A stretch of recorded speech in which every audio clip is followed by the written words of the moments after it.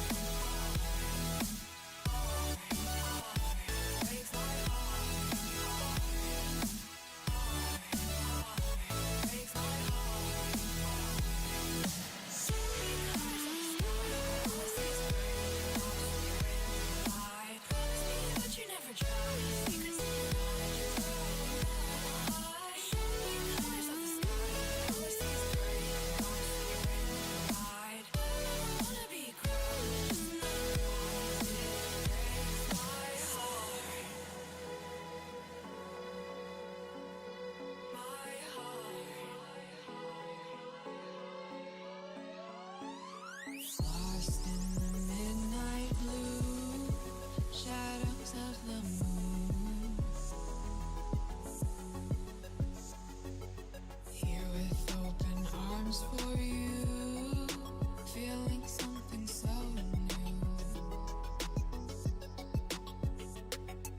Said with me you'd reach the sun, oh but we were so young. Love me till the summer's done, but keep me in your heart, so I hold on. So walk on by, I've got no reason to love you, but I do, I do, I do. So walk on by, I've got no reason to love you, but I do, I do, I do. Show me colors of the sky, but all I see is gray. You lost me when you lied. Promise me, but you never try. Secrets in your eye, you go and run, I'll hide. Show me colors of the sky, but all I see is gray. You lost me when you lied. I don't ever wanna be crowned, just another prize. It breaks my heart. Colors of the sky, breaks my heart. All I see is colors of the sky, but all I see is colors of the sky. Colors of the sky, but all I see is colors of the sky. But all I see is colors of the sky. Colors of the sky, but all I see is colors of the sky. All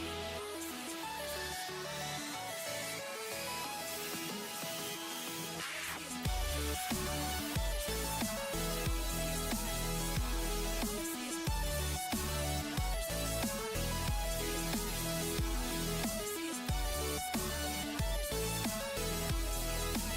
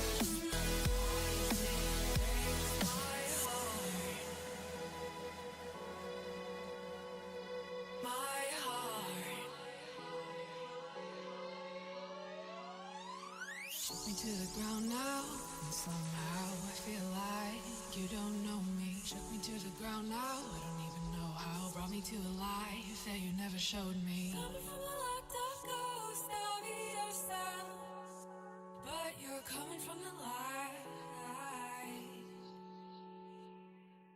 There's more to you than you ever thought there was. Yeah, you're coming from the light.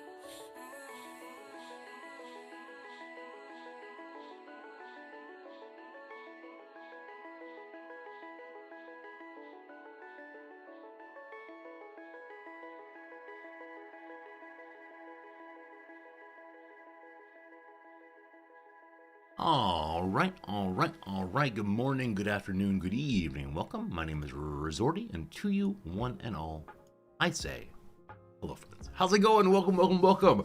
Hope today's good for you. Hope things are okay for you. It is quite cold here, and maybe cold where you are also. Nonetheless, thanks for stopping by and spending some time with me just as we get started right here, right now. It is so cold in the U.S. I've seen so many stories about this freezing temperatures and lots of snow and all the rest. Hope you're staying warm wherever you are. This morning I was thinking about, I think the birds and so on have it right. You spend the summer months, the fall months gathering things, and you hide inside and never go outside again. I think our earlier ancestors had a good idea also, though I realize that many of them may have starved anyway. But yeah, going outside in the cold, strongly opposed to it. I actually wonder at what point did humans start doing their normal lives all winter long, or was there a period when like everyone said it is time to do this, or was it a rural-urban distinction? Must be an introduction of something, some kind of heating maybe. I don't know. What I'm saying though is I want to go back to the time where I can stay inside in the cold, because man, getting up this morning was awful. Absolutely awful. I had the moment of, bed, so nice. And then I stood up a tiny bit and nope, right back to bed again. That's how this thing is going. A friend Jack, thank you very much for your generous continuing subscription. At tier 3 does mean, I don't want to say 3 times as much, but it's 3 times appreciated in this moment at least. Jack, thank you for your kindness all the way through. I hope you're having a good day. I know you're down towards the south, and I hope it's the case that it's not getting too crazily cold down there, hopefully. Axix is good to see you. Hello to you, Architect. Hello, George. How's it going? What's up, Slivers? Hello, Wizards. Jim, a pleasure. Jonah, good to see you. Contraption, hi. Klaus, welcome. You posted a satellite image in Discord showing how much of Kansas is currently covered in snow. Oh, my guess is all of it. Yeah, I know there's a certain point in midwinter when usually entire states get blanketed and they shut down the big roads and so on. It's one of the things about living in Nebraska. Every time you'd go onto the highway, there'd be a big sign and a gate that would usually be raised that would say, if things get especially snowy, we will close down the interstate. And they did. It was a weird thing to think of how difficult that kind of transportation becomes. Hello, Steve. Hello, Dark Crystal. Hello, Tank Possum. Sakatir, how's it going? Slivers, welcome. Odd Blue, hello. Who all I missed? Dougster, hi. Freak, hi. Ellistel, hi. Dead Beef, hi. I think I got everyone. If I missed you, I do apologize quite a bit, but it is nice to be hanging out with you straight away here. For the second week in a row, or the second laundry period in a row, I've reached my very last shirt. This, of course, is the one that does not have a functional button on the side, and so I have to do the awkward thing of holding it shut while we tie the tie. I meant to put this one to the side so I'd remember to put a new button on it, but I forgot to do so, and now this indignity is with us once again. Absolutely outrageous for sure. Class I-70 has been closed for a day and a half. Yeah, that's I-70 is the one that goes straight through many of the Midwestern states, and it does occasionally just get shut down. I've seen also that schools are getting days off in the U.S. I see that universities and high schools and everyone else are getting days off due to the snow and the wind and the cold. And thank goodness. As much as an educator, it's incredibly difficult to deal with days off early in the semester especially, because then you're like off of what you want to do and change all of the dates throughout the whole semester. I'm so glad for that. There have been times when I think, oh man, it's not that bad out, it's not that cold, it's not that snowy, but then I think about it's probably better to be on the safe side. Because, man, if you demand that students come in, you demand that workers come in on very cold and snowy days, and someone gets injured, someone, God forbid, gets killed. Like, how sad is that? That kind of outcome would come from just needing to go to work. So, at this point in life, I don't mind snow days at all. I no longer have the sort of childhood glee I used to, going outside and celebrating by building a snowman in an igloo. But I still do have an appreciation, at least, for the care being taken. Now, that said, here in Tokyo, we rarely get days off because we rarely get any snow. Though, as I mentioned before, Tokyo, like the southern United States, does not know how to deal with snow at all. If snow comes down, we don't have salt, we don't have sand, we don't have shovels, we just have hiding in our homes and hoping for the best. Let me grab a jacket there. Oh, Pepper, you're working from home, so no more snow days. Oh, no. At least you don't have to commute. That's the trade-off. Your snow day is the combination of all those commutes that you've managed to leave behind. Thank goodness for that. All right. Tie does not look perfect, but good enough for now. Today is day number 2 of the teaching semester. It's still early days. Nothing big is happening quite yet, but it'll be nice to go back and see the students again.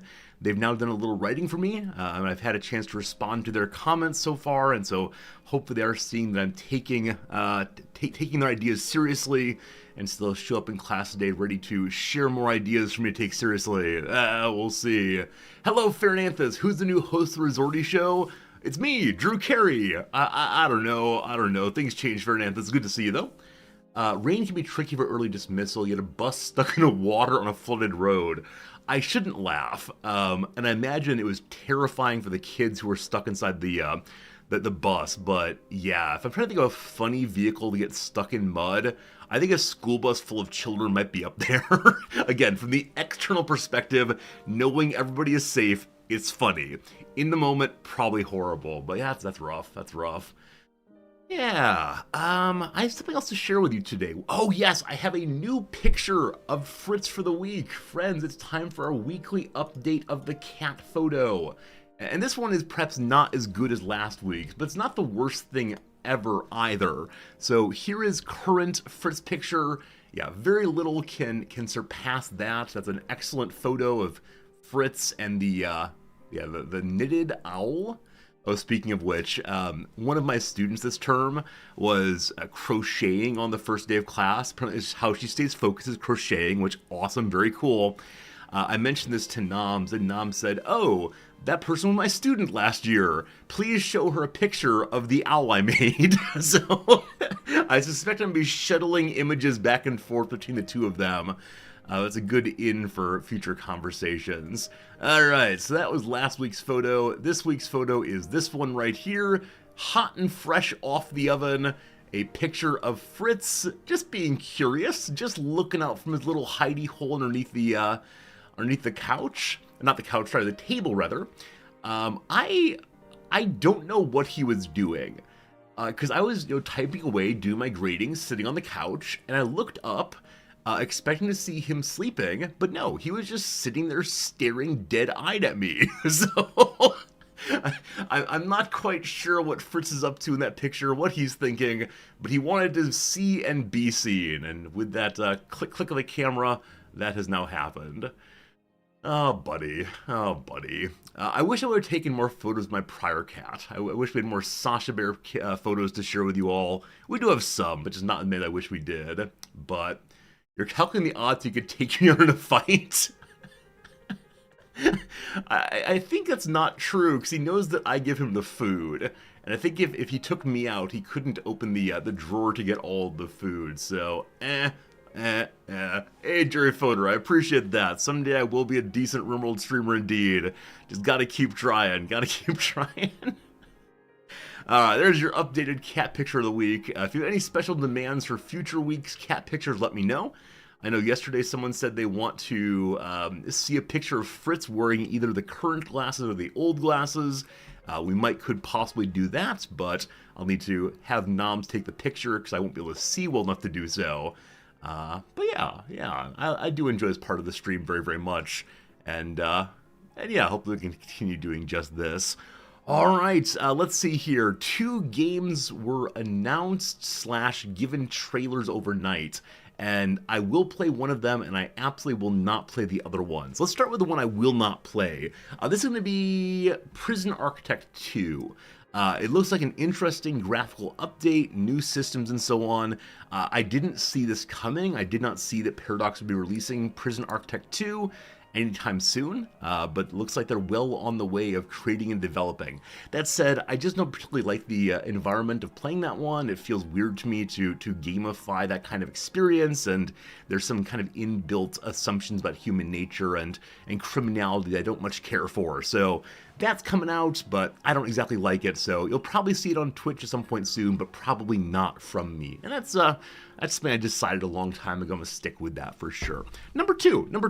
This one, I'm happy to show you the, where is it? I'm happy to show you the trailer. What it is Frostpunk 2.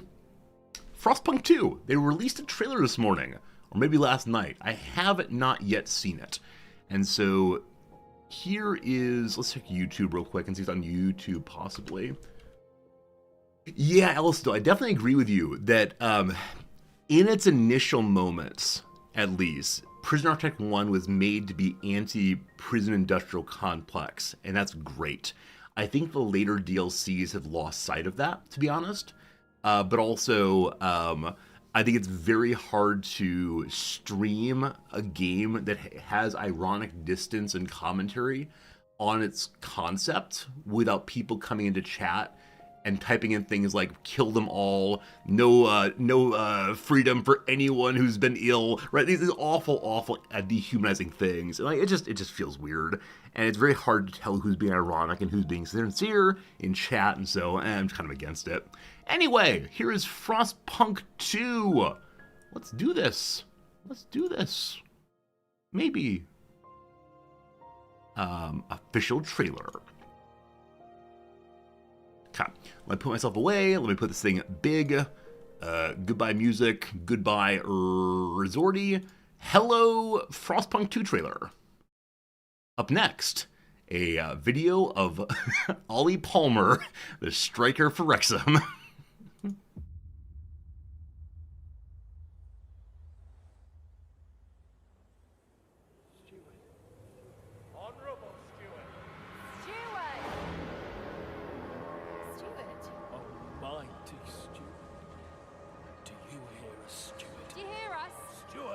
Are you listening?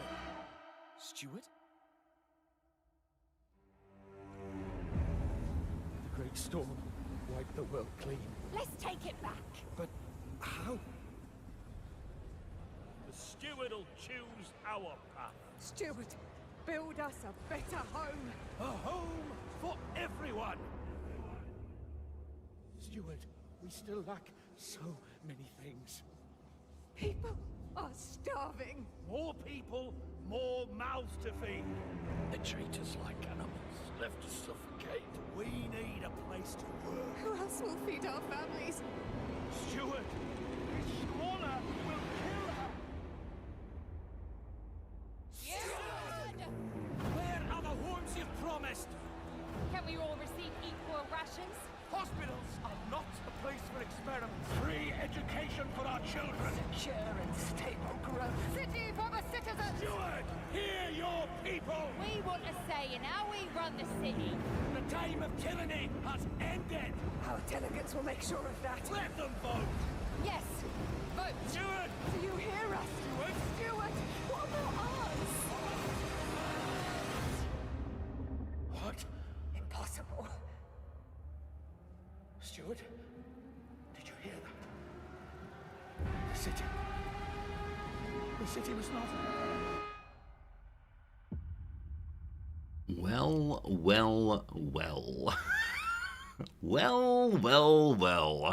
So it looks like the city that you built in Frostpunk 1, or perhaps one very similar to that, has found its way into adulthood and is now interested in,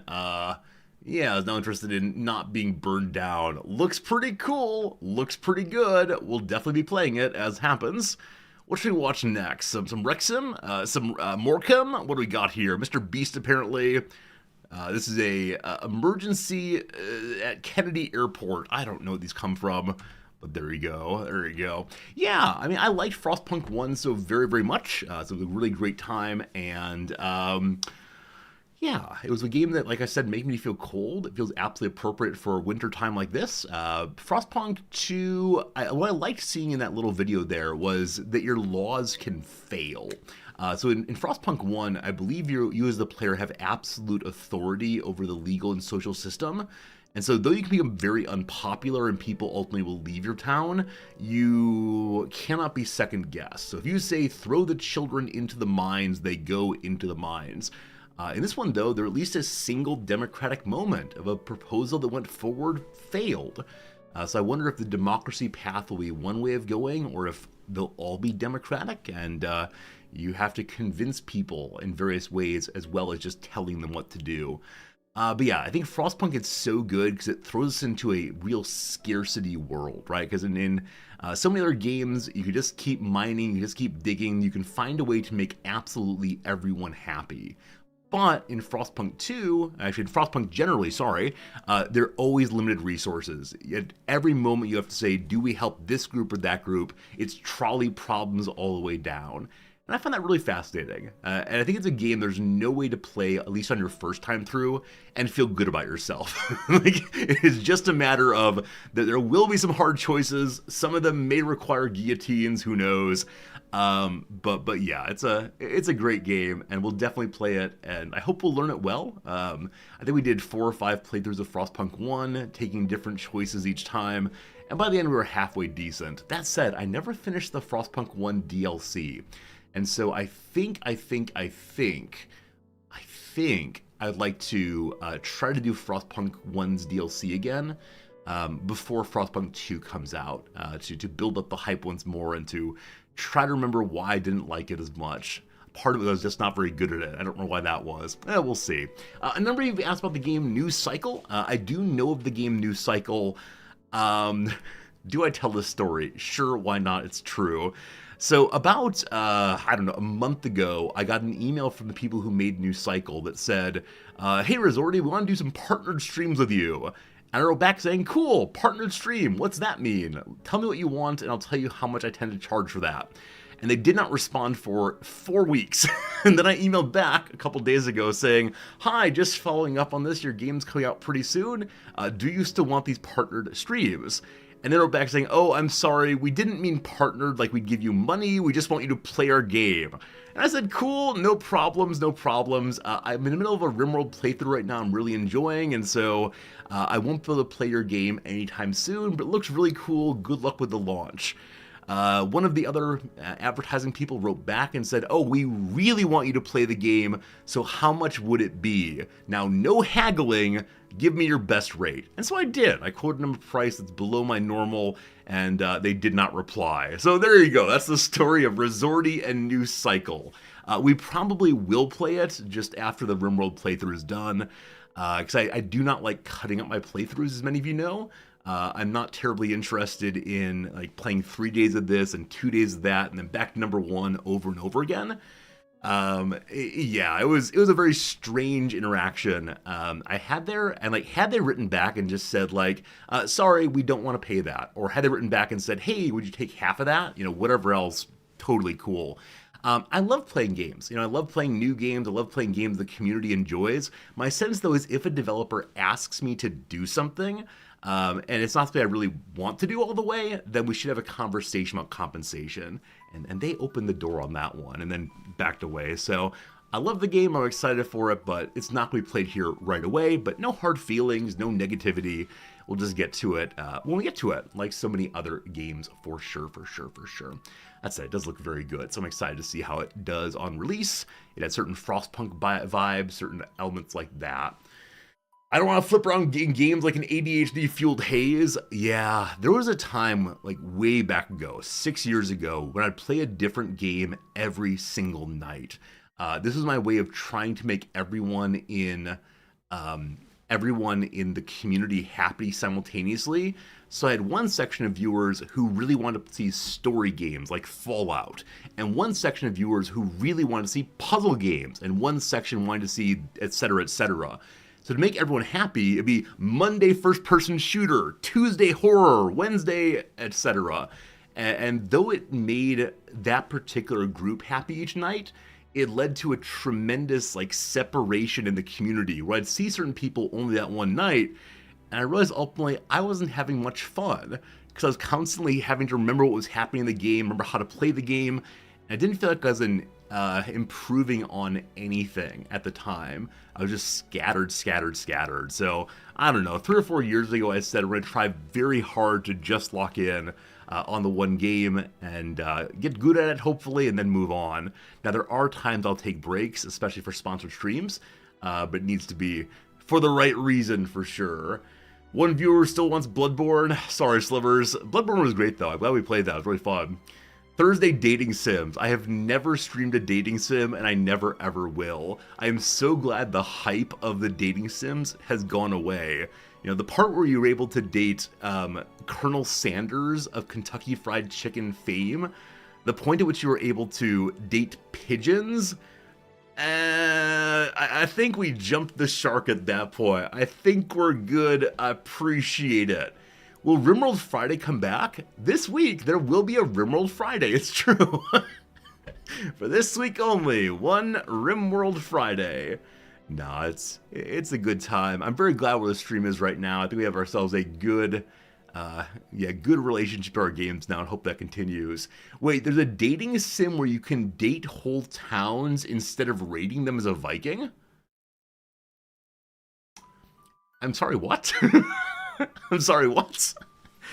Alright, how do I search this without causing my Steam to give me dating sims forever?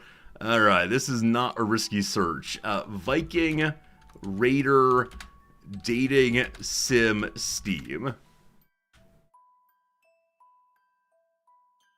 Viking War is a third-person action role-playing game. That's not it. Space Viking Raiders, King of Vikings. I'm not logged into the Resorty account here. See, Viking dating sim feels rough already. Doki Doki Ragnarok. These are the games you're talking about. What? Oh, Nihongo, how exciting. Doki Doki Ragnarok is a Viking visual novel in which you pillage and date villages around the world. It takes place in a ridiculous, who would have thought, a ridiculous world where Viking raids are like going on a date with the village. You can seduce a goat? Realize the true beast has been mankind all along. Oh my goodness.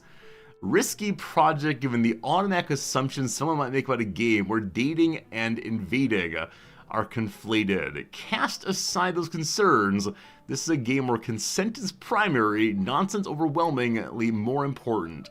It's funny that it's lovely that this is so funny.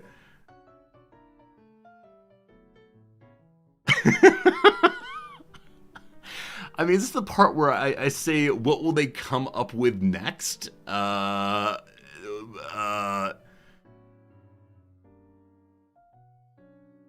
have no idea. I do not even know where to start on responding to this. 13,000 lines of dialogue. 13,000 lines of dialogue. It's only... Yeah, it's actually a small amount of money. Only about $10 in total. Yeah, no. Absolutely not. I'm glad Snowboard exists. I'm glad it's out there. But that is not so much. Wait, did I misread? How many lines did I say? Oh, I said 13,000. Sorry, 130,000. My apologies for misreading that. That's lots of lines of dialogue. Though again, lines of dialogue are, seduce the goat possibly. You go through and date. Oh, no. Friends, it's time for an ad break. I'm looking forward to the ad break very much to cleanse the palate after that one. During the ad break, we'll definitely go ahead and play a little bit of crossword and feel better about ourselves for having done so. Yesterday's puzzle is incomplete. It stands as a challenge to my mastery of the world. We'll knock out this one first and then get back to it. Welcome to the Tuesday puzzle. Let's see how it goes. A school up the coast from LA. It's not UCLA, surely. Is it UCSB? This is the part where I will honestly say I do not know the geography of California. Until fairly recently, I thought that San Francisco was in the south, but who knows? I'll put the UC in and we'll see past that. Urad blank, a black lentil. Lentils are dal, maybe that's right. A still, continuing, not roiled, unroiled, I'm not sure. Words of sympathy. Let's go to the downs now. Jumping skills in basketball. I've got the ups. Dove sounds that make coos. Something a free spirit might ignore. The man, the rules, societal mores. I have no idea. Words of sympathy. Poor little guy. I have no idea. Or it could be there. I like poor something more. World in confusion. Looking around uncertainly. Supposed is so called. Reverses. Undoes, possibly. I don't like this very much, but we'll see how it goes. A loosely defined attachment. Is this a situationship? I think it might be. What kind of dating relationship? I don't know. It's a situationship. The Bell of Blank, a Longfellow poem. Don't know it. AV component would be audio or visual. What's the down here? The end of the story, author Davis. Is it Lydia Davis? I think. So it's audio. Moss Deaf and Blank Quelly are Black Star. Yeah, no idea. A sport with glide and spin techniques. Is this curling? Is this curling, maybe? A French designer known for her, nope. Experimental filmmaker Brockage, nope. Organization that regulates water quality, the Environmental Protection Agency.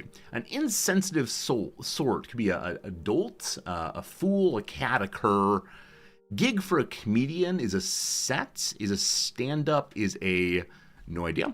In case, possibly if so, though NPS looks really, really bad. Unexpected victory. An upset. So curling is incorrect. I can't believe it. God. If so is probably right. A flight abbreviation is either estimated time of arrival or departure. 90s cartoon character with last name Funny or Fune or I don't know. All worked up could be in I hate this so much.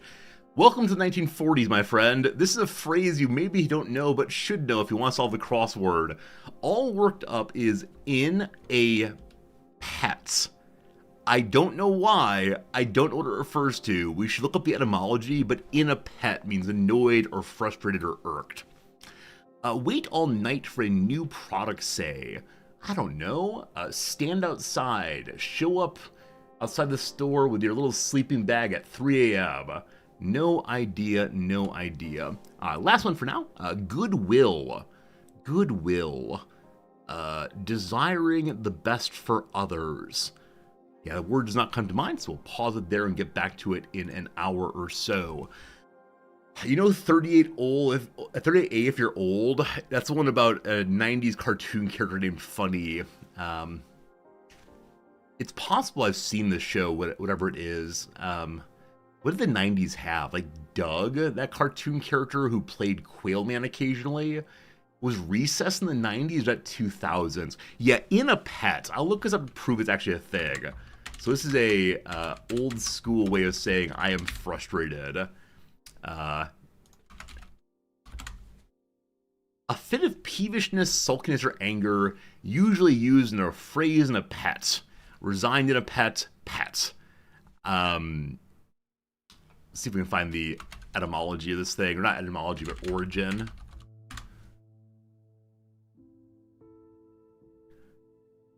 Oh wait, I don't have the screen pulled up, do I? Sorry, you're looking at nothing. You're looking at absolutely nothing. I'm just saying words. There we go, my apologies. Origin. Cat. The noun pet came first. Pet in a sexual sense, no. Here we go. Another early meaning of the noun pet, dating from 1590, is a fit of peevishness or ill humor, as in the phrase in a pet. The origin of usage is unknown. There you go. So apparently the earlier version is an act of breaking wind. We can thank the Latin pedere to break wind for this usage. I don't know if that relates to the Shakespearean term petard, to be hoisted on one's petard. I bet it is the case. Yeah, who knows, who knows, who knows, who knows. Anyway, let's play some Rimworld. That'd be a fun time. So let me get that up now and say goodbye to Pretzel and say hello to Rimworld. Good. Also, a question from a bit ago. Was it Unspeakable? Have I heard of the dating sim Wiz from PDX? Wait, heard the dating sim Wiz from PDX was making where you play at 19th century England and date other countries to take their resources.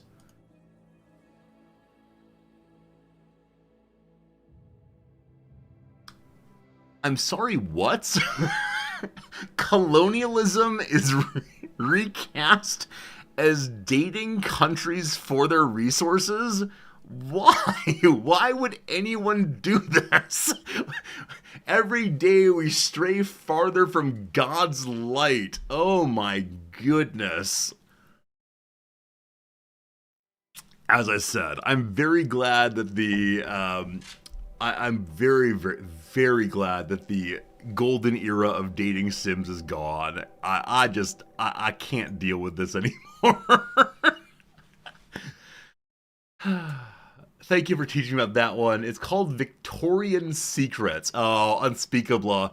That's a great setup for a great joke. Victorian Secrets. This imperialism dating game. Boo, boo, I say.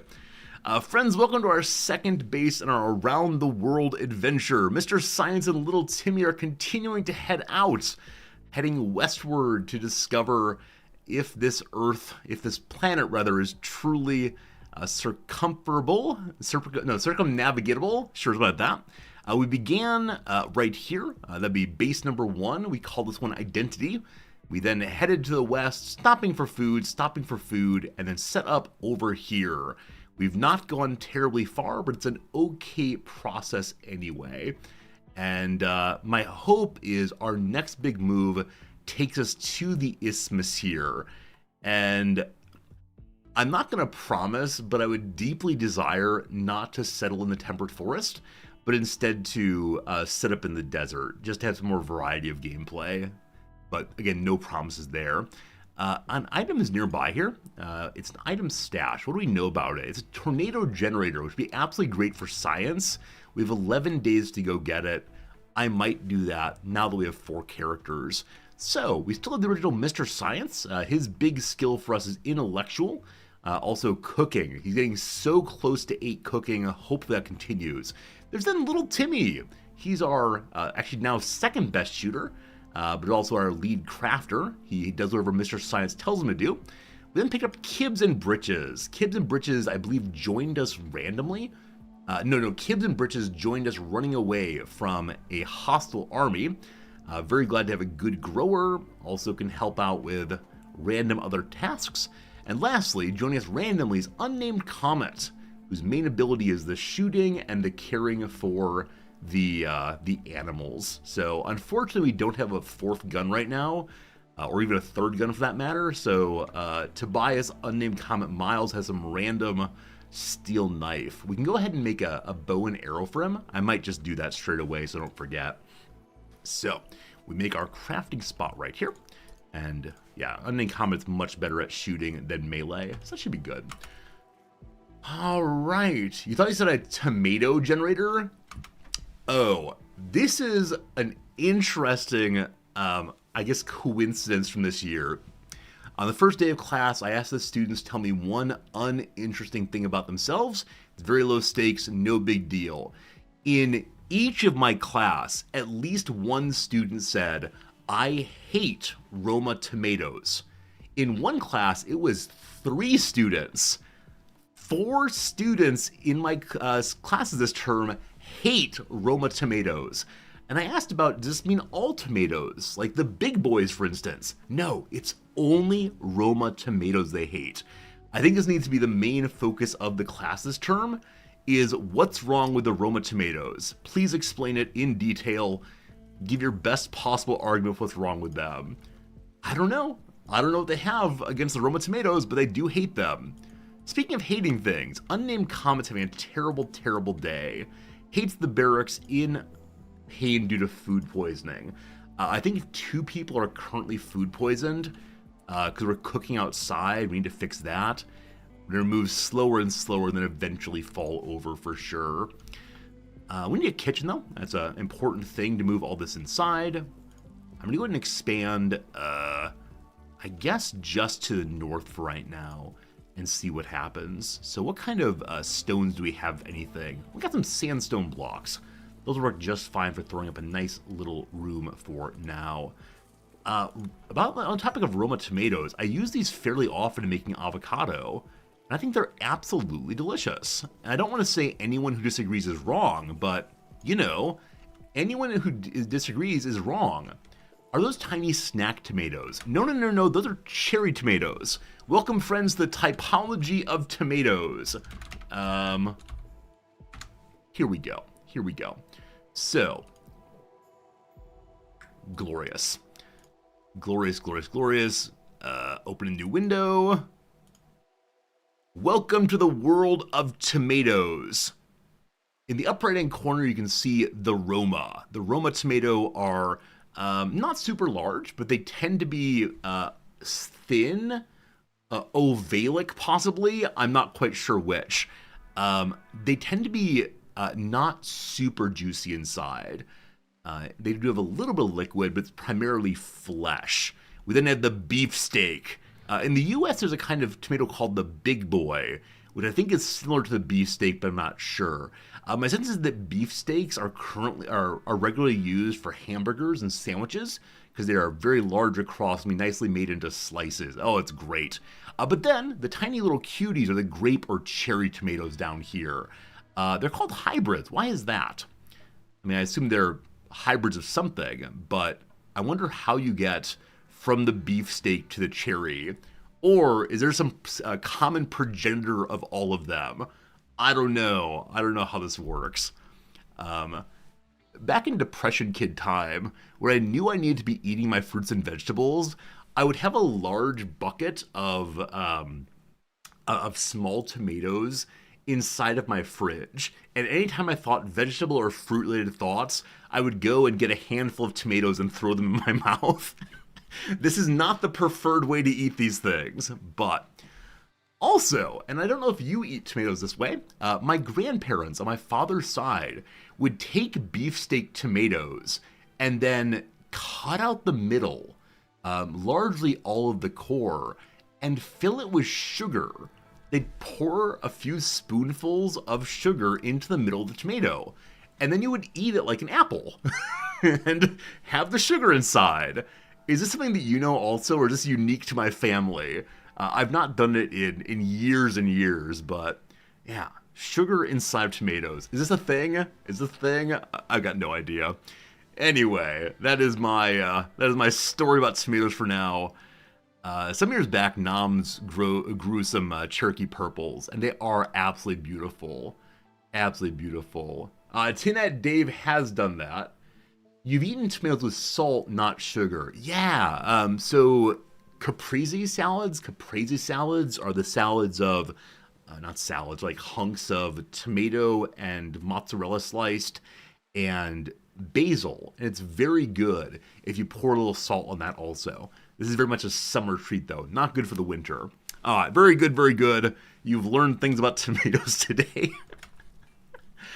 Every day when I go live, I say to myself, what on earth will we talk about today? And every single time, something amazing comes up. I always worry there'll be nothing to discuss, and then here we are discussing tomatoes. Tomatoes came from America, and Italy perfected them. Is that true, Pickled, that tomatoes were originally on the American continent, not anywhere else in the world? I'm not terribly surprised, I guess, but the history of food is one of those topics I wish I knew so much more of, but I just don't. If our buddy who's going to do the work of stone cutting is going to be here. We want to have the pile of stones roughly here. People can hide behind it, but I think we'll get them killed before them, possibly. So, paste the settings there. You are only stones. No vegetables or animals allowed. Only minerals. Glorious. Aristotelian science, let's go, let's go. We will need some doors. Actually, we don't necessarily need doors. The kitchen can stand as is. I'll put the freezer there also, I believe. That'd be good enough right now. Mr. Science, with not that bad of a mood, only just below half, is furious, running around, making a big deal, because his barracks are awful. I have to sleep with you, Kibs and Britches. Oh, don't yell at each other over top of the alpaca. What'd the kid do? Daddy and Daddy are fighting. Mr. Science, what you got? Kibs insulted Mr. Science's uncle's sense of duty. Mr. Science then compared Kibs and Britches to a zebra. And then an invective about muscles? Wow. What is it to compare someone to a zebra negatively? You're black and white, and I'll make you red all over. Put your dukes up. I don't know. It's a weird thing to say. Mr. Science is very good at some things, insults not so much. He was a STEM kid. He almost failed English class, but he did very well in physics at least. That's my story, and I'm sticking to it. Alright, I see that we have now overtaken our caravan hitching spot, so we'll move that outside once again. We can also use the stockpile room, I suppose. There's lots of good stuff to do in here. Lots of possibilities. Just need to choose one and get to it. And unfortunately, I put out enough blocks that we have none left at all. Oh, I like that, unspeakable. Zebras and donkeys are closely related. Some part of me wanted to pull up the evolutionary table for how we got from zebras and donkeys and horses and so on, how these all fit together. I just don't know. What I do know, though, is we really need some more stones. There are a bunch of spots throughout the base that are missing marble and such. So the nearest stones are slate. Let's go ahead and set up a job to get slate stones made, and then replace all of these walls with slate instead, as we have that available. So slate blocks until we have 40 or so. Cool, 2 jobs worth. And then we change all of this out of whatever this is. Yeah, sandstone to slate instead. Mr. Science is gonna stay awake all night long, grousing about the barracks. Maybe Mr. Science deserves his own private room.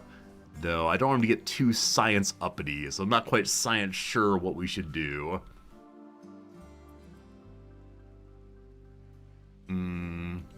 We definitely want a door between these 2 rooms in order to ensure that people can get the food in a little bit more quickly. And if I'm putting a door here, I should then move our steel urn out the way so people don't have to walk over it regularly. So we'll reinstall it in this corner instead. Good, good, good. Quest active called the Shack of Supplies. Number 1, we can get our telescope. Number 2, an amazing great bow. I was going to make a very basic bow for Unnamed Comets, but a telescope, a second telescope would be pretty cool also, and then a better bow as well. How far away is it? It's not that far away, though you do have to go over some mountains to get there. Because it's winter, travel is very, very slow, so the time it takes right now is only 1.3 days. If we hold off till spring, and this will still be available in spring, it should be much easier to get to. So in the spring, we will go and get that. We already have 1 telescope. I'm not sure if we need a second one, but having a whole observatory could be absolutely delightful. And then, behold, cargo pods. What do we get? A pile of uranium. That seemed like a good source of more science. Unfortunately, there are no uranium reactors at this point. We have no ways of doing atom splitting or whatever you do. Mr. Science is still cursing at people. The curse was so aggressive that Kibs immediately vomited everywhere. How bad is it? Hey, time for a raid also. How exciting. Mr. Science insulted Kib's bravery. Kib responded, "Your face makes me puke." And then mentioning vomiting made him vomit. It's hard being Kibs. Raid number 2 of the playthrough is 3 characters, all of them ranged folks, all of them attacking from a kind of awkward angle for us. Now, Kibs, you're probably going to stay home because you're so darn unwell, is ravenously hungry because he's been throwing up over and over again, lowering his food levels. Unnamed Comet's having a real bad time. I'm going to wake him up to eat. I need at least one mailer to help out. So, I'd like to move the Good Knife over to Comet. The Good Knife is called Good Night. And then little Timmy, I'm going to need you to come out. Oh, you know what? I can't control Mr. Science. Mr. Science has the best gun. In fact, the only really good gun we have. So little Timmy must defend the place. Oh, boy. Alright, so unfortunately, Magellan has not yet learned to hunt, has he? He has. Okay, if the dog dies, I'm so sorry, but I need this. Little Timmy brings Magellan the puppy along to fight. Is Magellan still ill? Magellan still has the flu. Everything is turning up, falling apart. So let's think. Need cover. Nearest useful cover is probably here. I believe this cover will let us outrange them relative to the stones. And I believe that stones have higher cover percentage at 50 relative to trees, which are cover 25. So Operation Little Timmy gets down to here, I think. And then Comet, eat your food, and then come help. Mr. Science? They're attacking in a little while, so we actually don't have to get set up quite yet. But soon. We could try to trick these people by throwing our silver outside. We only have one piece, though, so not so good. I have grenades. They're EMP grenades. So they're not useful against characters like these. A shame.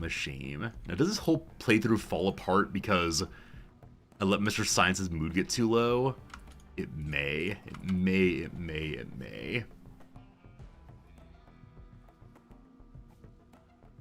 Kib is trying to go far away.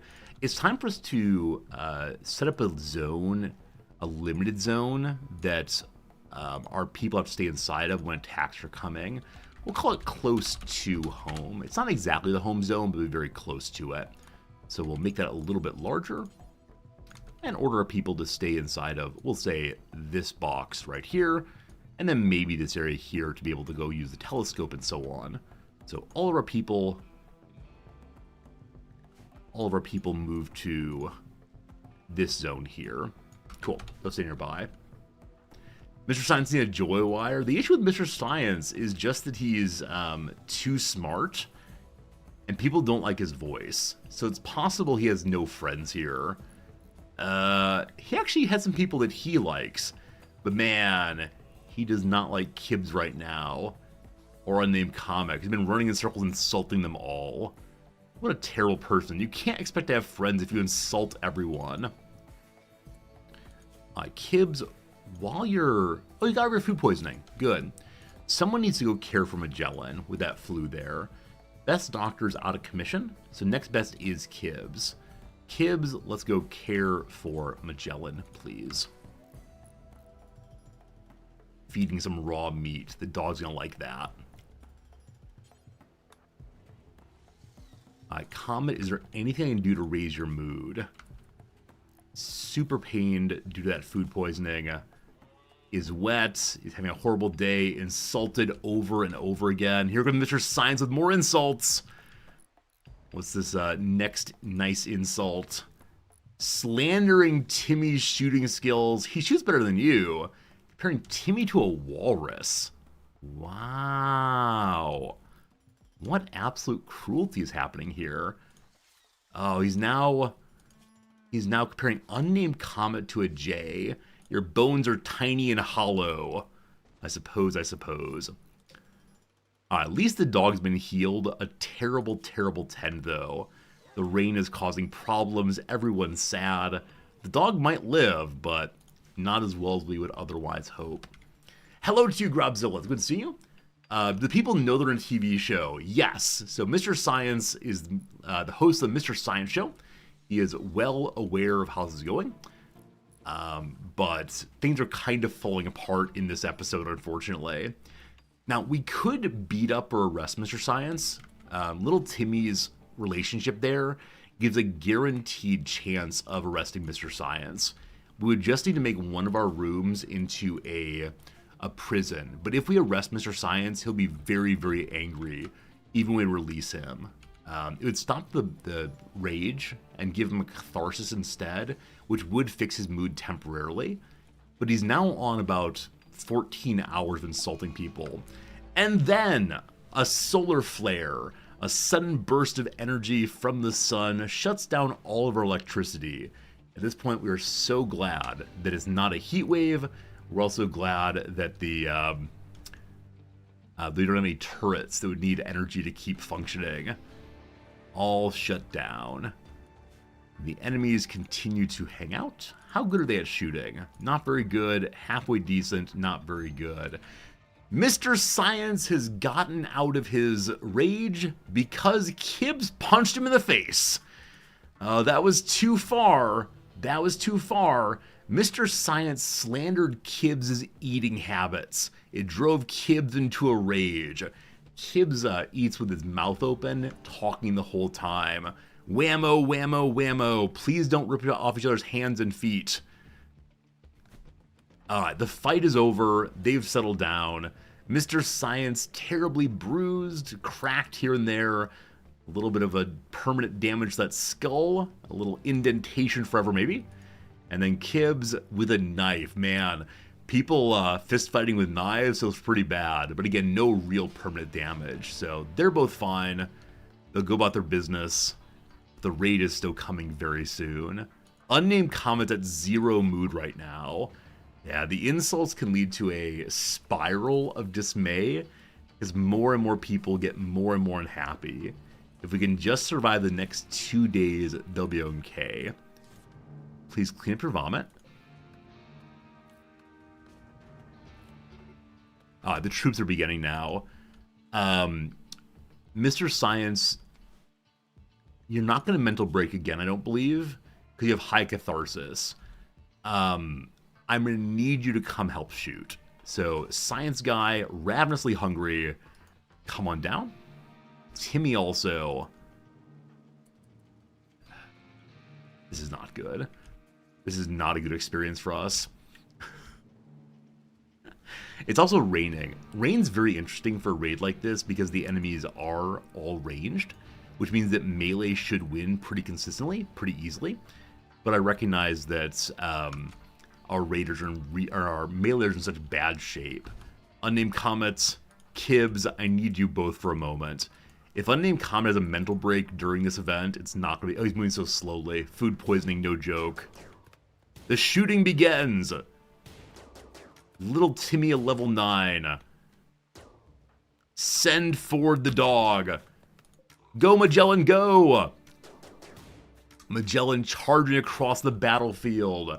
Nobody at all can hit little Magellan. Meleers come in support also. Magellan locked in warfare now. We're going to stop shooting the direction of Magellan and set focus down. Magellan bites firmly, ripping into lanes. Oh, leg and hand all at once. Magellan has been shot through the leg, but keeps on fighting. Magellan a second shot. Magellan a third time attacked. Magellan is downed. Oh no, our puppy will die in 12 hours. But at least Kibbs is here to fight.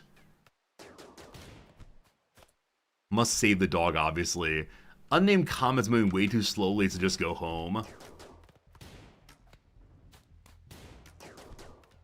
Kibbs, hello? Kibbs, how have you not killed this guy yet? He's absolutely chopped over and over again. Okay, Kibbs managed to take one out, thank goodness. Now ship back to Crollo here. Kibbs wants to fight this one instead. Hey, another one down. Oh my god. So, war never changes. So number one, what happened here? Timmy? Oh, it's combat log. We had combat log, not normal log. Sorry. Cat. So, who did the misdeed? It's Mr. Science. It's Mr. Science's charge shot pierced Murambi's right tibia. He died. Mr. Science's charge shot missed Murambi and pierced Kibbs and Britch's right humerus and right arm. Down goes Kibbs. Down goes Kibbs. That's no good. That's no good. All right, Croyo, run away. Oh, actually got him. We're sending Timmy chasing after this fellow. He's slowed down nicely. And then Mr. Science, you got to go save Kibbs first. Timmy will come pick up the puppy in a moment here, I think. Dies in 11 hours. Kibbs. Actually, Kibbs is fine. Kibbs won't die anytime soon. Save the dog, please. Timmy hits again. Just keep chasing. Yeah, shooting into meleeers, not the strongest of choices. Oh, are we going to get it there in time? We have time for one more salvo. Well, that's that. Alright, Timmy, go save Kibbs, please. That knife matters a lot also. We'll get it soon. Oh, I love that Mr. Science is carrying the bloody dog on his back. Paws over the front. I'm sure that's a good way to carry dogs. Also, Miracle Gus is pregnant. What a miracle. We've got ourselves another alpaca coming in pretty soon. Mr. Science is going to take care of the dog now. That's good. And little Timmy, I'll probably ask you to go ahead and take care of Kibbs, just so we have more people who are rightfully doctors. Get to it, Timmy. Raiders have been dealt with. Everyone is fine and good. We're using the wrong medicine on Kibbs. Let me go and change it over to basic herbal medicine instead. And we live, it's all good. All right, return to a time of peace. That was a terrible, terrible fight. Again, they attacked in a way we weren't really defending. So we'll set up a defensive position in this area next. I hope. 2 folks to bury, get some more food also. And then are either of these decent bows? No, they're poor quality. We got to make a better quality one for Unnamed Comet. So make yourself a short bow. We'll probably make as many as needed until we get the at least a normal quality one. Magellan in extreme pain, whining quietly, and Mr. Science exhausted is currently set to only work. I'm gonna change it around because Mr. Science has been awake for a day and a half now. You can do anything you want to. Just put your mind to it. Return to Mr. Science, get some sleep. Everything seems good. Unnamed Comet's mood is improving as he cleans up some vomits. All good, all good. These powered lamps are not giving much light. We could add some more in. That'll help a little bit. Though we're out of steel right now. Actually, we're not out of steel. Still some more over here. Little Timmy also has food poisoning. Oh, the proper kitchen's coming together. But a third character in a row is not doing too terribly well on food. Mr. Science's bad cooking. He's been throwing the meals on the floor, making a tremendous mess out there. What's wrong with you, Mr. Science? What's wrong with you? Alright, so getting some food. Timmy's relaxing. We're gonna be fine. It's all gonna be fine. Let me go ahead and move some things up into a new storage room here. It won't all fit, but at least some of it will. Oh, we could make shelves. I forgot. Fairly recently, like a year and a half ago, shelves were added into the game that hold a whole bunch of items, where previously they only held as much as the ground does. We'll now be able to put a bunch of nice items right there. That should be good. Should be good. Lots of wood, plenty of steel. Good stuff. Where are you going, Timmy? You doing the haul-in? You doing the build-in? We need someone on crafting to get the slate blocks made. That'd probably be Timmy usually. So crafting goes back up to job number 2. Construction will still get done first when there are ways to construct. Could we feed bodies to Magellan? Hypothetically. Yeah, Magellan was definitely happy to eat corpses. Do you want to encourage that kind of behavior? I'm gonna say no. This is not gonna be a base where we end up with a giant freezer full of bodies that the dog goes into and consumes one by one. That's just bad sport is what that is. Tomorrow, everything will be better. The barracks is mediocre quality. The laboratory is truly, truly terrible. If we move one of these outside urns in, that will help a little bit. So it goes right there. Better flooring after a while also. All right, it's all coming together. Everything is turning up Mr. Science once more. Yeah, the insults are dropping off. Bit by bit. It's wasteful to let food rot. These are not food, they're friend. Food, not friend. Nope, other way. Friend, not food. Possibly both. Possibly both. We only have the one heater functioning also. We may need some more of those, but I'm not going to put any more construction for a little bit. Except for the holes here. I do want to fix those where I forgot. Oh no, unnamed comet has food poisoning also. I think it's one of those cases of food poisoning stacking. If you put a poisoned food meal in a stack, I believe it poisons the entire stack. So we'll have a continuation of what's called the bad times. A little bit more of the bad times. Oh no. Oh no. There's now been 4 food poisonings. I think you can also get food poisoning off of eating berries. So that's something. Timmy, good morning. We'll have the food on a shelf soon. And like I said, we do need to get our kitchen done as well. But I don't want to put the kitchen oven out, stove out, until we have a roof in there. So who wants to take over on the work of either crafting or constructing? Second best crafter is Mr. Science, so no. Little Timmy, food poisoning also. Hey, it's now genuinely everyone except for Mr. Science with food poisoning. Good. Unnamed Comet is third best constructor. Kibbs too! Oh, this is good. All right, Unnamed Comet is furious. Going to smash things. Destroy. Unnamed Comet, what are you going to try to destroy? If you go near the components, I will destroy you. A wall, punch the wall all the time you want to. That is fine. Like I was saying before that, though, when you get out of your snit, when you stop being in a pet, we're then going to have you become our constructor-in-chief.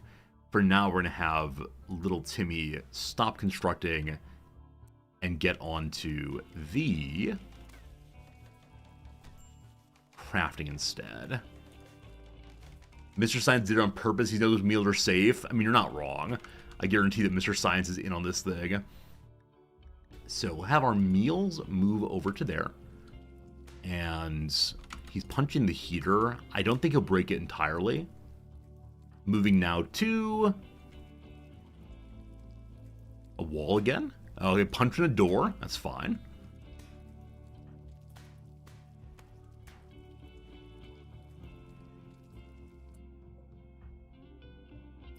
Punching the components. He's punching the components. I knew he would punch the components. All right, Timmy, you might have to shoot your friend now. I know we don't like this, but components must be preserved no matter what. So, sleeping spot to there is not an enclosed room, sorry. Move it to here instead. The laboratory now has a sinister second use. It is the prison for Unnamed Comet. You stop that! You stop that! Ah! Oh, how did you get over there and break them before Timmy could get there? Ah. I called it, and then it happened. I want to believe there's some inbuilt bonus that draws colonists to the stack of components.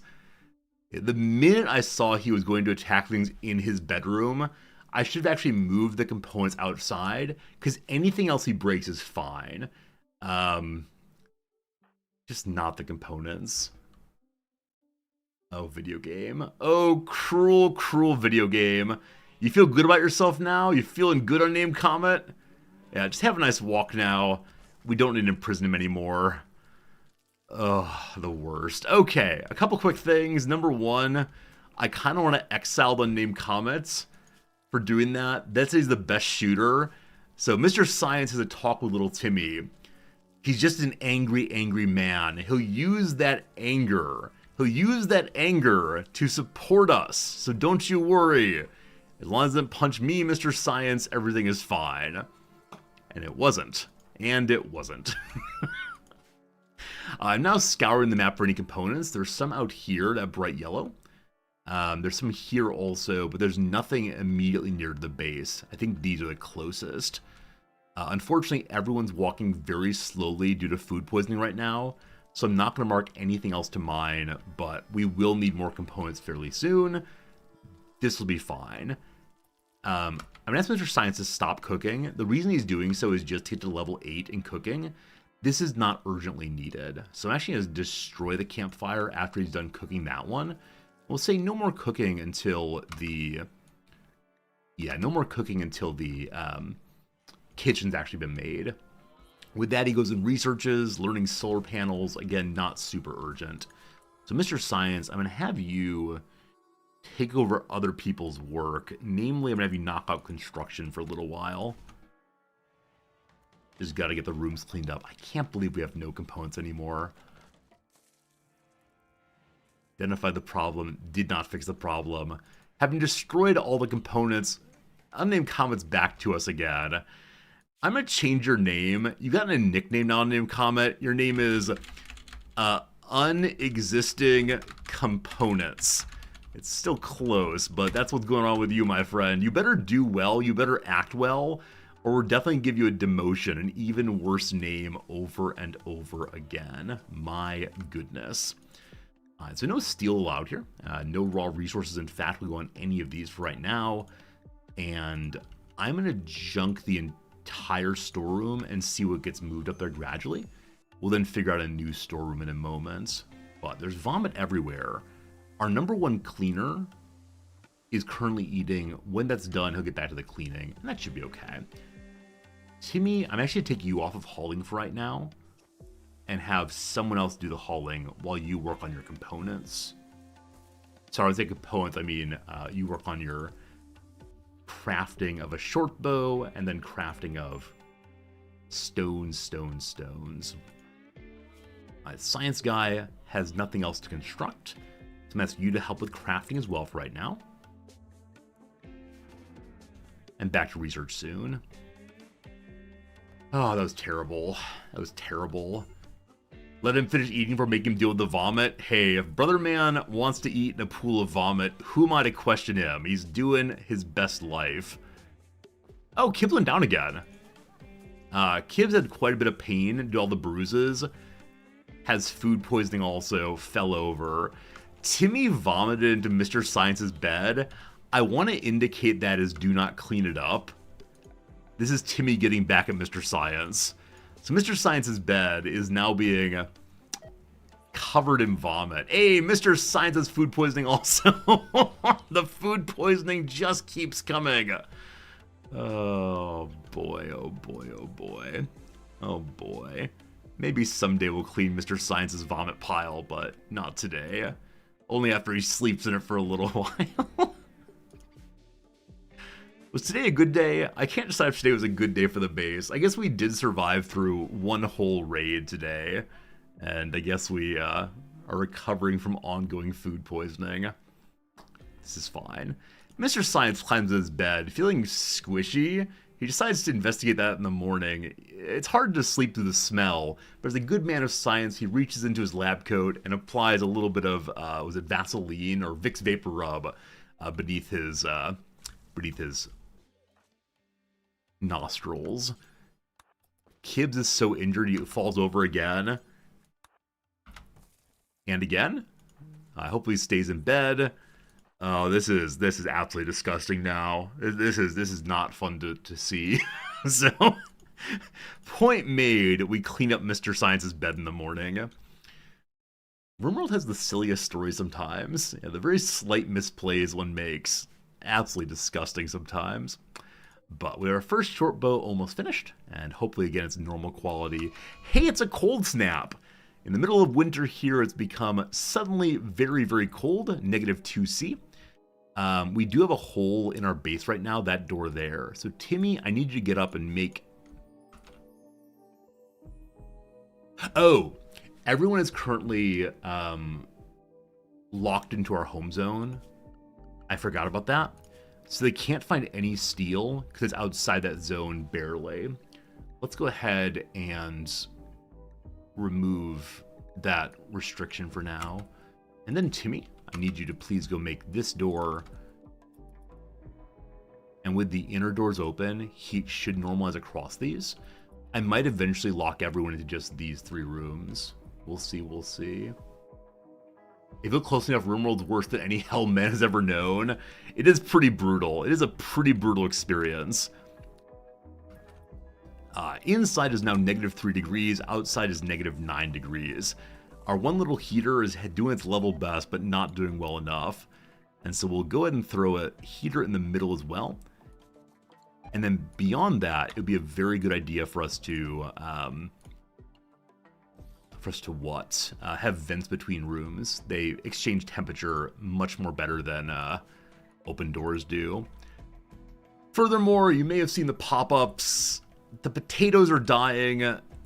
The rice is dying. Everything is dying. Our friends are dying. The potatoes are just grown enough that we could try to pick them before the freezing kills them all. Oh, the dailies are dying also. So there will be some grass, but it's now -15 outside, 7 inside. At some point soon, we'll have to think about staying only inside. We have not made winter clothes at all. We do have some wool here. That wool could be used to make, what, 1 parka, I believe? Or it might be 100 for a parka. The crafting spot allows some clothes making, but I believe only tribal wear.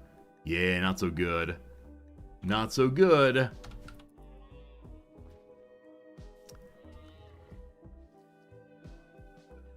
Little Timmy.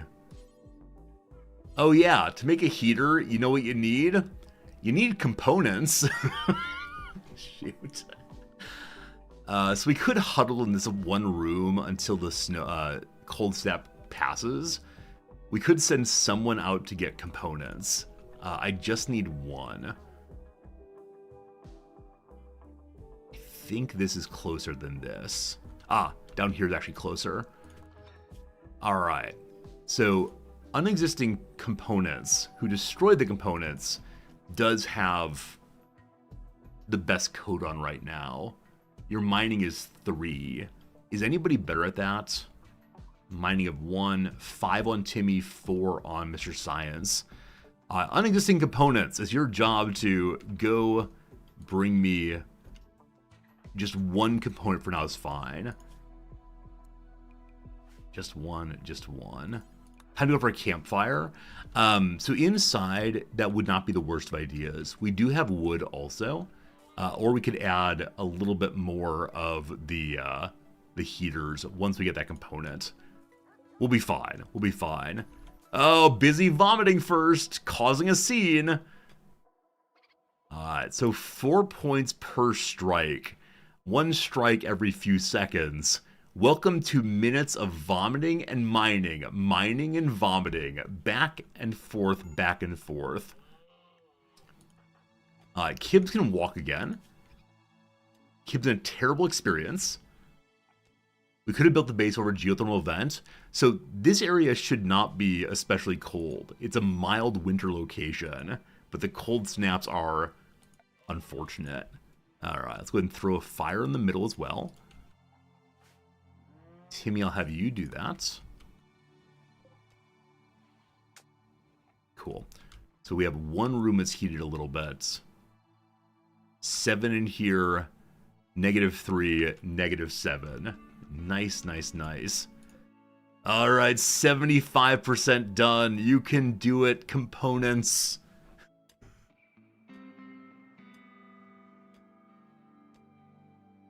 I'm just going to watch this. I'm just going to watch this. This is now top speed. So no one has hypothermia yet, thank goodness. I'll check for frostbite in a moment. Let's see, let's see. A little shivering, a little shivering. So just Mr. Science and Timmy have trouble right now with temperatures.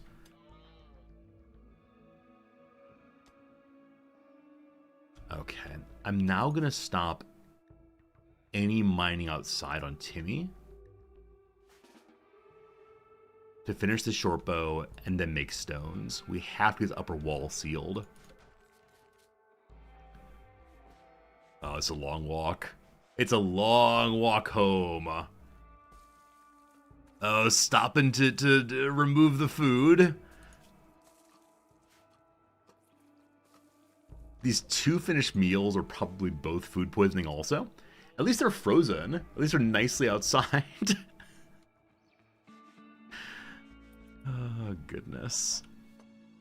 So I don't forget, I'm going to throw the kitchen stove right here. It takes 2 more components. Of course it does. We made a short bow. So the short bow is what quality to me? It's good!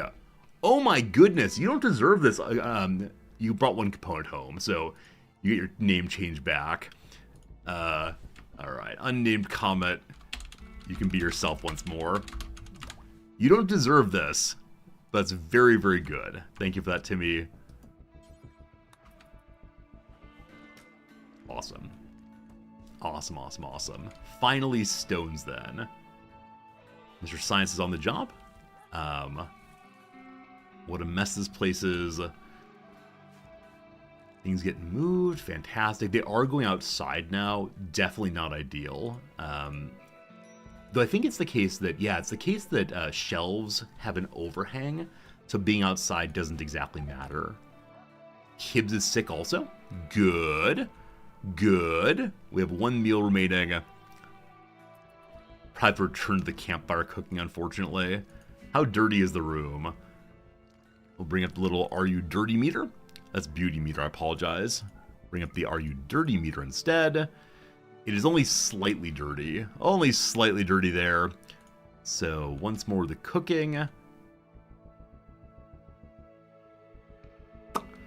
Huh. Here's a fun question. What should we cook? Up here we have a whole bundle of rice. That'll be what we cook. Comet, are you still food poisoned? Or who is not food poisoned? Timmy! Timmy the one and only. Bring me... There's no place to store rice. Okay, that's fine. So zone goes down next to the fire. It's temporary, so I'll ignore it.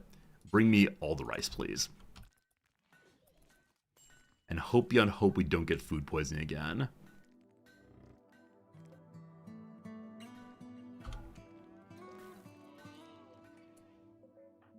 This is preferred area, unfortunately. So let me change this to critically important and say only raw food goes there. With that, Timmy will think about it again. Okay. Mr. Science returns to cooking once more.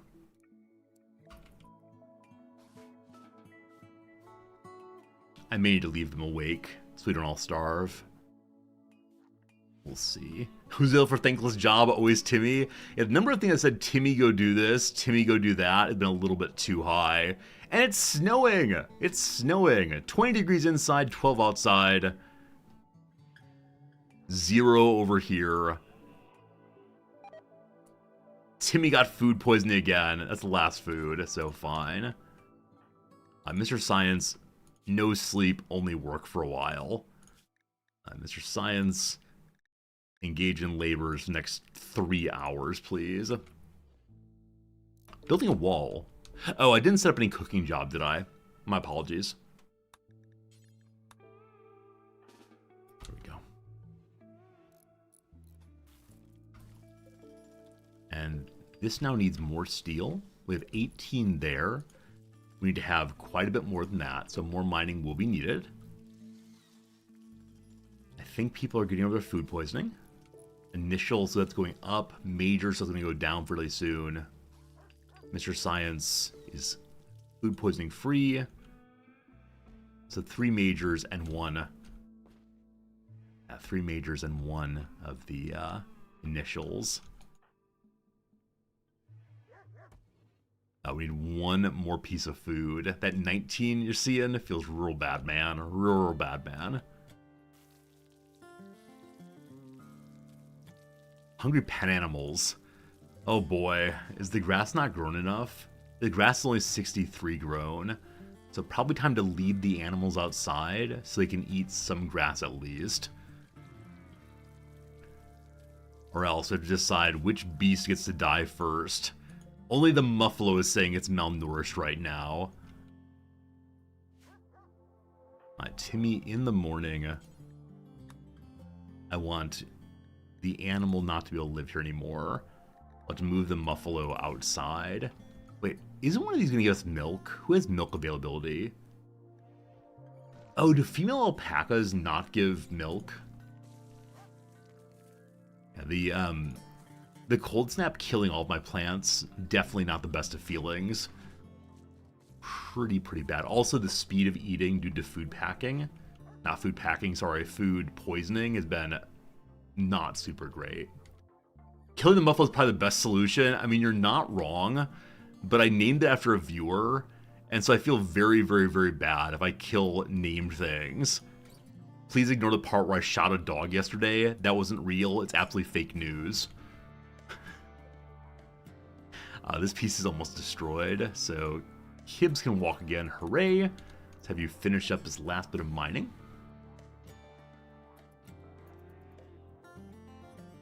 Make the pen bigger. There's a lot of construction to do later. We'll make the pen bigger, I swear. It's just not one of the things to do right now. We have to make this wall first. Timmy, it's time to do a thankless job of moving Pepper MG out of doors, please.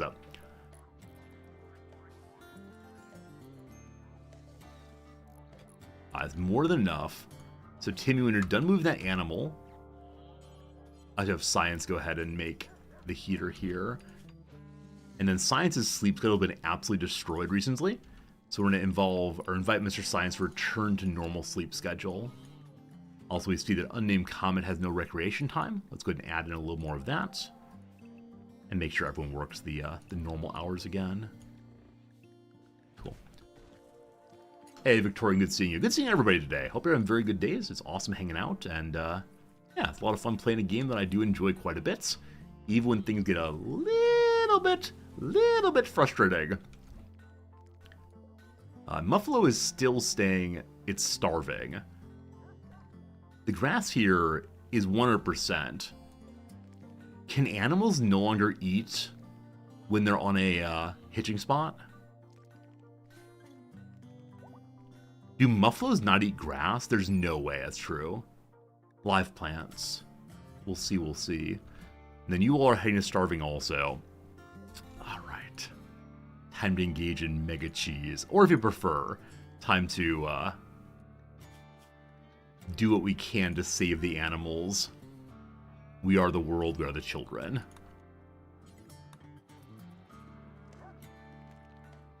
Hey, there Muffalo goes. Took a while to find the food. Maybe.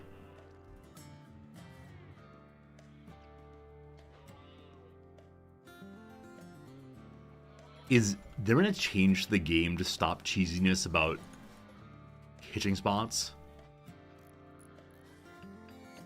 Oh no. So if it's not possible to have them eat on the hitching spot, everything becomes much harder than previously. And so we will need to expend the pen in a hurry. Awful wall's always fine. Well, we'll figure that out in about 3 minutes. Friends, it's been an hour since last ad break. We'll go ahead and take 3 minutes of ads right now.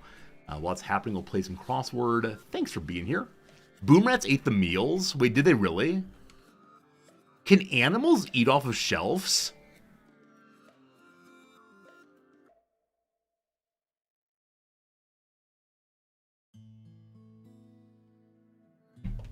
Okay. I'll push this button instead. That's the button I'm feeling right now. We'll push this button and get back to it in a little bit, though. Oh, I didn't realize that animals could eat off of shelves. That was definitely a mistake on my part. Anyway, I hope you're having some fun. It's good hanging out with you for sure. And let's see what more we can do here. Exactitude. Rigor, possibly. Blank Almighty, a 2007 film. Wasn't there a Bruce Almighty? Something like that? No idea. Oh, is it Evan Almighty, maybe? Maybe. Fall for someone. Fall for someone, right? Something involving love or having a crush. I have no idea. Angry with. Furious. Does not fit, does it? It does not fit. No idea. Heterogeneous. I mean, all the same. Of one kind. Not sure. A gluten-free soy sauce.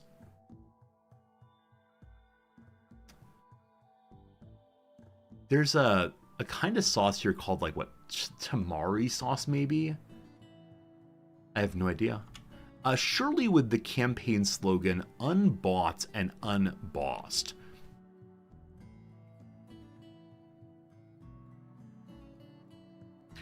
Is this the woman who was a vice presidential candidate in the Republican Party a while back? What's her name? I can't remember her name. Pollen producer, a stamen, I believe. The Greek counterpart of Aurora is Eos, I think. A Cornflake Girl singer Tori. I assume it's Tori Amos, but I have no idea if that's true. All right, all the crosses done. Let's check the downs now. So, something a free spirit might ignore.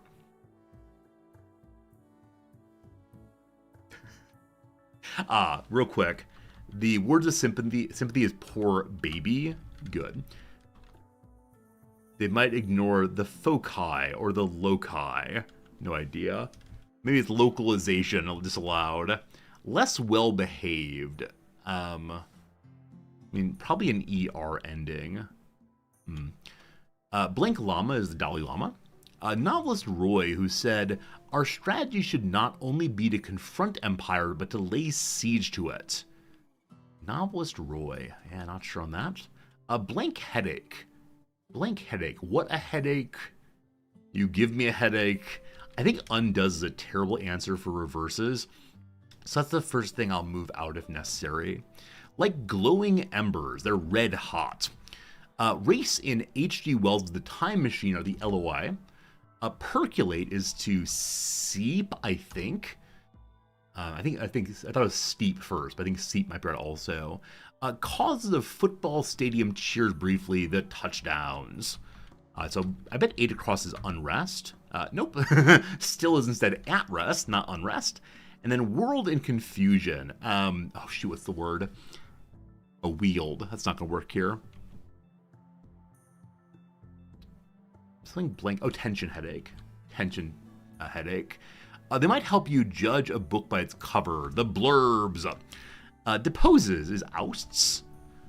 Shop that sells cigarettes in France. I mean, the bodega, certainly. Ancient marketplace is the agora, probably. Which means that the abbreviation for a flight is what? Flight number?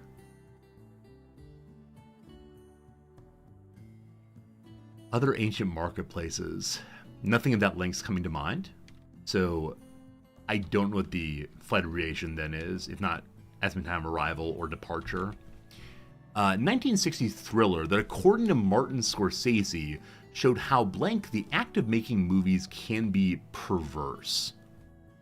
Yeah, no idea. Ragged. Tattered, ruined, threadbare, earned. Deserved. Waged? No idea. Let's go and do 4 more. We'll say we're good. A group that went on strike in 2023, that's the Writers Guild of America. Though WTN looks very, very bad as a name. Actors Guild also went on strike. That's SAG, I believe it's called. Screen Actors Guild. Not just low on, out of. Last one for now. Setting for Cervantes. Spain. Iberia. So Espana. Espana. No. Iberia. I-B-E-R. Nope. I feel disappointed now, so look for one more. La Mancha. La Mancha. The Man of La Mancha is the character he writes about. Excellent. Last one for now. So what? I don't care. I'm not into it. That's a you problem. Oh, I mentioned earlier the cartoon Doug as a 90s cartoon I watched. Is Doug's last name Funny or Funny? Maybe so. Do I care for so what? All right, very good. I want to keep going, but I need to get back to the game. Stop looking. Stop looking. Okay, no more. No more. Must stop. Must stop looking. Okay, good. Whew. I did not close my door, I think. It's getting quite cold in here, so I need to check if my door's closed. And if it is, and I'm still quite cold, I need to get my slippers. So I'll be back in just a moment, and hopefully you're enjoying hanging out. But if the little streamer toes freeze off, it won't be much of a stream. Be right back. Be right back. The door is closed. I'm going to find my slippers now. Where are slippers? Where are slippers? There they are.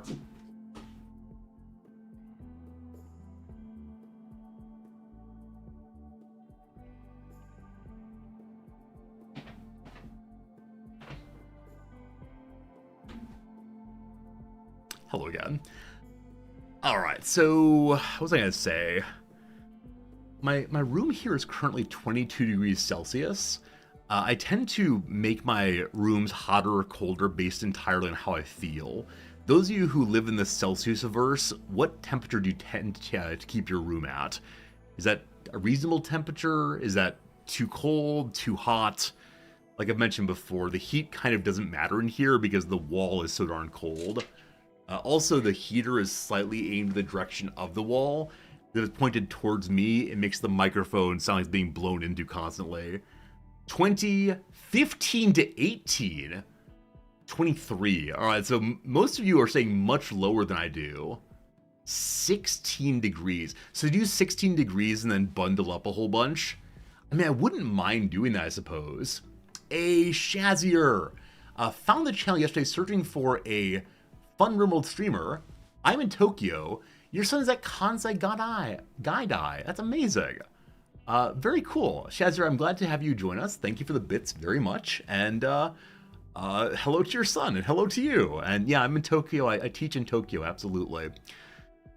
Should I get a bathrobe on? It will be strange being a suit and tie streamer with a bathrobe. Maybe later, maybe later. But again, thanks for the bits a bunch. Rimworld is a good time. I like this game a lot. We discovered a moment ago that we have no food remaining. That is the issue. And so we need to find a beast to kill.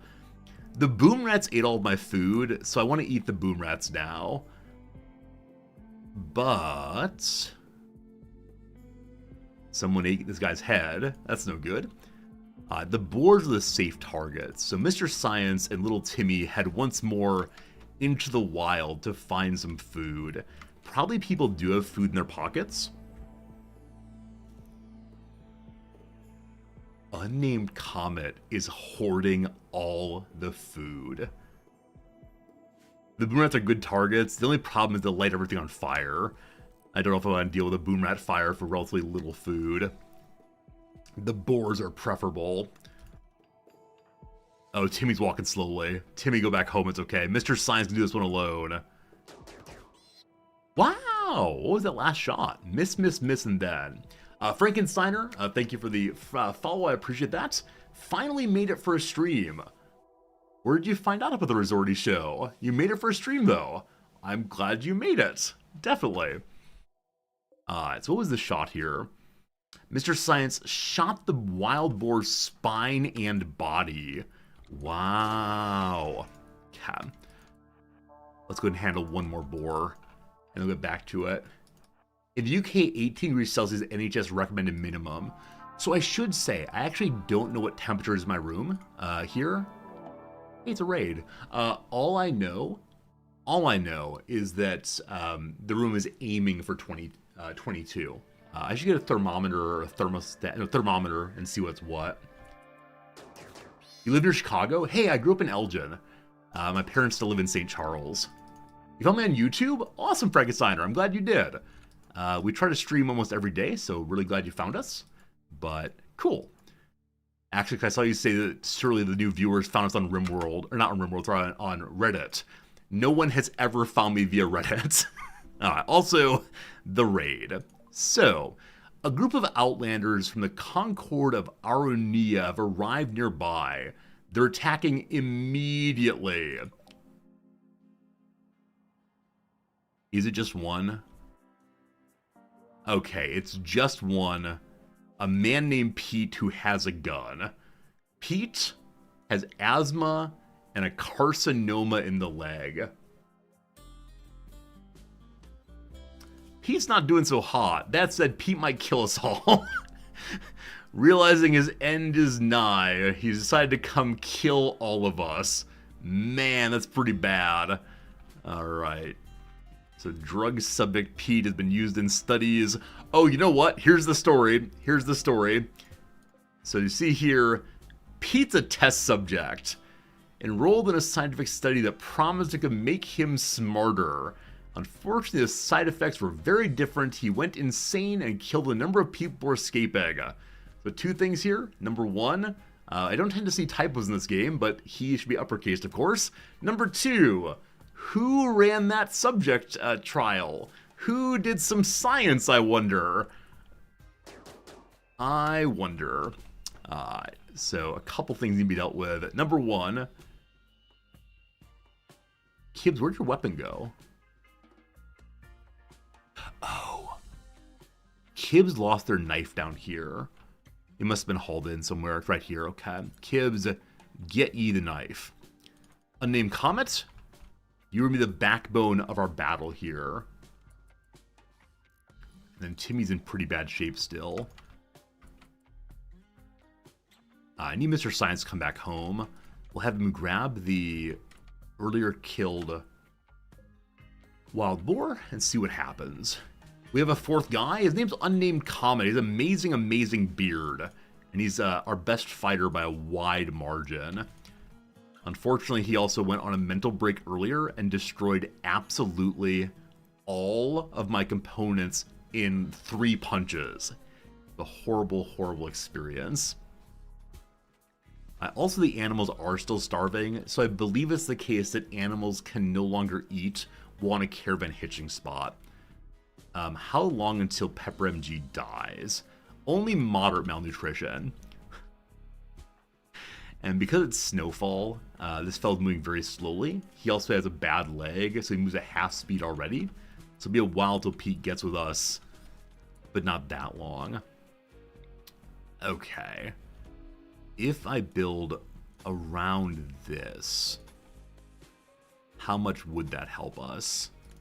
The grass here is fully grown, so it'd help a little bit. Is this third base? Nope, only second base.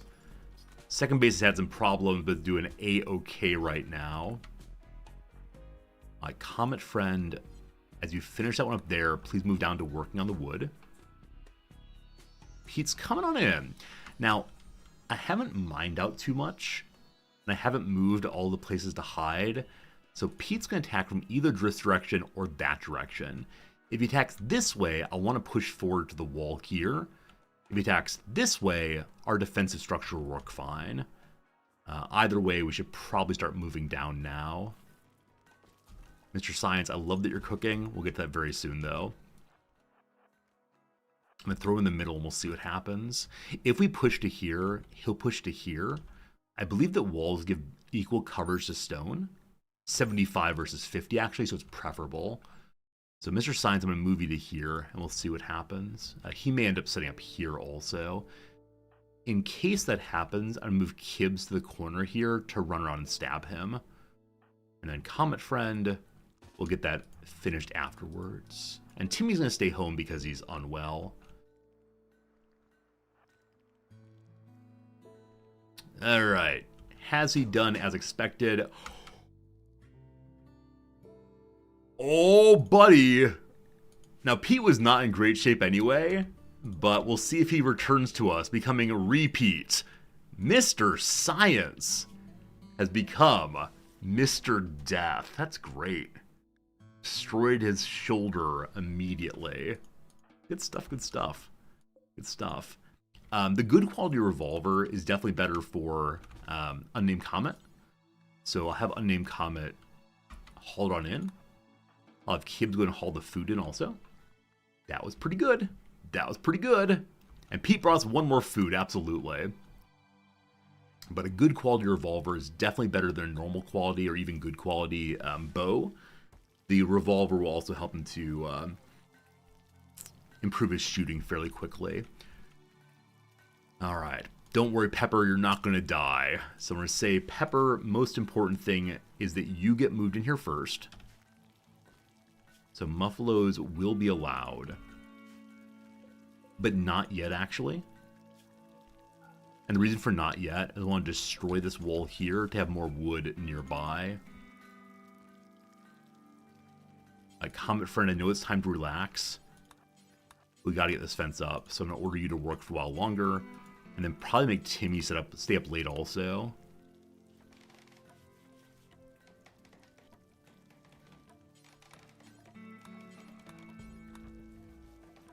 I'm suddenly remembering the time long, long ago when it suddenly became possible to queue jobs. I know exactly what developer did it. It's Zorba the Hutt, because Zorba came into channel and was so delighted to see my delight about queuing jobs. Before that, you could order one job at a time, and oh, it was horrible. It was not a fun time at all. All right, Timmy, come use this wood, please. Yeah, it's one of the best additions ever made to the game. Absolutely fantastic stuff.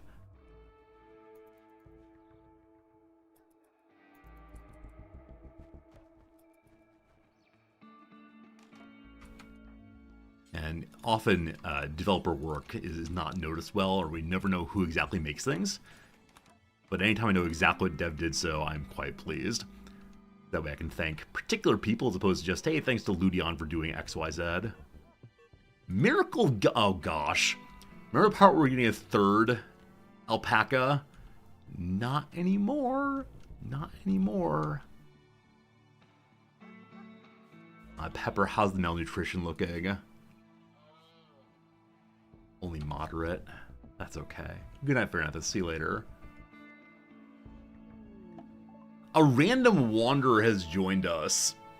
Her name is Rado. She's a scout. My colonists will be disturbed if I don't let her join us.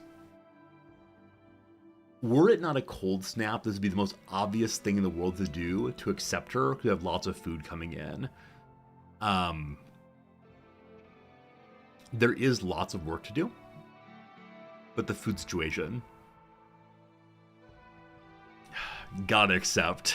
Hello to incorrectly spelled radio. What kind of person are you? You're a person who has some pretty fancy coats already. Your health is taking pork to inventory? Wait, where's there pork on this map?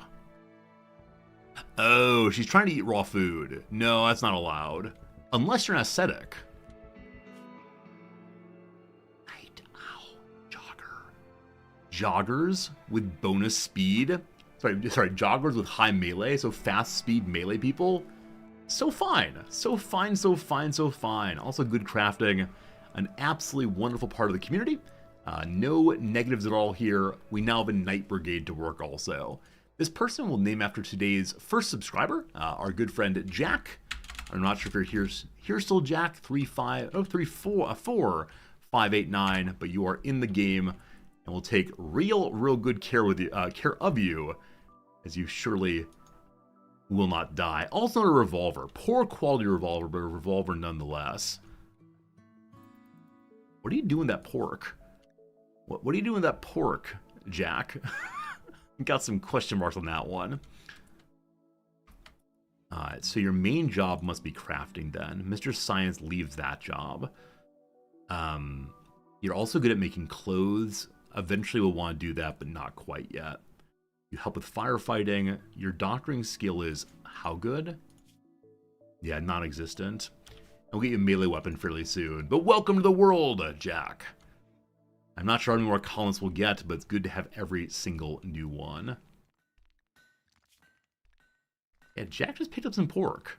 Carrying 3 meals and a pile of pork. Are you trying to animal handle, maybe? Take you off that. Make you dump the food. I actually have to dump the food outside so our buddy Magellan can eat that if needed. So Jack, none of this is just for you.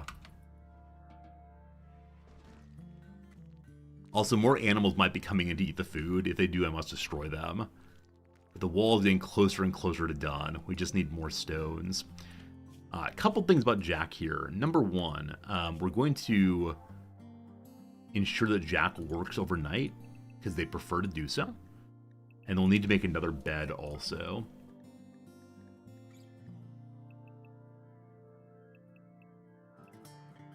Is that too many hours? That may be too many hours. I'll get recreation though. We'll see eventually. Good, Jack, good. We have sufficient numbers of alpaca wool or bird skin to make a bed. I'll make the bird skin one. It's not nearly as important, I think, good clothes. The alpaca wool will be used for the clothes instead. Bird skin bed. I must finish this, which Unnamed is doing. The rain, not rain, the snow fell hard enough that there is no grass left. Oh, cruel world. How long has this cold snap been going? Oh, it's time for the hard choices. They can't eat meat, can they? Nor corpses. These are definitely herbivores. So there's no particular point in killing them early. They can eat live plants, though. So there are 2 live plants in here. Sorry, 3. So maybe just enough. Make kibble. Kibble from meat. Absolutely right. Not a bad call. Not a bad call. Hello, bunny rabbits? Hello, bunny rabbits? Hello, bunny rabbits?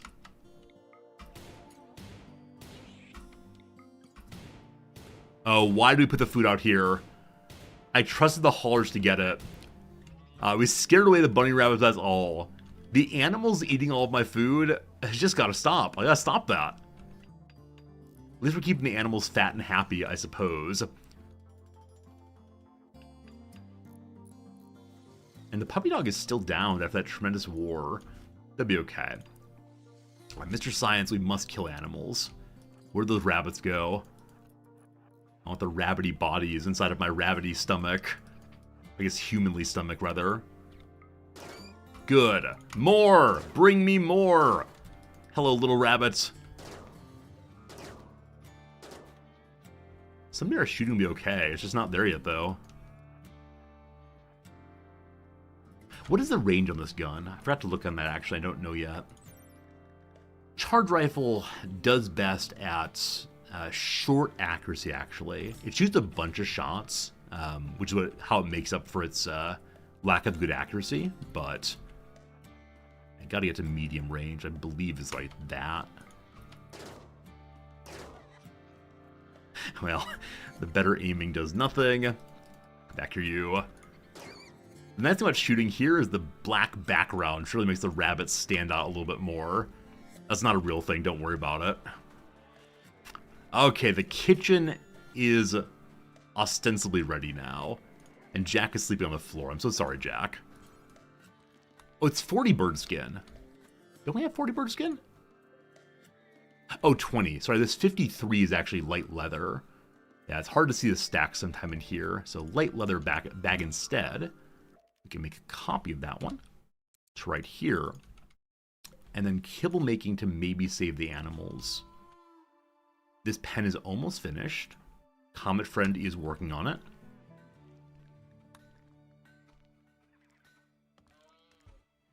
I don't think this spot counts as finished either.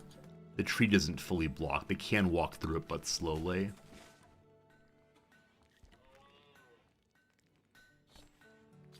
We need to kill some big animals. Definitely, definitely.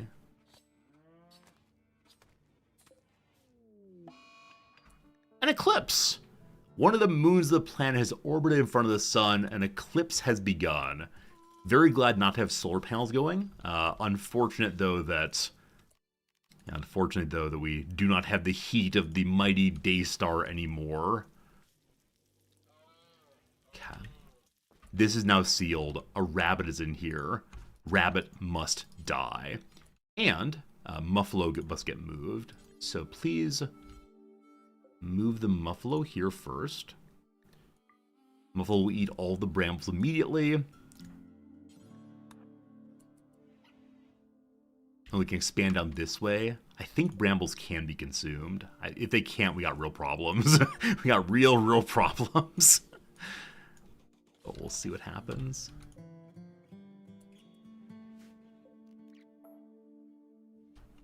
Scroll behind. One might ask, why are all the animals here? You already know the answer, though. The answer is they ate all of my food. They're trying to stay nearby to find some more. Hey, Magellan is fully healed.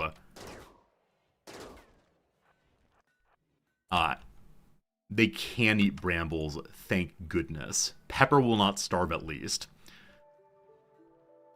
We need more wood. We'll get more wood. Mr. Science has got to be cooking. Wants to eat rice first. Don't allow that. Timmy, I'm going to need you to go shoot some stuff. Uh-oh. Downed Miracle Gus. We have to say that this pen is now also for alpacas. I have to carry this thing into the zone. Turn people into kibble. Feels bad, man. I'm okay with the animals dying if it comes to it. So, Jack, please haul Miracle Gus in. Timmy, we must find animals for it to eat. Now, the issue as always is that animals will leave the map. There's nothing for them to eat. And with no grass, this might get kind of dicey. Alright, there are lots of boars still. There's a grizzly bear also. Can we all kill a grizzly bear together? It's barely damaged. We could. It's just too far away, unfortunately. That's right. We're not monsters. What do you mean we occasionally let people get killed by bleeding out? What do you mean? What do you mean? What do you mean? I'm not seeing the boars at all, so we'll use the tool to find them. Down that way. Timmy goes on a little trip.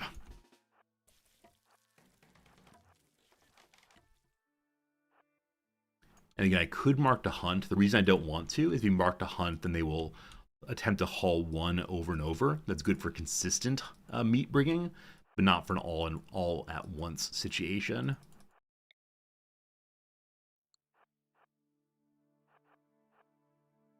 Come on, Timmy. So slow. So unbelievably slow in the snow.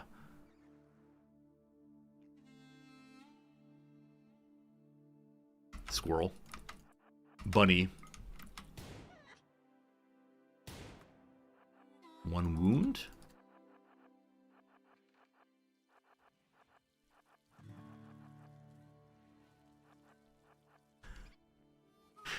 At least little bunny Hop Hop Hop is moving closer to the base, so easier to haul in. Good. Okay, that's enough for now. I was gonna go kill all the boars, but for right now I just need this. Hey, new food poisoning! Really? Really new food poisoning? If we kept cooking here long enough, we knew it would happen, but we were hoping. We were hoping. Making our inside area slightly larger. I got one bunny rabbit. This is almost finished. So, Comet Friend, no. Jack Friend, you're the overnight worker. I'm going to move you onto construction as you're halfway decent at it. Are we out of wood probably, or move the wrong person up? Sorry, Jack, you take over instead. Jack becomes number one on absolutely everything. Feed and meals to the animals. Travelers are passing by. Some of you know what one can do if travelers pass by. Also, I could let my animals wander freely. The reason not to do that would be because they might wander away, but they would find things to eat at least then. Huh. Yeah, here they come. Here they come. They will find food. Okay, Jack. Give me all in. Okay, no starvation for a little bit on them. We're now going to set up to make individual meals as long as we possibly can. Science guy will get to that in a moment. Science guy's wandering instead.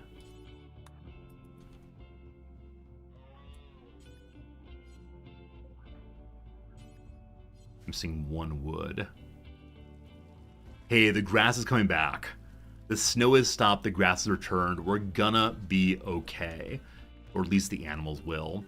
Friend Jack, it is now time for you to go forth and hunt any nearby animals. The cold snap is over. We made it through Randy's awful, awful portion of the story. No more cold snap. All yes good. Will we actually recover? I'm just not quite sure. But we'll try our level best. The food situation is the biggest issue, though. So we must find things to eat. Yeah, when I came to this map, I said it would be an easy, easy winter. Great place to winter. But that was not quite true. 2 ibises.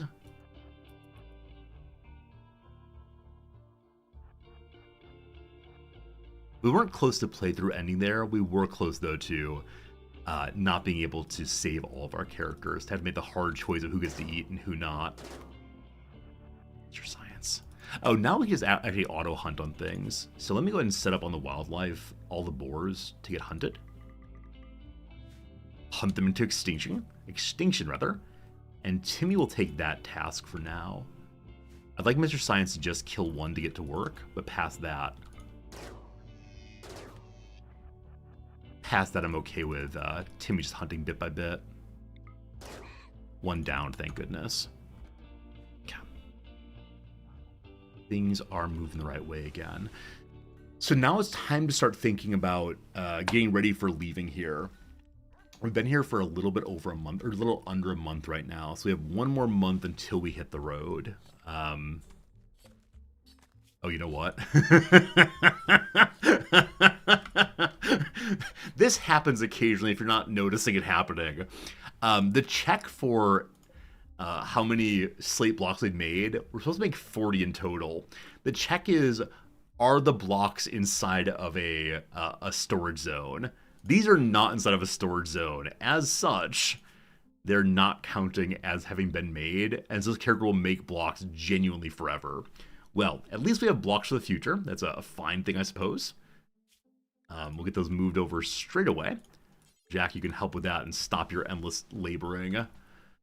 My goodness. My goodness. We should add some chairs here also so people are a little happier while working. Also, you may have seen earlier, where is it exactly? I saw some kind of building that's a basic tent. I don't know where I saw it. It was a white object. And it's part of a mod we have installed. Temperature? Huh.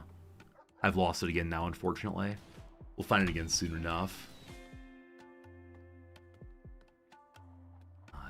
Enjoying the last food, unnamed comment. Good job having that. Mr. Science, wakey wakey, get to cooking. We're going to defend the meat briefly.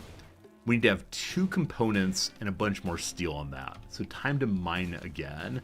Abandon this cursed place. I don't want to move during the winter. That is the big thought right now, is that moving during the winter would be absolutely terrible. So Timmy, as best miner, is also busy hunting, though. So Jack...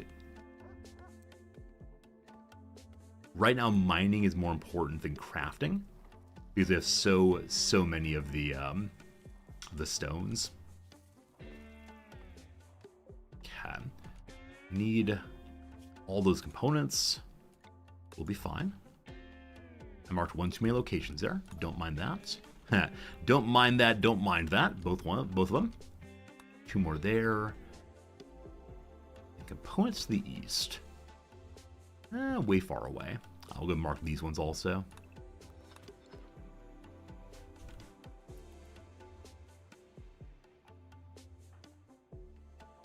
Science guy's watching an eclipse. That's kind of cool. I think the perfect for science guy. Wait, you shouldn't watch the eclipse. That's a good way to burn your eyes. I've heard this story. Where's your little box? Your pinhole camera thing? Pinhole viewer, whatever they call it. Okay, got plenty of wood. The base is back to functioning again, thank goodness. Remove these. No longer needed in the pen. Okay. I'm now going to say the base is functional. I don't quite know what that means, but I am going to say those words at least. I'm then going to split off the kitchen from the storage room. Yes. And throw up a wooden door is fine in this case. I might replace all my steel doors with wooden doors. Not sure if I want to do that. God. Is the mining happening? No, because Jack's going to do it overnight. A daytime miner would be useful also. Unnamed Comet is handling and constructing. There's no big constructing to do, so I may have handling and then get back to mining again after cleaning's done. The eclipse is over. We finally hit a normal level again. Everything is just regular as it should be. With all the stones we have, we can now replace this section of barricade with a slate barricade instead. Increase our defenses. And then once all that's finished, we'll have another security barracks to the south. That's kind of far away. I want to protect the animals, of course, but the farther away you get, the harder it is to get set up. So let's just put it right here and hope for the best. We'll need to move those stones, of course.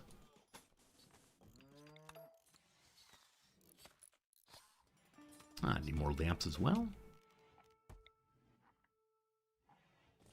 Don't really need power cable, but feel like putting it in anyway. I'll keep the lamps in the corners there. Looks a little better. Run some more extension cord. Or wire, your choice. Run down this way and over to here. A Miracle Gus is pregnant again. They have responded to the unfortunate earlier scenario with resilience and a strong desire to have a child. Good to good. This spot here is for corpses that are fresh. So we have lots of meat coming in now because we marked so many things for Timmy to go kill. He should be getting a bunch of hunting points he goes. Up to 10 already. Fantastic. Still not as good as Jack. Sorry, still not as good as Unnamed Comet, but is still working on it anyway. Didn't we get a new revolver? Hey, Chris, good seeing you. Happy New Year to you also. It is still the first month I'm okay saying Happy New Year over and over and over again. But that revolver's an improvement. Yeah, I don't know what point stop being Happy New Year. I'm going to say on February 1st, I will stop responding to Happy New Year comments. Sometime between now and then it becomes weird, I think. But not yet.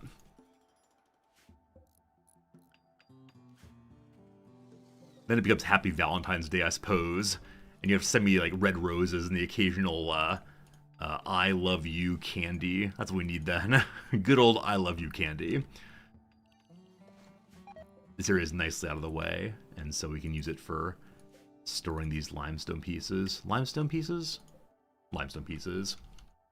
1 month that's fair? Yeah, it's like during Thanksgiving. You can't say Happy Thanksgiving, on the 30th of December. You can say it though before the 24th or whatever of November. I'm okay with that. How do I keep all my corpses from ending up in the junk zone? Yeah, Garrett, here's how you do it. So you can choose exactly what goes into any dump zone. The default dump zone, like this, allows bodies to get into it. And so you hit the storage button and then scroll to the bottom here and say, are corpses allowed? Well, say human-like ones are not allowed at all.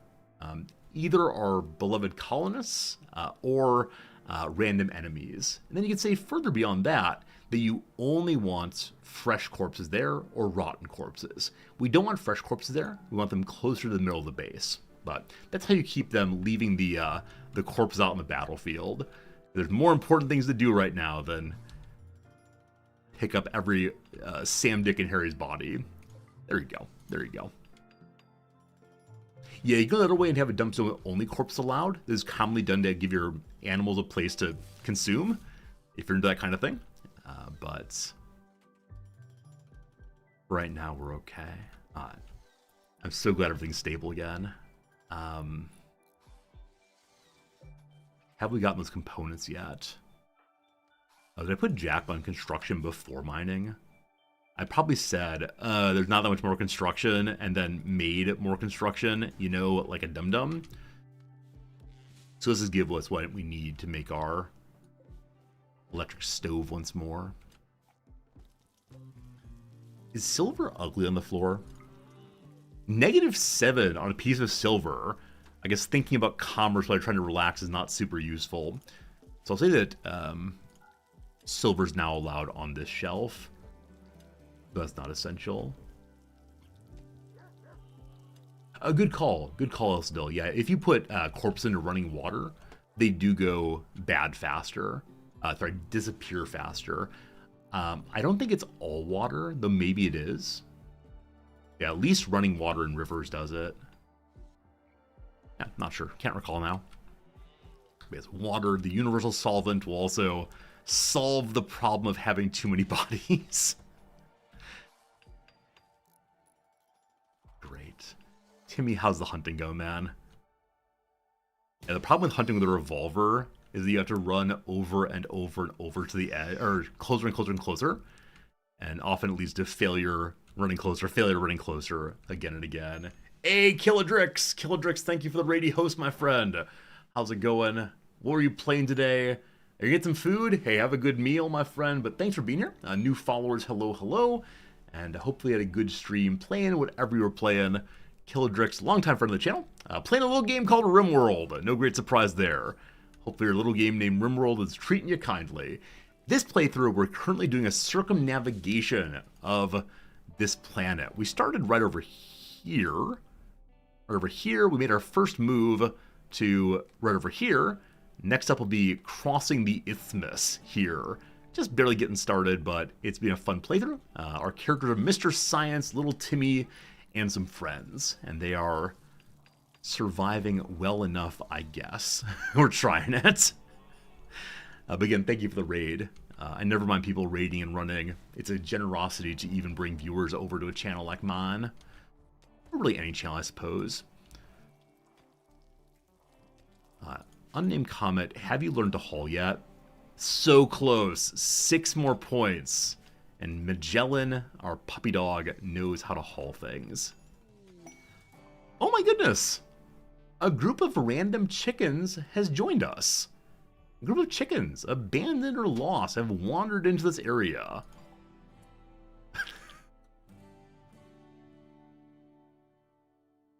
Oh, it's so many of them. What do you say, team? Does Mr. Science become Old MacDonald, E-I-E-I-O? Do we hold on to the chickens until they are useful for other purposes? That's a lot of chickens. That's a lot of love. Friends, how many chickens do we have? 1, 2, 3, 4, 5, 6, 7, 8, 9. Friends, I need help picking some names of the chickens. The names need to be on one theme, whatever theme you want. Come up with a theme together. Actually, you know what? You know what? Let's do a random giveaway on this one. I don't do this nearly often enough. So we're going to say, where is it? Giveaway machine. Anybody in channel, the mods, the regulars, otherwise, starting right now, say any word in channel. Anything you want to in channel. Just like a single word, a single letter will do it, I think. And whoever I draw will give us a theme for all of the names. I'll go ahead and make that draw in just a moment here. That will be good. You're all coming in. Very good. Very good. Between now and then, we'll bring them over to the pen, I suppose. We'll need a new pen for this purpose. We'll see, we'll see. Oh, so many people want to name the animals. Some people want to name the animals. I like it. Chickens go in also. That's the wrong button. Sorry, the chickens go in also. Good. Hopefully they get moved soon. All right, friends. In 5, 4, 3, 2, 1. The winner is Zengafu. Zengafu, tell me what theme you would like for chicken naming. Let me know, let me know. I'll see if I can come up with 9 of those things. Possibly. Possibly. Why is it still here? Why did I leave some little random door there for no good reason? That's more precious steel. Name for kinds of eggs? Also, a cougar is currently hunting a chicken. That's no good. Some chickens are gonna die. I'll name them first. Kinds of egg. Scrambled. Over easy. Okay. We got this. Feeling confident. Sunny side up. Glorious. What's it called? The P. Poached eggs. We also have hard boiled. Like a detective film. We also have made into an omelet, a word I can never spell correctly. Cool. We also have fried kind of egg. Good. And possibly one last one. I've not looked at any suggestions. I'm ignoring all the suggestions. They're like Mexican eggs. I think it's like salsa thrown in possibly. Did I choose soft-boiled yet? Did I do soft-boiled yet? If I didn't do soft-boiled, that's mission accomplished. Mission accomplished? Hen number 5. Accursed hen number 5. You will be basted. Basted's a possibility. Oh, you all want Eggs Benedict? Eggnog. This is good. This is good. Those are all very good names. I'm sorry I ignored all of them. I just had to prove that I could do it. And I did it. Hooray. Now, the issue is, this hen right here, basted egg. Isn't basted a thing? Wait, maybe I've come up with nonsense. Let's see. Basted eggs. How to baste eggs. So basted eggs, I guess, are similar to fried eggs, but the yolk is on top, but partially cooked. It's a thing. It's a thing. I don't know how basted eggs distinguish from anything else, but here, let's see. What are types of eggs? Type of egg cooking? Aha! All right, so what did I miss here? What did I miss? We have the soft-boiled egg, the medium-boiled egg, the hard-boiled, the poached, the sunny side, the fried and steamed. Okay, I think basted is fried and steamed. I think that's the distinction. So you put it fryer, throw some water on it, and put a lid on it, most likely. Over easy. Oh, nice. The scramble. Wow, French scramble versus the American hot scramble. The American hot scramble looks like vomit. This is so unpleasant. Absolutely unpleasant, my friends. And the French omelet and the American D-I-G... Oh, diner. Diner omelet. I think omelet can be spelled in multiple ways. Is that true? Yeah. What's the difference between an omelette and an omelet? Omelet's the spelling used in American English. Omelette is being used in British English instead.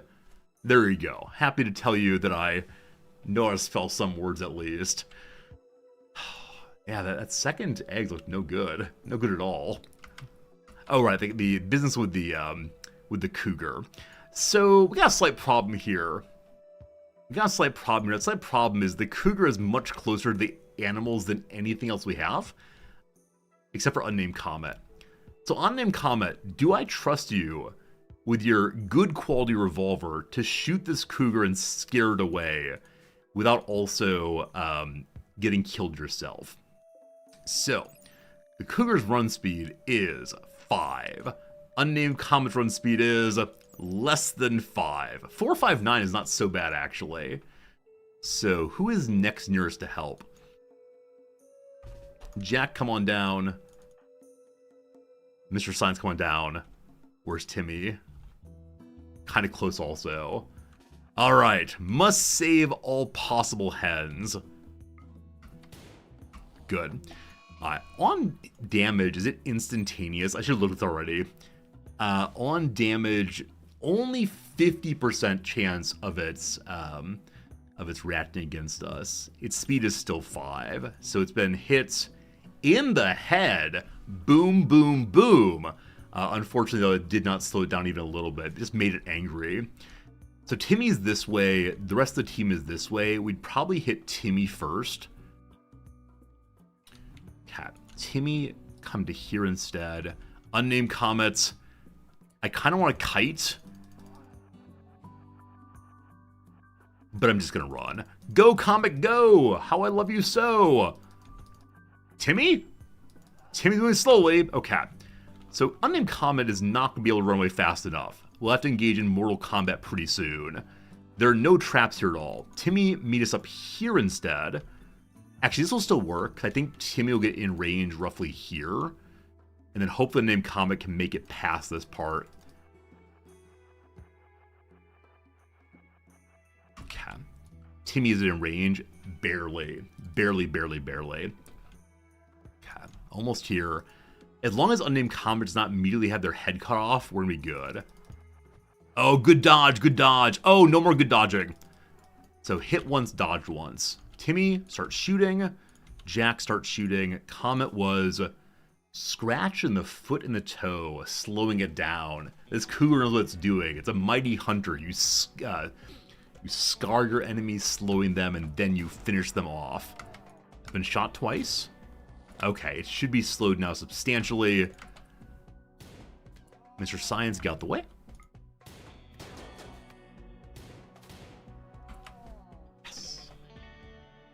Also, the brave Magellan comes running forward to save Timmy. I should have told Magellan to stay home, boy. Stay home.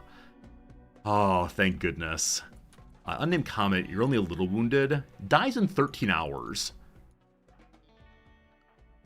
I'm glad that worked out. We still have to go save all the chickens and bring them to the pen. But at least we didn't die. It's a kitty cat killer? No, our kitty cats are in good shape. Oh, also, many of you came in a little later today and did not see the updated cat picture of the week. My friends, I want to give you this week's cat picture of Baby Fritz. Isn't he adorable? I'm still not sure what he was looking at. He was not sleeping, he was just staring at me. And there he is, looking as cute as ever for this week. That's this week's Fritz picture of the week. Aww, aww, aww. Apparently I've started changing them on Wednesday mornings. I don't really know why, but good old Fritz. Good old Fritz. We love Fritz so much. Will Comet make it home safely before collapsing? Yeah, looking good. Timmy finished it off. Let's go ahead and haul this one on home.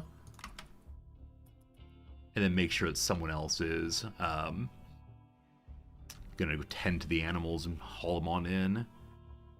Unfortunately, the wounded Comet is the one who is handling animals, which makes a ton of sense because that's why he's way down there. Timmy is going to hunt. Let's actually stop the hunting for now. We'll have enough meat with that cougar for a little bit. So, Comet friend... Right, not you. Sorry, Timmy friend. Let's have you move to job 1 handling for the moment. Good. Leading over easy to the wooden pen marker. Gotta save them all. I meant to ask a bit ago, maybe I did ask, but I don't recall if I did. What kind of playthrough of Rimworld was Killdrix doing today? I haven't had nearly enough time to watch other streamers recently, and so I always feel a little bit sad when I don't know what other people are doing, what cool playthroughs they're up to. So please do let me know if you want to. No. Absolutely not. Ridiculously no, never, ever, ever. So if we want to, we can get some Luciferium and make everyone terribly addicted and cause horrible problems. Now, all of our big brawlers could be fun. A playthrough with vehicles and Warhammer 40k? Warhammer 40k in Rimworld? I've never heard of this. It sounds absolutely amazing, but I've seriously never heard of it. Is it just like various Warhammer weapons? Or is it instead like different races of characters also? Like how completely built out is the playthrough possibility, or the mod, I guess it's called. Also, Winston Wave's Storyteller set to send increasingly strong raids every 5 days. I love it. I love those kind of challenges. I'm probably not good enough for the game to do them. You know, I know there's is it yearly? There's like a yearly best of Rimworld contest. Who can get the highest base value in 24 hours of playing? I was invited to it a couple years ago, and I said, look, man, I appreciate the invite. It's so generous of you, but I would just make an absolute fool of myself compared to some of these people. And the organizer wrote back with something like, it's good to have players of all skill levels. Which is true, which is definitely true, but it did not feel like the happiest moment for all Resorty over here. Because it would be very much, you know, just being the, I don't know, being the 18th seed to give someone for the big boys to beat up on. So, it's the kind of thing I've thought about trying to train very hard for, to get very good at. But the head start that some players have is so substantial compared to where I am. We got some wandering animals still. Jack, you want to come fetch some of these? This is not important handling work. It's just, you know, please help me a little bit. Help me, Jack. Help me, Jack. Help me, Jack. Get her out of my heart. Exactly, Platypus. Yeah. The idea of becoming a Rimworld, like, master of cheese and such is just not for me. It's just not the way I like playing games. And so I went and played more Rimworld instead, and that's okay. But I still have not played multiplayer Rimworld. I hope at some point to do so, but yeah. It's a risky endeavor for me. We still have no components. So Jack Friend, you're about to go to sleep. So Comet Friend, when you're done eating, I believe I'd like to get at least some components. And the reason for that is that we just need components. If you weren't here earlier, we had a mental break in which someone went and punched and destroyed all the components. And I mentioned it was going to happen just before it happened. So I am causally related to the game. Thank goodness. Little Timmy is throwing a party. Hooray! Last time I canceled a party by moving the dining room table. This time I'll leave it right where it is. That should be a good way of going. Hello, chickens. E-I-E-I-O. With a cluck cluck here. Oh, I didn't ask my students this term the question I asked them last term, different students of course. Last term I asked the question of what is an animal noise in your culture? And it was so cool seeing the different words, some quite close by, some radically different for the kind of sounds that animals make. Also, the party is already over. Wait, didn't it literally just start? Did anyone get any party points off of that? So Kids and Britches win at least. So Mr. Science walked in and yelled, "Party's over!" and had a good time. The world's shortest party, unfortunately. We have the steel we need. Comet is working on the mining as best as possible. Yeah, I think that David Sedaris, the comedy writer, had he has a great little talk about Christmas traditions around the world. But he says his two favorite topics to bring up with cab drivers in different countries around the world is, number one, what are your Christmas traditions? And number two, what is an animal sound from your culture, I believe. It's pretty good. Basted has been bitten to death as little Timmy was carrying it in. You think you get more warning on that. So genuinely, little Timmy was hauling the animal in, and from the rope, the timber wolf consumed. Well, that was a good time. Some shepherd you are. Well, that wolf must die. This wolf must die. I don't want to mark it to hunt or I'll screw up, but I'm going to keep it selected for a moment here. And then immediately unselect it. Well, we'll do that in a moment, my friends. So, no, Timmy didn't die. Timmy didn't die. It was instead a small basted bird that died. Whichever way, friends, been another hour since our last ad break. So we'll take 3 minutes of ads right now. During that, we'll get back to our crossword. After that, we have still about 2 hours of stream left today. It's currently 11 o'clock my time. I got to stop a little bit after 1 o'clock today to go teach. And we'll see. An animal noise in your culture is go Wrexham. Look here, you. I understand I am part of the absolutely bestial sports ball people. Speaking of which, yesterday, for reasons basically unknown to me, I decided to watch a rugby match on the TV, or the computer rather, and I found it actually kind of fascinating, because the number one difference between rugby and many, many other sports is that possession of the ball is less important than controlling territory. So where the ball is on the field is more important than who's holding it necessarily. So it's in some measure a really brutish sport. I like that they have lots of rules about you must protect the person you're tackling. So instead of just like the absolutely crazy NFL American football slam into each other, they'll like care for each other. And once you tackle someone, you have to support their weight. And you can't pick them up and throw them. And it's really, it's a way of having kind of safety built into the game that I never quite saw before. Don't worry, I will not become a rugby guy. I'm just glad to know a little bit more about the world. I know more about that game. Maybe rugby will be in the puzzle today. We'll see. All right, Chelsea footballer James. I do not know the Chelsea team, unfortunately. Island over which New York and New Jersey had a long-standing territorial dispute that was settled by the Supreme Court in 1998. I don't know. Trench or duster, they're both kinds of coat. Exactly exist. Yeah, having the armor on causes people to do different kinds of tackling that can cause major concussions, of course, and can also be really dangerous because the body's not fully protected. Oh, Nerf, that's cool. So the various rules are to stop spear tackling going headfirst into the ground. It makes sense. That's the kind of thing that could really hurt someone. So I appreciate that rugby avoids that. Latin. Blank Vrumque Cano. The first words of the Aeneid. I think Cano might be related to meat. Canum. I'm not sure on that exactly, but I have no idea. It's probably a to be kind of word. We'll see. Callback, probably echo. Farm site, it could be a silo possibly. Part of a GPS route are parts of the route. Steps possibly. Turns. Roads. Not sure. Units on some rulers. Could be millimeters, centimeters. I'll put an M in and see what's going on there. All right. A school up the coast from LA.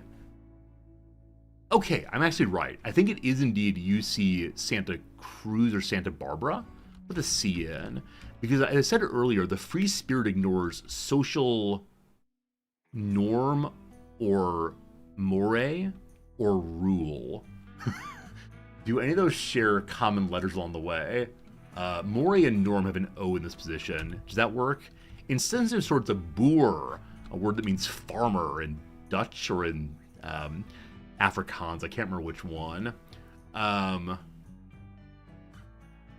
it's to sing, not speech, like cantare. Got it. So social French designer.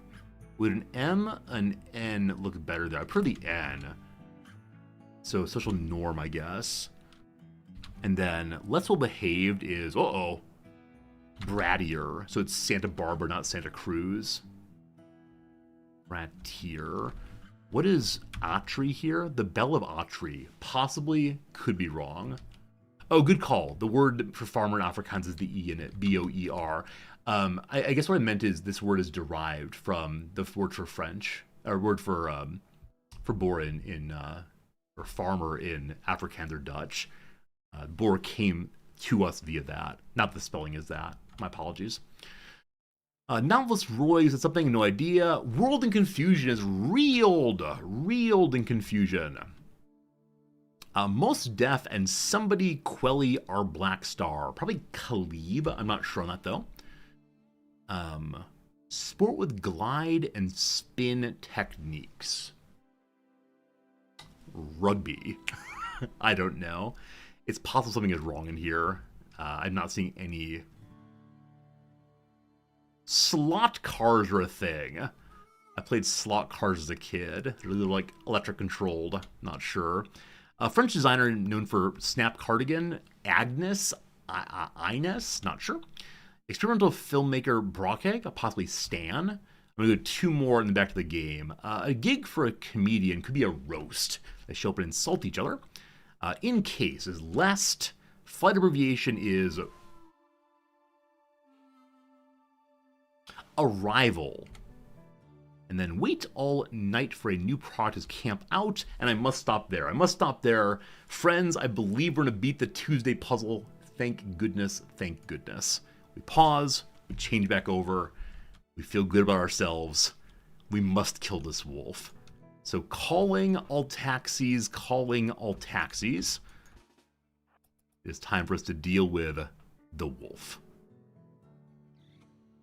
And my meleeers do not have much armor yet, so I'm not going to make them fight the wolf. We'll do the spread out thing in preparation for its cover. This wolf is smart enough to have cover.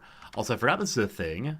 In the base game now, you can spread people out much more easily than ever before. Mr. Science begins the shooting and misses terribly. Again and again and again. Alright, let's move over here now.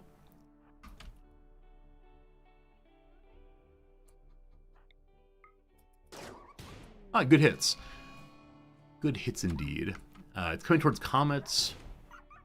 I was going to get ready to kite. It was not necessary, so we can just say, you ate my hen, now I will eat you. Are those wild chickens? These chickens joined us. They're domesticated but belonging to someone who is not us. Not sure who it is. And so we're gradually bringing them all home. We initially were gifted 9 of them. We now have only 8 of them. And we don't talk what happened to the last one, unfortunately. More meat, more good. Hey, Quick Ben, welcome back. Quick Ben, we did it. You asked for the colorblind mineral mod, and it's been installed. There you go. There you go. It's good seeing you. Can't make an omelet breaking a few eggs. I don't want to call the hens eggs, but yeah, you can break this egg if you want to. Perhaps, perhaps. All right, gotta get this kitchen finished. So we have the steel. Did we get the component dug out? We have 1 component. 1 more is needed. And then we can finally make this kitchen functional. Do hens need egg boxes? They do not. They just drop them on the floor. They do not, what's it called? Brood? Is that right? They do not roost atop them? Whatever the word is. Good, all you are more interested in the ad breaks in the game. You don't have ads, so you do enjoy seeing me solve the puzzles. Absolutely. You're not the only viewer to say that you are more interested in the crossword than anything else I play. So I've sometimes wondered if I made this stream all and only crosswords, would I actually have more consistent viewers? But I'm glad you don't get too many ads so you can watch the show. Thank you for mentioning that. We have the components we need. Finally. Timmy, you're out there hunting a boar. Not a farmer, don't worry. So, someone on construction now. Not Mr. Science. I'm going to return friend Jack to constructing, as they're the one awake tonight. Building a barricade.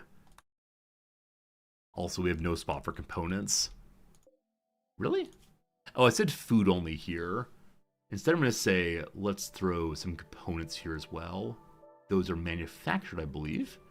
Hey, Cajun Kill, I'm doing very well today. Thank you for asking. Having a lot of fun with today's stream. Looking forward to teaching today. It's only the 2nd day of the semester, so just going to do the kind of standard day on what does the course title mean, and what does it mean to argue, and what does it mean to read effectively. Kind of giving them the tools to figure out what I want in the class and so on. So that'll be good. It'll be good. Okay. Jack is still building this first. I don't know why you prefer building that.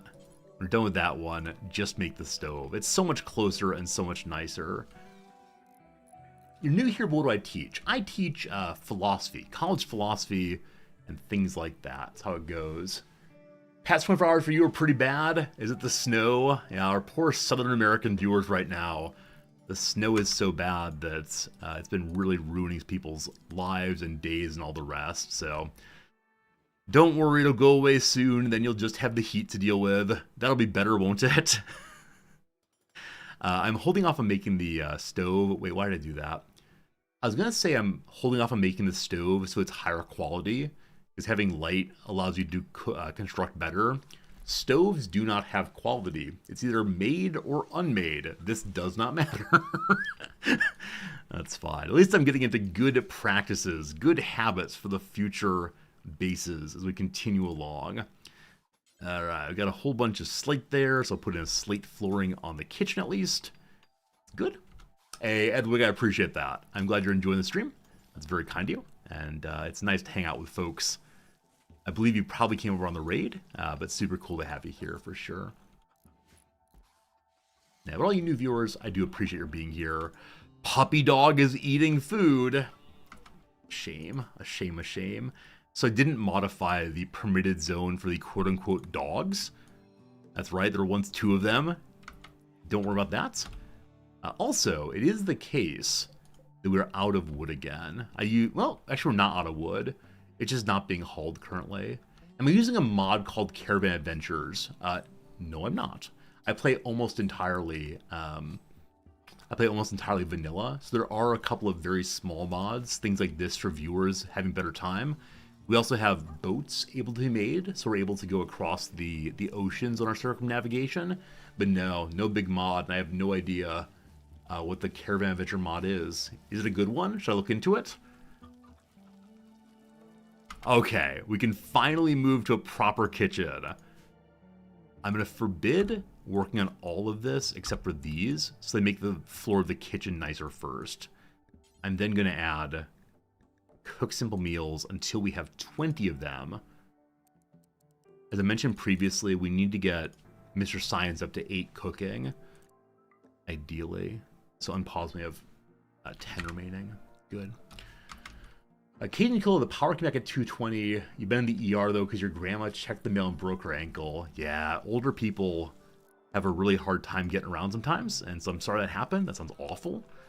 I'm hoping it's the case though that she's gonna be okay, but that's pretty sad for sure.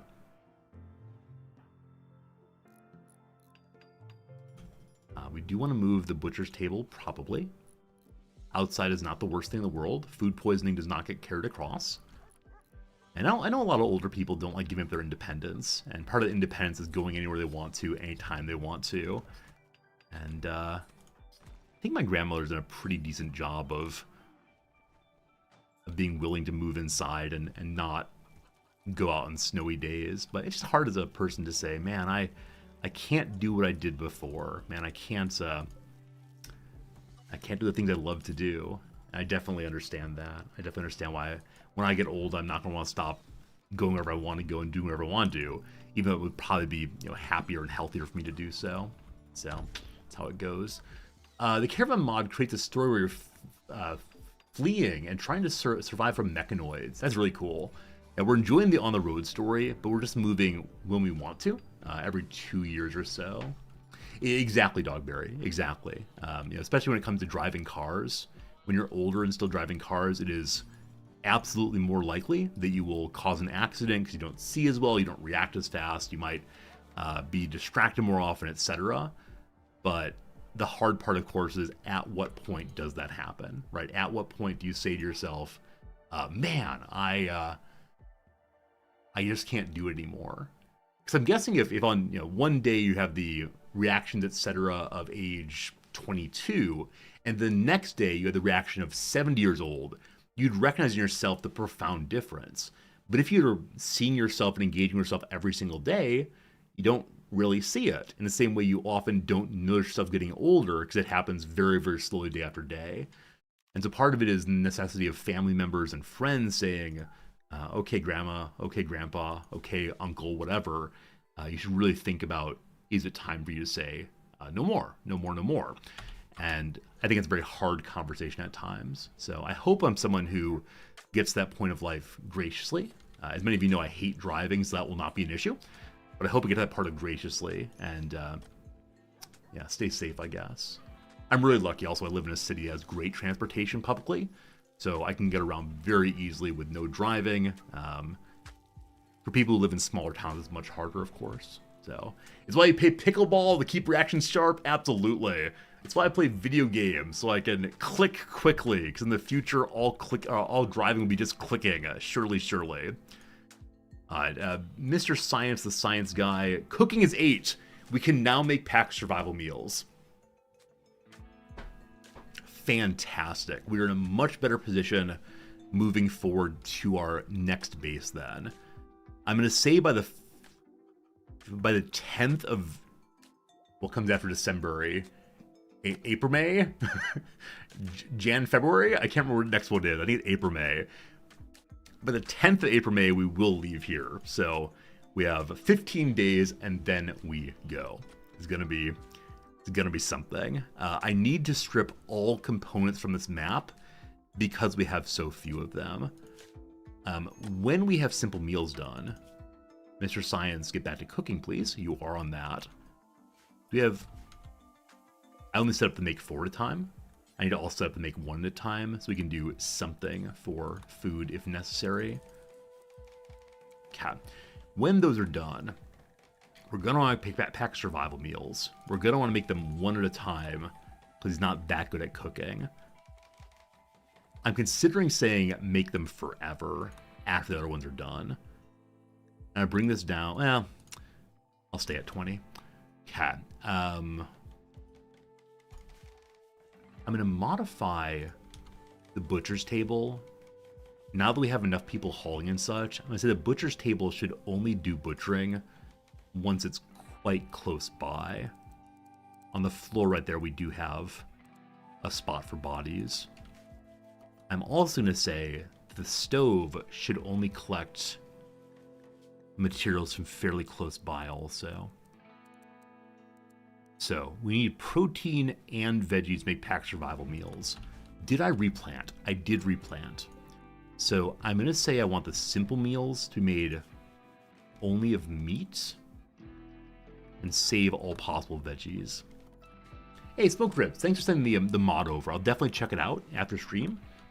Sending me things privately is always better than in chat. If you put something in chat and say, hey, Resorty, look at this after stream, I'll say, oh yeah, I'll do that, and I'll always forget. So, yeah, private messages and messages on Discord are always the best way to get me to actually look at things. So, if you're someone I've promised to look at something I haven't done so, you know, you have my apologies. I'm sorry for that. I swear I didn't mean it, but these things just happen sometimes. I do like vanilla a lot, though. You know, I've played now 1,919 hours, and you know, 95% of that is absolutely vanilla. So it's a nice thing. It's a nice thing. It's a nice game, frankly. These things happen. Yeah, I mean, I want to be judged by my intentions because my intentions are always good. I never intentionally lie to people. The only thing that's good is a goodwill, etc., etc.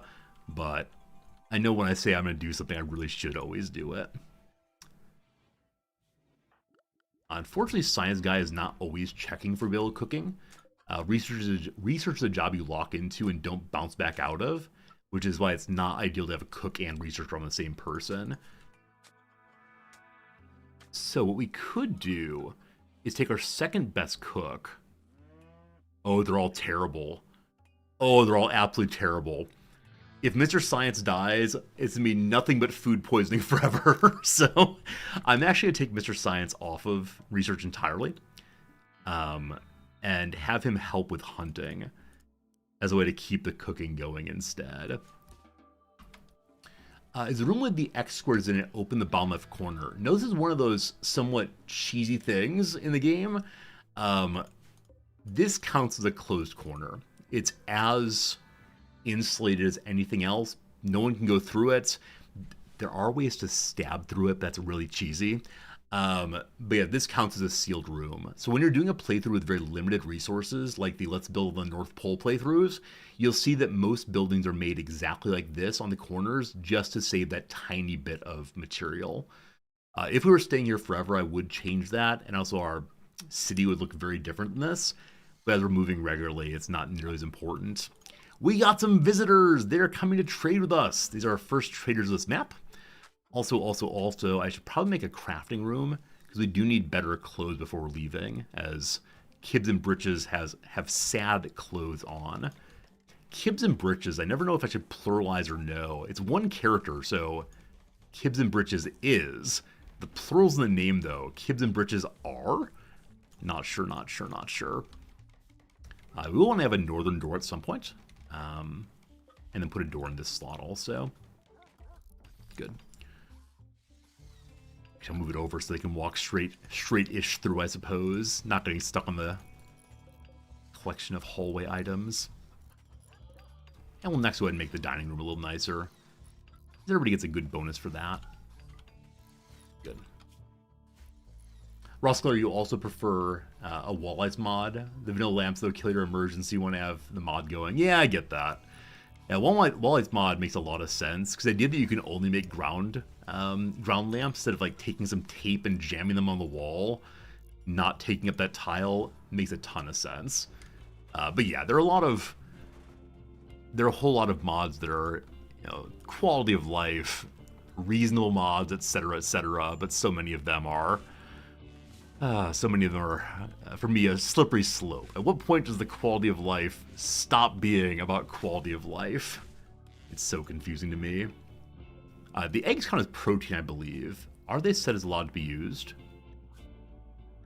Even the fertilized one. Eat them all! There's fertilized eggs we need to be eating. Yum, yum, yum, yum, yum, yum, yum. Okay. Rice is going like gangbusters. Potatoes are also. Eggs piling up. My daily pile's growing nicely. Also, I remember some years back, I was watching another streamer, and I really do not care how people play their games. It's not about that.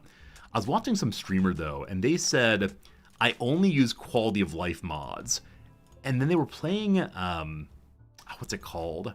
They were playing with Combat Extended, this mod which adds in tons of guns and fundamentally changes how defenses work and so on.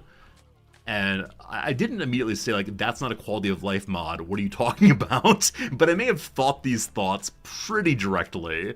Because I was just confused, to be honest. It was just a strange thing to say.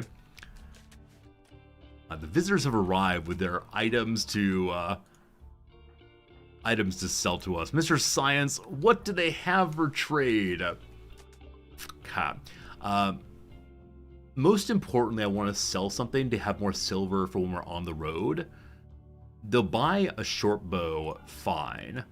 These cloth pants are pretty bad, fine. Eventually want this barrel, but no time soon. So we got 10 money. I guess it's enough for that trade. Thank you for visiting us. You can stay and eat your food if you want. Happy to report that we are producing more power than we're consuming, though not by a ton. We are getting to the point where we want to have a turbine or solar panels or something. So Mr. Science is not going to do research anymore. I'll allow Kibs to do so instead. We need to have growing as job 1, though. So Kibs will be freed from the cleaning job. Actually, no, you'll stay on the cleaning job as well. That means that we have to lower growing and research, etc. And so everything else goes down. Oops. Okay. I think that will work for getting it all done. We'll see. You'd argue that making the game more they want to play is a quality of life mod. Doesn't that then say that every mod's a quality of life mod? If you just say, I want it. Like, I agree that happiness is part of a good life. I agree that, having a satisfactory use of one's time is part of a good life, but man, that is stretching it indeed. That is the very outside edge of what people mean when they say quality of life, IMO. But I like the way in which you argue, my friend. I like the words you use. That is nice. Where we're staying long term, we want to cut down all these trees to have less cover against our fighting spot. We're not staying forever, though, so that's down the priority queue. What's up the oh, you know what's up the priority queue? Do not let people eat my packed survival meals. Yes.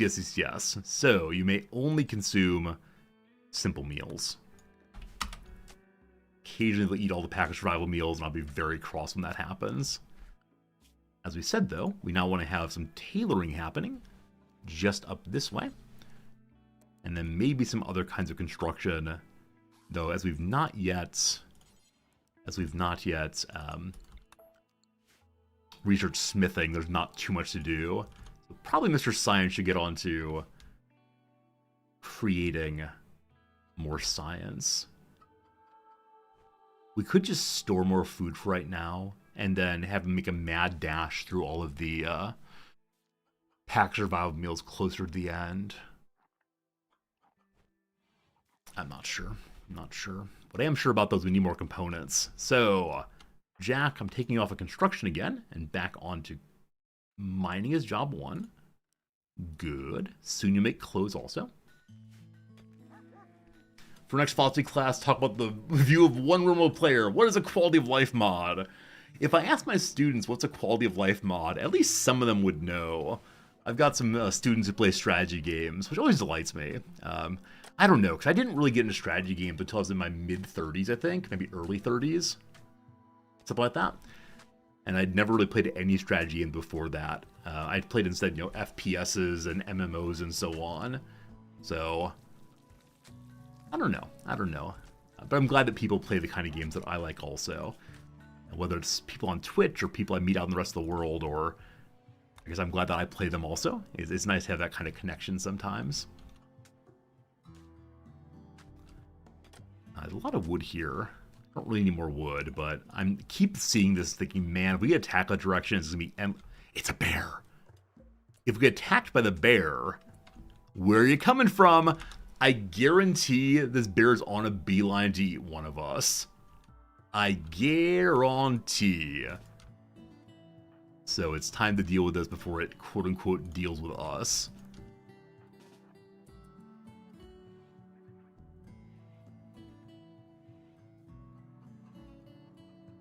We should spread out a little bit. Mr. Science shoots first. Good. It's running at Timmy, I believe. Disengage. Please disengage. Okay. Whew.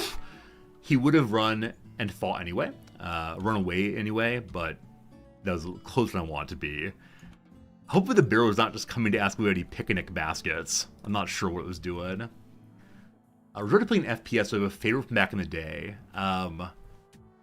The first Rainbow Six game, I believe, I played quite a bit of. I think that was an FPS. I tried to play some Counter-Strike back in the day, but I was very bad at it, and I played on multiplayer servers with people who were very, very good, and I got so frustrated. And my response to frustration was not, let me have a montage of running up and down the stairs, I'll become the god of all things Counter-Strike, but instead I just stopped playing. Absolutely stopped playing, for sure. So... Yeah, it's the kind of thing that some part of me wanted to be good at, but I did not want to spend enough time to actually be good at it. I think that was a good choice, because I can imagine playing that game and being frustrated how I was never quite good enough. I think the biggest thing when I started playing various Counter-Strikes is that people already knew the maps, so people knew where they should be looking and so on, and I was not playing on a casual enough server. And so I remember people, being very, very unhappy. You're looking in the wrong direction. What are you doing running through that door? I'm like, I want to go shoot people. Oh, I should also say I've played so much Team Fortress 2.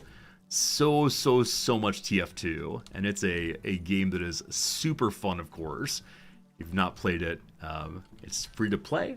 You get to play as some silly characters wearing silly hats, and it really is an enjoyable one for sure. Hey, you know what we need to make our tailoring bench? We need to make ourselves some components, obviously, and some more wood, too. So we're now licensed to cut this down here. Good. What's up, very good seeing you. I'm an Escape from Tarkov streamer. I've tried to play Escape from Tarkov 5 times now, and every single time I get scared and uninstall it, and then go watch someone play it and say, man, how can anyone play Escape from Tarkov without being terrified? Absolutely terrified. Oh, good call. I really enjoyed GoldenEye on N64 also. Played that a lot with my friends. See, what I liked about playing GoldenEye was you didn't have to be all that good to have a great time. Because I was just playing against my friends, sitting on the couch, and those people, those people were roughly as good as I was, and we had a nice time trying this and that, and there was no person who was so unbelievably good that they won every time. It was just silly, silly fun. It's similar to a story I've told before that, back in the day, we had a local video store that had a Street Fighter 2 and a Mortal Kombat cabinet, those two. And so we played these against each other, had so much fun. And there was one guy who was better than us, but not so better that he could beat all of us all the time, but he was the best of us. And so he went to a local tournament, like the tournament in the big city nearby, and got absolutely destroyed. It was like he won nothing, he barely scored a point, he had no idea what he was doing. I really miss that kind of video gaming, where you can have a good time and be close together with people and enjoy yourself and say, hey, I'm pretty good at this, without having to judge yourself against literally every other human on Earth. And I think that's one thing that, like, the internet culture has changed. Just being the world, or being your local town's pretty good singer, and delighting people. Well, you got to compete with Taylor Swift, right? I think that's unfortunate. I think it's sad for folks, for sure. People are terrible people. Playing video games together is the worst. I think part of it is the anonymity, right? I think if you're sitting on the couch with your buddies, it's much easier to say, like, hey man, stop being a jerk. Or, hey man, stop camping, right? This kind of thing. And your buddy would say, yeah, it's probably not much fun for anybody else. But the anonymity of online play, I think, allows people to say, I do not know these people, so I do not care about these people. And if I don't care about them, I'm going to keep camping all day, or I'm going to use a bot, or really whatever. So, I don't know. That may not be true, but my suspicion is that anonymity can bring out the best and the worst of us fairly easily. Probably. Okay. My coffee is nearly empty. Still have an hour and a half of stream left. I'll probably get some more coffee in just a moment here. We'll see. Room temperature coffee. Good. Anonymity allows people to yell curse at you and then you quit the game. Yeah, back in my first year political theory class at the good old community college that made me who I am today, I had a professor who was not into the whole internet thing at all. He found it scary in some way. Like, he was older, of course, but his fear was not so much about, I don't know how to use this thing, and more about how does it change, how does it change the ways in which we interact with the world? How does it change the ways in which people interact? And I remember him saying this phrase, which has stuck with me due to its, like, conciseness, and also the delightful words it used. He says that anonymity online gives people a shield behind which to be vituperative. Being able to say, you can't see me, you can't touch me, you can't really respond to me, can bring out the absolute worst in folks. The absolute worst. And I don't want that to be true, but I think it is indeed true. Oh, you know what? I moved that to critical and didn't say only certain kinds of things go into it, namely the cloth pieces. Yeah, but it's absolutely the case that if folks don't know who you are and you feel above any consequence, you might act terribly. See the Ring of Gyges. This guy finds a magic ring. He turns the bezel of it. He becomes invisible. This is a neat trick. What's he do with the trick? He runs to the palace, kills the king, seduces the queen, and becomes the ruler. This happens in about 3 weeks in my class. Look forward to talking about that with them, as always. But it's a real sad view of, really sad view of human nature, that we're selfish unless we have accountability. We're cruel unless we have accountability. I don't want that to be true, but I worry it might in fact be true. And it's very easy to go to the halo effect, right? And say, oh, if I had that power, I would use it only for good. I would be the good Superman. But I don't know. I don't know if I would be. It's hard to say. I'm putting apparel here also, so that clothes get left behind when they're made here, as opposed to going to the main stockpile. So, who knows? You believe we're entering a time when anonymity-driven bravado is coming to our non-anonymous lives? Oh yeah. I think there's certain habits of dialogue and discourse especially that are popular online that are used in public sphere also because they feel convincing. That sort of like passionate us versus them aggressive argument, which is so easy online because you can never be responded to until you're done talking, and then the person can block you if they respond wrong, etc. Joins our normal life also, and people are often very, very mean. So the number one thing I say on the first day of class is, let's be nice, right? Let's be nice, let's be kind, let's try very hard to think about the ideas, not the people. As Barack Obama put it, let's disagree without being disagreeable. I think that's good. Part of it, maybe our tribal nature. Oh yeah, no, I definitely agree with that. I think like humans have a basic kind of tribalism. The whole point of modernity, though, is that we try to get over that, right? We try to move past the narrow bonds of merely family and think of ourselves as some larger community. You know, the neighborhood, the Twitch channel, the whatever else there is, whatever else there's. And I think for me, that's a really important lesson to teach the students is, of course, they care about more than just themselves and just their local tribe, because they can think, oh, that person's suffering. That's a terrible thing. If you say the terrible thing and not just whatever, then you feel some kind of fellow feeling, some kind of empathy there. I think that's hugely, hugely important. IMO. So we just finished researching solar panels. I'll probably build those at the next base, most likely, because the next base we will not have nearly as much wood if we stay in the desert. Let's think what else we should have for the upcoming desert if we want to keep researching. Pemmican as an emergency food source is kind of nice. Drugs will be good for making the medicine eventually. I think hydroponics is essential so we have faster growing rice. In deserts especially, hydroponics for rice and soil for potatoes is a good way to go. We'll see, we'll see. Has little Timmy shoot any other pets, family, or friends yet? I don't know what you're talking about. How dare you suggest that little Timmy would shoot anything other than the intended target, right? Do not aim at anything unless you intend to shoot it.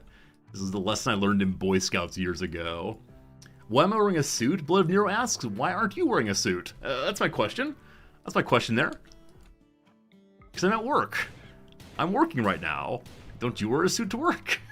You are wearing one also. Hey, in that case, your reasons for wearing a suit are the same as mine. Bunny Rabbit defeated. Oh yeah, we had him hunting before. We should definitely just return to hunting if we want to have these all die. Die? Hopefully, hopefully. So wildlife, everything's been cleared already. Let's go to other relatively friendly animals like the tortoise and such. Rats and squirrels, all these small beasts, but good training for Timmy either way. Jack's awake. Jack is getting us some more components. Nice. We need a lot more though. A whole lot more. Hey, Warp Space, I like that a lot. Yeah, Carl Sagan has so many absolutely wonderful little essays and comments on seeing how humans come together. I'm sure you've seen it before. Hello, Fritz. I'm sure you've seen it before, but it's an absolutely fantastic photograph, actually, called what? The Pale Blue Dot. The Pale Blue Dot picture, which Sagan writes about quite a bit. Yeah, it's this one right here. This one right here. That's very small. In big N. In big N. In big N. All right. This photo looks like some random smears, yeah? You see that little spot there? See that tiny little spot? We can zoom in. You might think it's a piece of dust. You might think it's a fleck, a bit of reflection. That's the Earth. That is everything that you know, everyone who matters to you, everything. Compared to this void here, right? That void is so much bigger. There's still so much beyond it. And I think this kind of perspective lets us say, oh, there's something importantly unifying about us. There's something importantly interesting that we are here. It's a way of having some nice perspective, I guess, on nice perspective on our problems, our situation, our commonality. That's how it goes. Hello, Blood of Nero. You seem a little edgelordy. That's not great. I think it's a mistake to say we're all equally meaningless, though, because you got people who care about you. You know, I think I have a certain meaning in my life because people expect me to show up on stream on time. I think it's a kind of meaning and importance. And yeah, I talked to my students last week or week before when I met one-on-one about which is scarier, that we're alone in the universe or that we're not. And it's one of those questions that has no obvious answer, right? No clear answer here. But I think it's scarier if we're alone. Like if there's no other substantial life out there, because it means that there's only us. It's only us.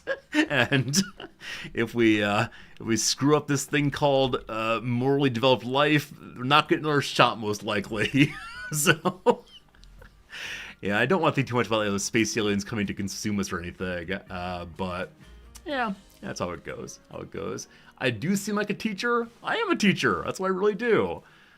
Yeah, I think that the person who will say that nothing matters, there is no meaning anywhere, has defined meaning in such a way that they've destroyed the concept. That's really how I think about this. Because we should find human-sized meaning, right? If we say that only the mountains are tall and that people cannot be tall, we've ruined the idea of tall humans. So we say the only meaning that matters is that which is a permanent change to all of society or humanity or the world or the universe, then we've lost sight of human-sized meaning and we're having an inappropriate scale for ourselves.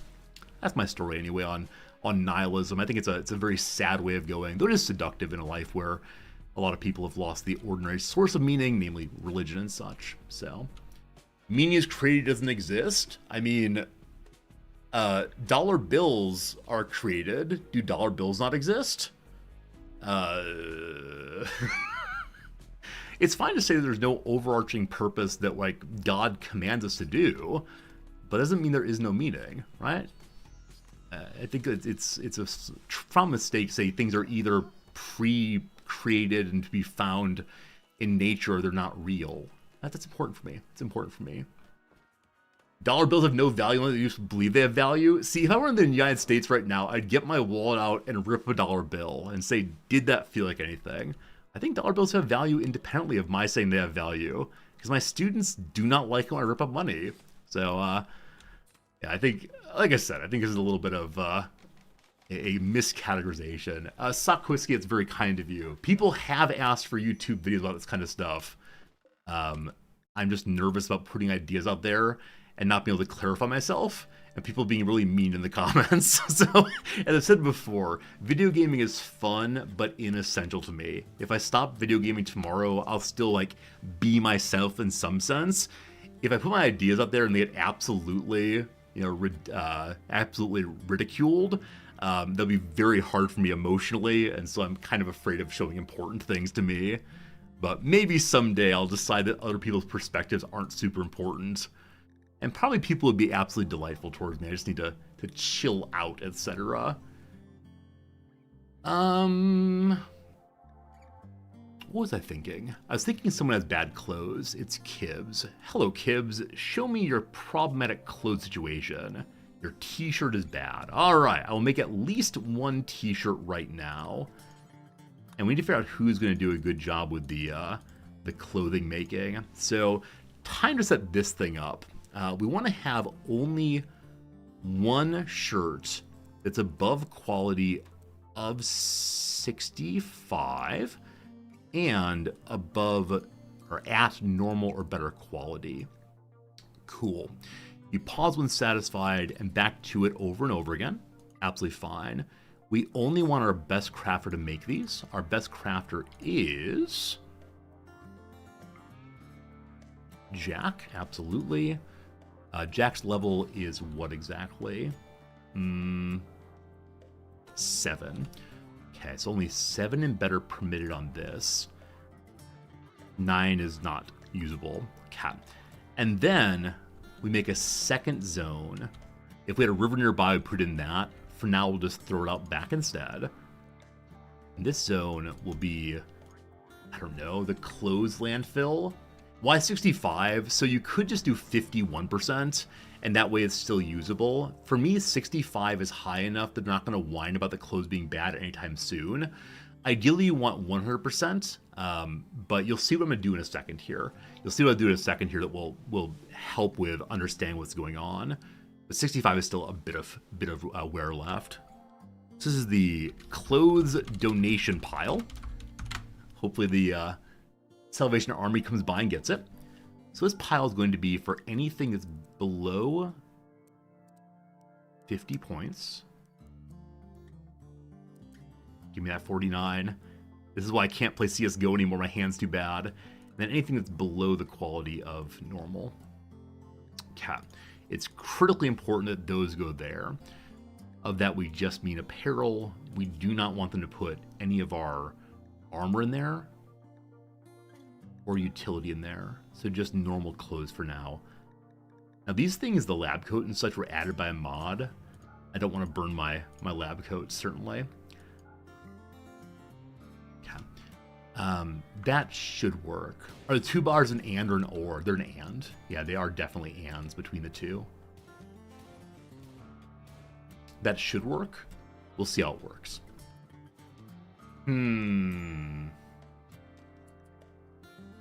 Did I move Jack to top tailoring and such? Mining is still higher. I don't want mining anymore. I need someone else to take over on that, though, because I need more components. And all of our storage areas are full again. Need a larger storeroom. Surely.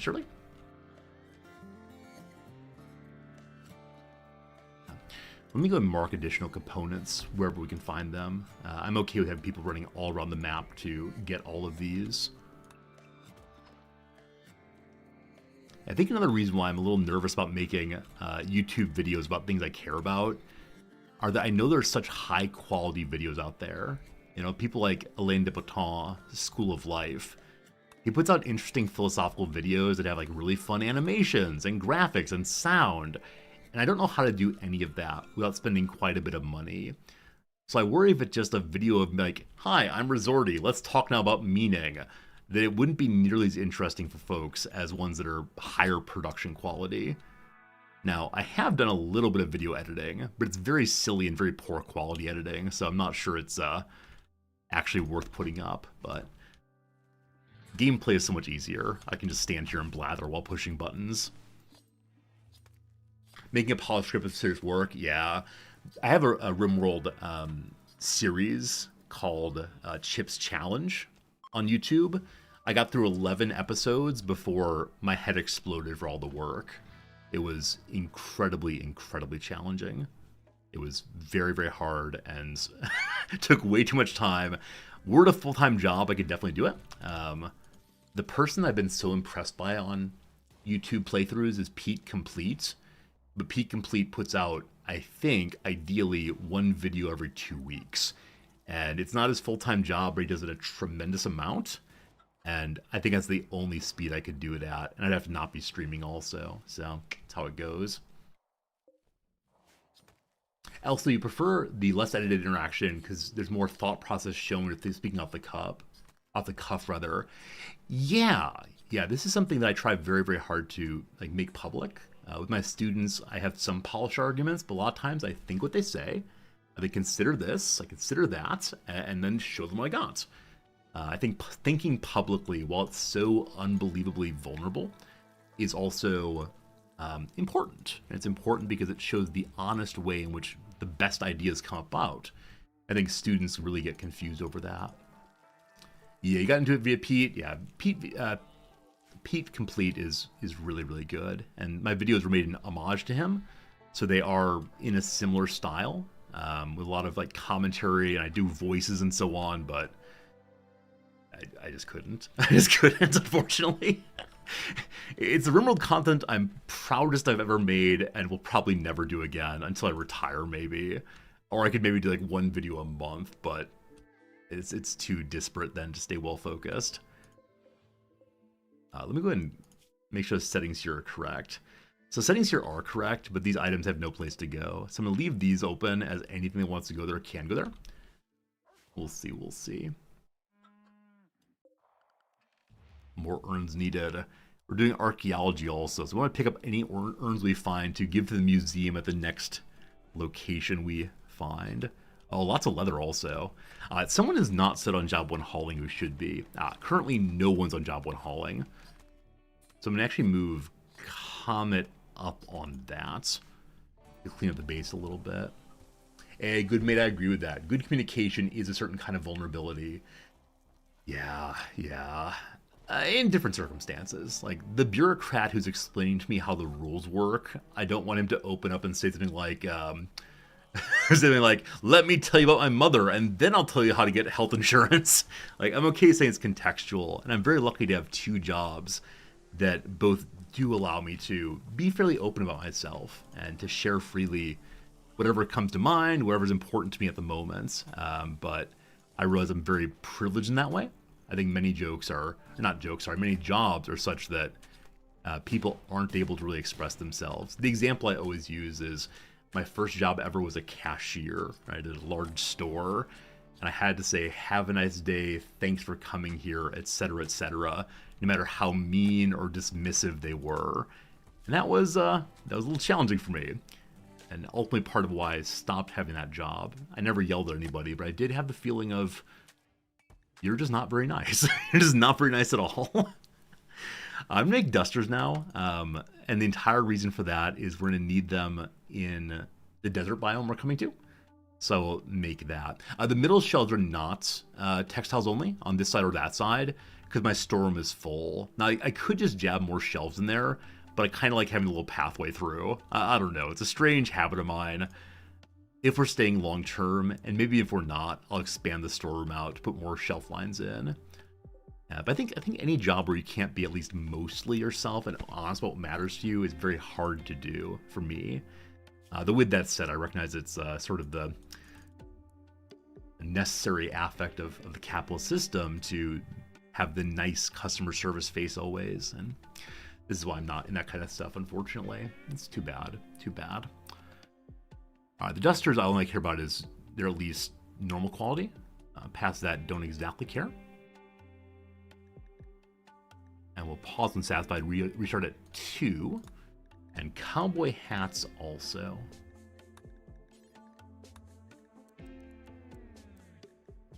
Time to start the true Rimworld experience here.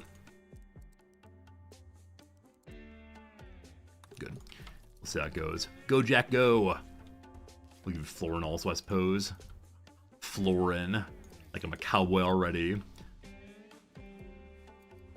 I'm resisting the urge to build rectangularly very well. See, honestly, I'm not, though. Because all of these buildings I've clamped on to their starting ruin, they've been rectangles. I appreciate the compliment, but no, I've honestly not done a great job on that. Oh yeah, Prem and Bean, you're absolutely right. The idea of like quiet quitting, the idea of not giving the boss more than they demand, like I absolutely understand why it's happening.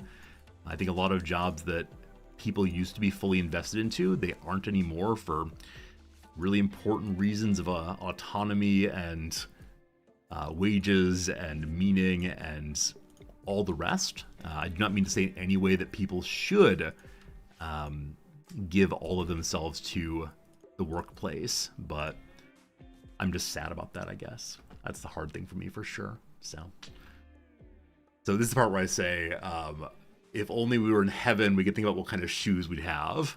If only we didn't live in this kind of society, we could think about letting people have fuller expressive lives. David Graeber, the brilliant genius anthropologist of economy, has this line where he asks, what is all of society for? Like, what is the aim of society? Why are we doing this? And his answer is play.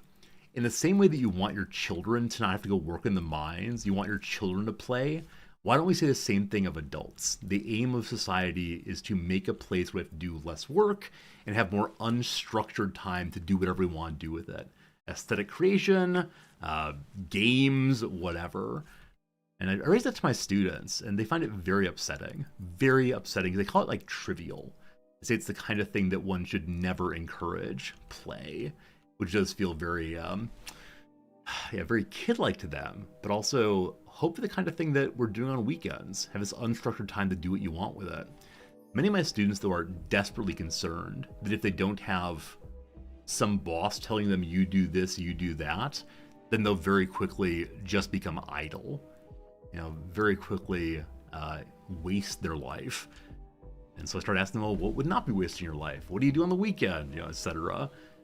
And I always hope it's the case that that they realize that they don't always or only do things because the boss tells them to. They have desires. They're creative in lots of ways. And for me, that's what work's about, ultimately, is expressing human creativity to make the world increasingly stable for us. All I ever want. We actually don't want a door there, I apologize. That door is meant to be an opening in the wall once it's built out. Sad the students feel that way. Yeah, I think it comes from an unstable world. I think it's the case that my students feel... I don't know. I think my students feel so alienated from society and so frustrated with inequality, etc. There's a really good book. Who wrote it? I'm not going to come up with it right now. It's a part of Astor Taylor's book I'm reading right now. Astor Taylor's book on insecurity. I may have mentioned this recently on stream. It talks about how people become very idealistic and don't worry about the material when the material is largely taken care of. She talks of it as like a societal level Maslow's hierarchy of needs. And she says, well, why do the hippies come in the 60s? Why do the hippies come in the 60s? That's because material security after World War II in the United States. People generally felt stable, at least certain kind of people, and so children of those people generally felt able to think about what do we want society to be. I think my students today feel unstable in a lot of ways, and so the idealistic side falls to the wayside. Something like that. We're talking about enemy or enemy? No, absolutely not. Absolutely not. None of that in this stream. But got a raid going. Got to look into that. A group of tribe people from Olga Covenant have arrived nearby, attacking immediately. This time it's just 2. Just 2. Oh, sorry, just 3. We've had a raid of this side previously, so I'm a little surprised it's not increasing in difficulty, but not that bad at good at shooting, not that good at shooting, though tough, and a cannibalistic psychopath. Doesn't actually fight, hides behind the front lines, waiting to eat his fellows when they go down. I think that's what's happening here. Alright, which direction will you all choose? Are you going to split up? Nope, they're going this way. So, let's get ready for combat. As they're all ranged, we don't need nearly as much about cover. Sorry, nearly as much as or about they're coming into melee and traps. Cover does matter substantially, of course. So we'll all get forward. Even little Sleepy Jack. Move Sleepy Jack to right here, I think.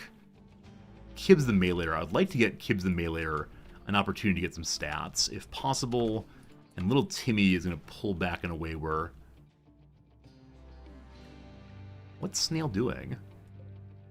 Did you get high, maybe? I was going to go to raid, but then I got high. Ooh.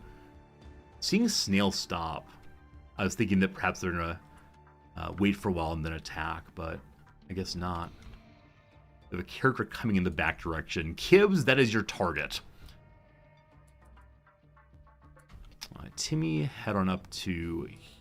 Oops. Timmy, head on over to here. Let's see how this goes. You all didn't expect the Afro Man? Hey, that's what I got. Got the Afro Man for sure. As a child of the 90s or 80s, I know all these things. So we could move Jack back. Insert your favorite Simon and Garfunkel. Move up the back Jack, make a new plan stand here. Or we can move these two folks forward. They'll have less good cover, but flank is always delightful. Okay, in the north, Kibbs, have you found your target? Come around the corner. Here we go. Do it, Kibbs, do it. Is this a tough character? No, so they should go down fairly easily, I hope. It's Paul Simon solo. Okay, I apologize. I don't know Simon and Garfunkel versus just Simon. Other than Graceland, Memphis, Texas, Tennessee. Going to Graceland. It's become time for singing with Resorty. Also, Kibbs and Britches has defeated the enemy, getting 12 herbal medicine. That's amazing. The one who's still up is Snail. Snail is tough. So we'll have these three characters run forward and then shoot wildly. And then you also head on forward. The downed Busto is the cannibal psychopath. We got no time for you, Busto. How did I meet my wife, and how does it live with her for to live with a philosopher? I met my wife in graduate school. She's a classicist. She used to teach Latin, Greek, and myth. Now she's the head of our faculty at the university. She's the head of all professors, so she's fine, thank you. This character is an artistic person, so ready to add a lot to the picture, add some color to it perhaps, but no luck. Friends, we have an ad break coming right now. It's been another hour, so it'll take 3 minutes now, do some more crossword, and then back to our game. Thanks for being here. Been a lot of fun talking today. My wife is my boss at home and at work. You're not exactly wrong about that. Goodwill is me amity. Oh, that's amitet, sorry. Amity means goodwill. Fall for someone. To catch feelings. Angry with. So probably something at, most likely. Also had a 0 in coat. I don't know how it happened. Coat like that. Angry with. Sore at. Heterogeneous. Said it earlier means all the same. Non-amalgamated, I'm not sure. Gluten-free soy sauce. I said it's gonna be tamari or tamari. It indeed is. What is Arma here? Ah, yeah. So it is some good old Latin for us. Good. Shirley Chisholm. I couldn't remember her name earlier. Shirley Chisholm is one of the campaign of Unbought and Unbossed. I believe she ran for vice president on our Republican side some years back. Or she was part of a vice presidential ticket some years back, maybe the 70s or 80s possibly. All right, novelist Roy, who said our strategy should not only be to confront empire, but to lay siege to it. I do not know. Arundathi? Arundiati? Sport with glide and spin. Oh, snooker maybe. Nope. Snooker seems no good. Also, snooker sport, I'm not sure. No idea, we'll come back later. Shop that sells cigarettes in France. No idea. A kibok? A kamuk? Not sure. 1960 thriller that, according to Morton Scorsese, showed how the act of making movies can be perverse. Keeping something, or Peeping Tom probably. I don't know the film, but I know the phrase. Ragged is gonna be natty. I like that. Earned. Brought in. Probably James Reese plays football for Chelsea. Island over which, oh really? So Ellis Island, New York and New Jersey had a dispute over until it was settled in the Supreme Court in '98. See, as a foolish Midwesterner, I've always thought that Ellis Island is just obviously New York, but I guess not.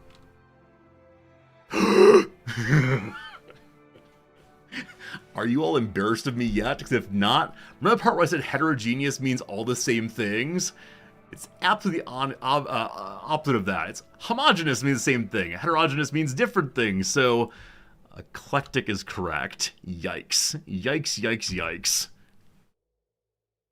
Am I still your favorite? Gosh, I hope so. Sport with glide and spin. Tabby instead of natty.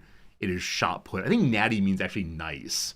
There's some natty duds. I think it's a UKism. So French designer known for snap cardigans. I assume Agnes or Ignes. Let's try the I instead and see if that does it. Well. The Statue of Liberty is also in New Jersey. Oh, really? Is there a big fight over that? Friends, something's wrong in here. Something apparently is incorrect. I don't know about this person's name. R&D Hati. All worked up is in a pet. That is correct. Natty means natural, like not on steroids. I know that. This is not me cheating, I promise.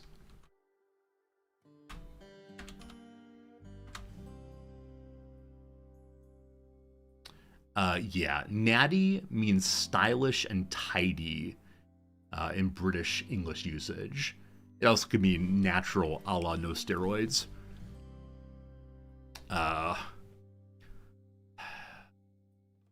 Does anyone know what the problem is? Like, don't tell me exactly, but is it something obvious, or I don't want to read through everything. Soar at seems good. Eclectic's right. Eos is indeed the goddess of the dawn. Cornflakes girl singer is Tori Amos. You think it's a mistake? All right, Tiger Burning, tell me, what is the mistake? You notice a natty in your life? The person I learned it from first was, is it Mel Goiterich? I don't know how to say her name. I think she went to Cambridge, though. Wasn't DJ Khaled? Oh, it might be Talib instead of Khalib. Hey, thank you for that. The crossing of a French name for a shop and a person who does hip-hop I don't know. Mos Def and Talib Kweli are Black Star. Thank you for catching that. I would have never caught that, so very cool. I appreciate it. Oh, Tobacco is short for tobacconist. Oh, that's delightful. Thank you. Thank you for helping with that one also. So I'll know that in the future. Tabac. That's probably the French pronunciation. Tabac. Tabac. I have no idea how to say French. Anyway, Tuesday done.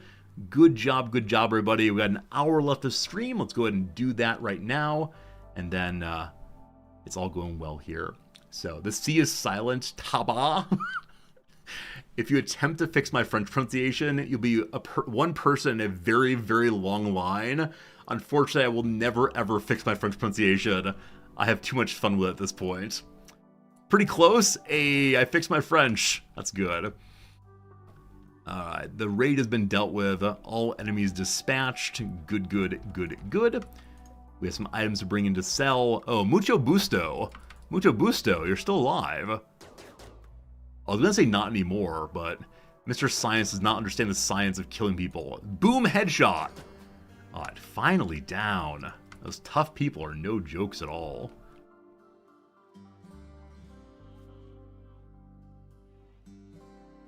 I said I'm gonna get some coffee. I'm gonna get some coffee. I'll be right back. Hopefully it's the case it doesn't all fall apart. Actually, before I do that, I want to set up the other clothes we need. I'll only be gone for a moment or two while I make my coffee, but if there are 10 job left, that's probably enough. We'll add some pants in also. Hey, Tillian Sawared, thank you for the Prime sub. Thank you for supporting the channel. Do you enjoy watching the crossword? Do you enjoy the knowledge that you're helping me out here? Thank you very, very much. Very, very much. Pants. Pants. I only want a few of them. We'll go for 3 of them of the correct level. Eventually we'll go for good quality, but not quite yet.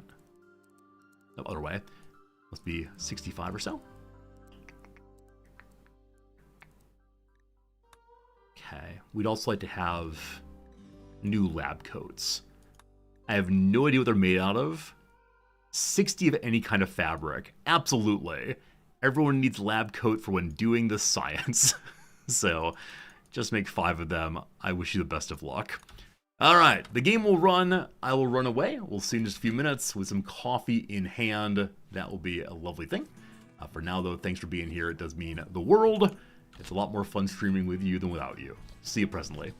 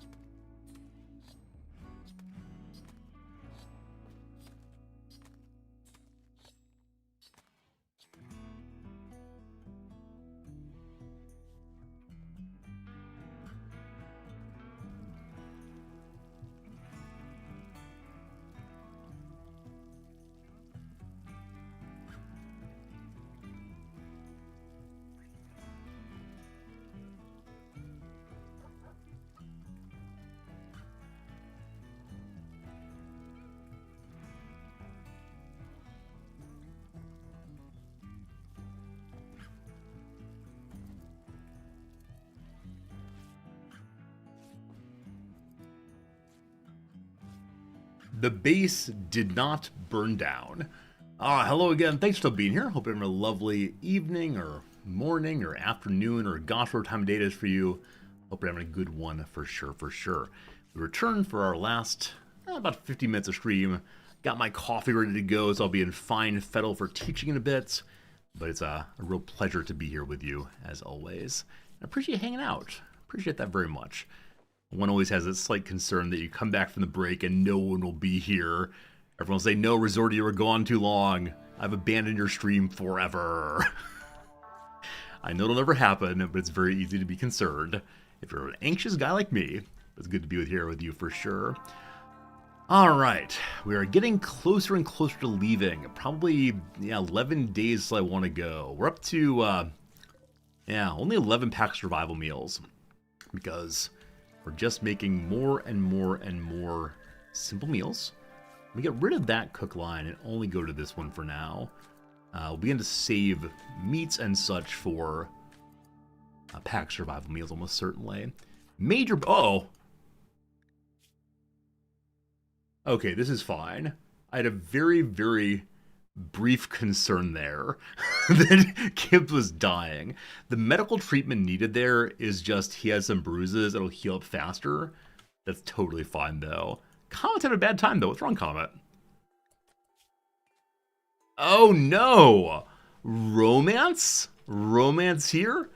So, unnamed Comet hit on little Timmy. It happened too long ago. They chatted about poker, and unnamed Comet said, "You wanna poker?" No, sorry.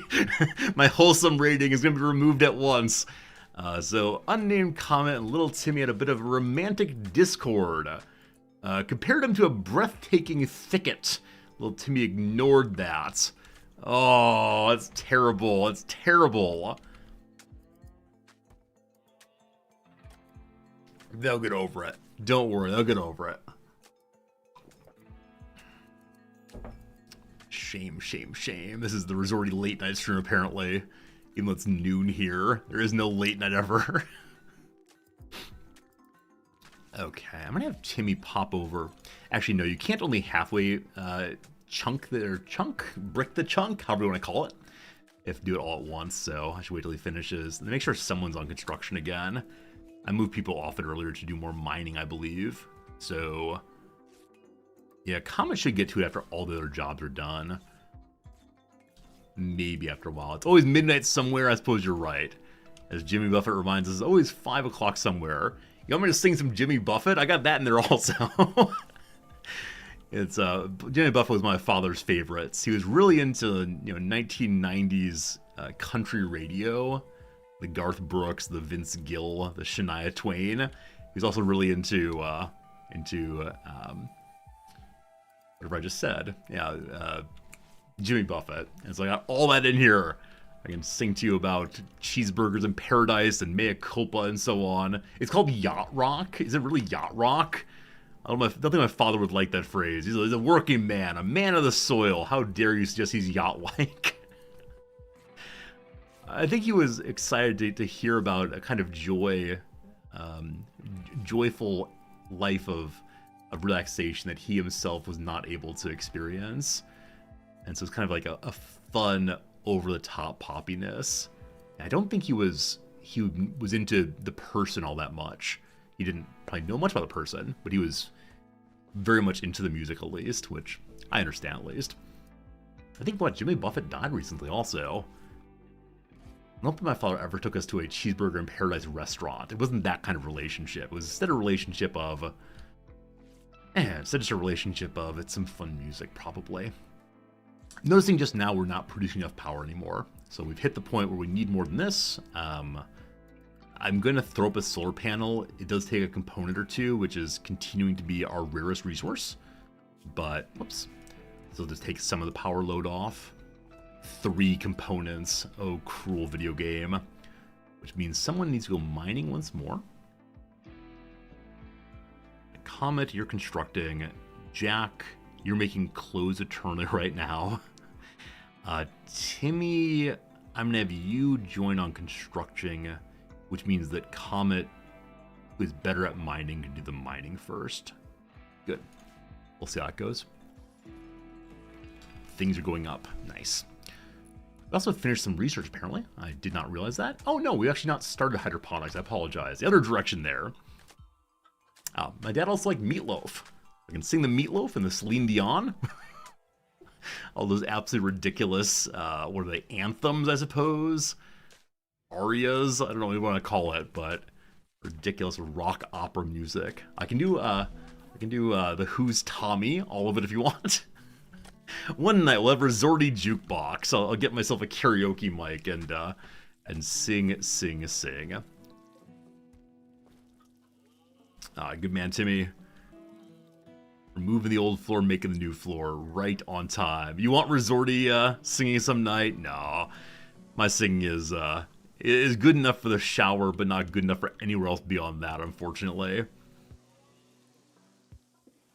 The kind of thing I would do if I still drank on stream. I haven't had a drink on stream in, I don't know, many centuries ago, I suppose. No, it has to be, I don't know, 5 years probably. And now I don't drink at all, so that's how it goes. Sing all 8 minutes of Paris by the dashboard light right now? No, that has passionate breathing noises I refuse to make on stream. It's always fun watching the little characters run around, doing the ant farm thing. That said, Miracle Gus has given birth. My friends, it's a frabjous day. Alpaca number 1 comes out tired. Probably otherwise not looking so great. But you, my friend, get to be named after Shazier. Thank you for the bits earlier. I do not know if you're still here, but you get to be an animal. We'll take good care of you, I promise. Though the more animals we get, the more likely one of them to be sold and or consumed sooner or later. I may just make someone job 1 mining all the way, ignoring all their work. Comet, hit you. I mean, the hauling won't happen quite as much, but I need to get the mining done. How are you locked inside, maybe? No, you're unrestricted. One more bit of food first. And then off to mine. I'm not going to be a poet like your father. The greatest thing in the world for these cargo pods would be components. Eggs. Let's got more meats. We can start getting more packed survival meals. We're up to 24 of them now, so more and more are coming. That's great. And got plenty of simple meals as well. Is everyone on eat only simple food? Yes, good. It's been a bad day. It's Comet! You went all that way. Oh, your clothes are bad. What do you want as bad? Put on a hat. Bad quality hat. The cowboy hats have not been made quite yet. They were still in the middle of dusters, possibly. Yeah. I'm going to change and move cowboy hats to the top. Already working on it. Good job, you hero. Now, this room has not been made as a slight annoyance. So, science guy, Bill, is currently locked in on cooking. Cooking all those packed survival meals for the road. Timmy should be on construction already. In the morning, we'll see what gets made. Comet, you coming home yet? Yeah, that long walk for mining, the long walk back, does not feel super great. Hoping for traders to come by with some components. At one of the cities, we'll definitely sell clothes and other minor items for that purpose. Got a lot of leather after all. We'll probably make it all into cloth and then sell that. Though we do need more areas for storage, of course.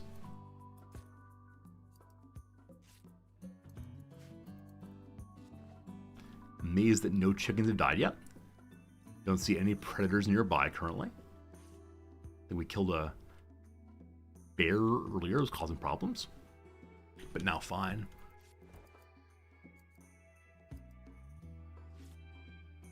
The fact that you walk back off the component's maddening. Yeah, there's a mod for this. What's it called? While you're can't remember what it's called. It's while you're something. And it's like, while you're in the kitchen, would you mind bringing a glass of water back? While you're walking back to base, would you mind hauling something? Though this is quality of life in some sense, my life is better for not having that thing just sitting there. It is also, unfortunately, a change in the game in a big, big way, because pawns are not meant to do that. Right, while you're up, pick up and haul. Thank you for doing that. While you're away, while you're up, that kind of thing exactly. It's very, very useful mod. I know the mods, I just don't use the mods.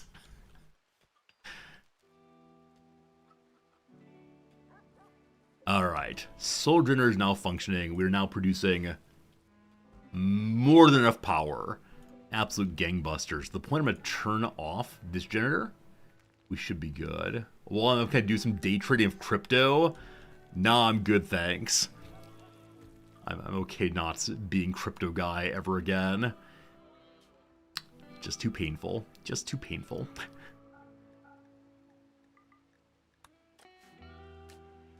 Yeah, I know some friends in the channel here are big old crypto people. That's very cool, but not for me, too confusing. It would be pure speculation on my part, and that's not a good way for me to approach the world, I do believe. So when Timmy is done constructing, he'll then go craft new blocks for us, which is exactly what I'm to do. He's on it, so we'll move back and forth there. Do I think pick up and haul changes the game that much? Yeah. I mean, it doesn't, like, make combat easier, but it means you don't have to, like, do what we're doing right now. We'll just stare at unnamed comet and say, when you go back to base, you must pick up this. So that's how it goes. The Resorty NFT product canceled. We're just a couple years late. We could have gotten on the Conan show and talked about how awesome NFTs are. And if you sign up for my NFTs right now, then you'll be able to get your very own board Resorty picture. Exactly like that. You can cue the haul command. Oh yeah. So yes, of course you can do that. You know, you can push that and then move away. It just, you have to micro at every single level, and that's definitely game changing. That's how it goes. How it goes. Oh goodness. Are we out of steel again? No, steel got moved inside. It's not supposed to happen. No steel allowed. Actually, no raw resources is fine. Good. Minor quality of life? Yeah, this is the question. Is it major quality of life, major game-changing, minor quality of life?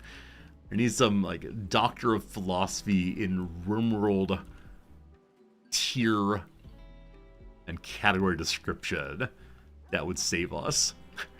Such a minor question. For me, I just don't want to play with it. That really is the whole story. We can get more slate if we remove this, which Timmy will do before he makes more blocks, and that'll be just fine. Major break. Comet having a bad time again. Got very wet. Doesn't like the barracks very much. Insulted. No one likes him. Etc. Etc. Yeah, I don't get into the discussion of what is quality of life. I mean, I do, but not in the video game version. Just because I don't think it's a super interesting topic. It's more you do you, fam. But just own it. You know, be honest about it. If you're someone who enjoys playing with mods, just play with mods. All cool, cool. Need Tynan's hierarchy of needs.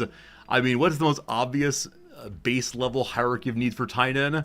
Is the level of eating at tables as the foundation of all good things in the Tynanverse, whatever it is.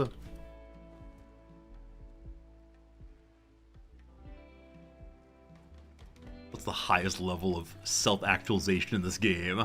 It may actually just be eating at a table. It's absolutely flat. If you can eat at a table, life is good. If not, you got some big problems.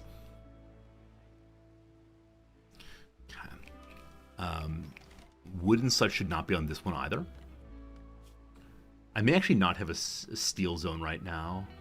It's the kind of thing I usually remember to make, but probably this next base didn't make. I saved all the steel over here. This is wood pile. This is just blocks. I'm gonna add steel to it also, and that will help somewhat. The greatest level of distress, poor quality of life, is having a Z level. Oh, what game was it recently? There was some game that I was either reading the Steam page for or maybe reading an email from a dev about that really did sell itself as like Rimworld with Z-axis.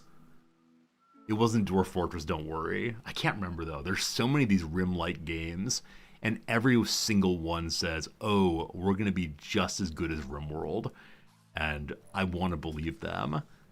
But I don't need more Rimworlds. I already have a Rimworld at home. Just can't recall what it was, unfortunately. Okay, a lot more storage, all good. Was it Risk of Rain? I think it may have been Risk of Rain, Rosaris. I've not played Stranded Alien Dawn. Going Medieval, we did play. It looks interesting. We did play Clanfolk also. Clanfolk I found a little bit tedious after a while, but I really enjoyed the first bit of it at least. Yeah, there's so many Rim-likes out there. There would be more, no doubt. Hungry Pen Animals. Once again, they ate absolutely everything. A Risk of Rain is a shooting-like game? Okay, that's not what I'm thinking of then. What was it called? Sorry, I'm not going to come up with this one. But shame on you for trying to trick me by saying, is it this game? I'm like, sure, that sounds familiar. Why not? I got tricked. What a shame. The pen expands once more. Before long, the pen will be the entire map. Go big or go home. That's the decision of the day. Was it After the Storm? Nah. After the Storm doesn't have Z levels. It's a great game, though, and they had a big release for a new update. Man, that's a good game. Yeah, Against the Storm is a game that I always kind of want to play, but I know if I play it, I'll never play anything else again. So, that's how it goes. Rise to Ruins. Maybe that's what it was for Zyrus. Similar name. Anyway, I'd just be guessing right now, so I'm gonna hold off on endless guessing. Okay.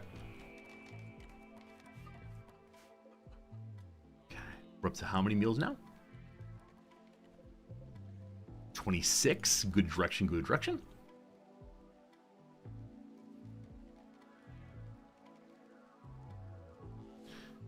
So we're leaving here in 7 days. What do I want to get done between now and then? What would help us most? Obviously, stripping all the components. That is getting done just kind of slowly. Man, with the rain, they're going to go bad if I don't keep an eye on it. Easily haul the 4 of them, most likely. We'd like to get better weapons for our shooters who have poor quality revolvers. For that, I need to get research going again. We have no one currently researching. Mr. Science, I'm going to ask you to research for a while until we have material for more cooking. What's missing on cooking right now is meat. So a bunch more packaged valve meals would be good, because as you know, I want to take this path. I want to go from here. You're friendly, correct? They hate us. You're friendly, you hate us. Okay, so we are currently not in a place of what's called love, unfortunately. Yeah. If we want to, we could go down here. I think we're going to go it alone, though. So from our home to the Isthmus by the most direct path is 8 days. It is 8 days, and then we set up in some kind of desert. We'll be getting there in the middle of summer. Cool. So we want a whole bunch more packed survival meals, definitely. And yeah, it's gonna be horrible. It's gonna be horrible. That's why we have the dusters and cowboy hats, though. That'll be useful to get there. We want to make sure we can make an air conditioner early, so the components are hugely important. Agreed that we'd like silver as well. That's definitely worth getting. Though silver's less important if we're not gonna stop at a store. A transport pod has crashed. This person is Skinner. This is the first or second time we've seen this character.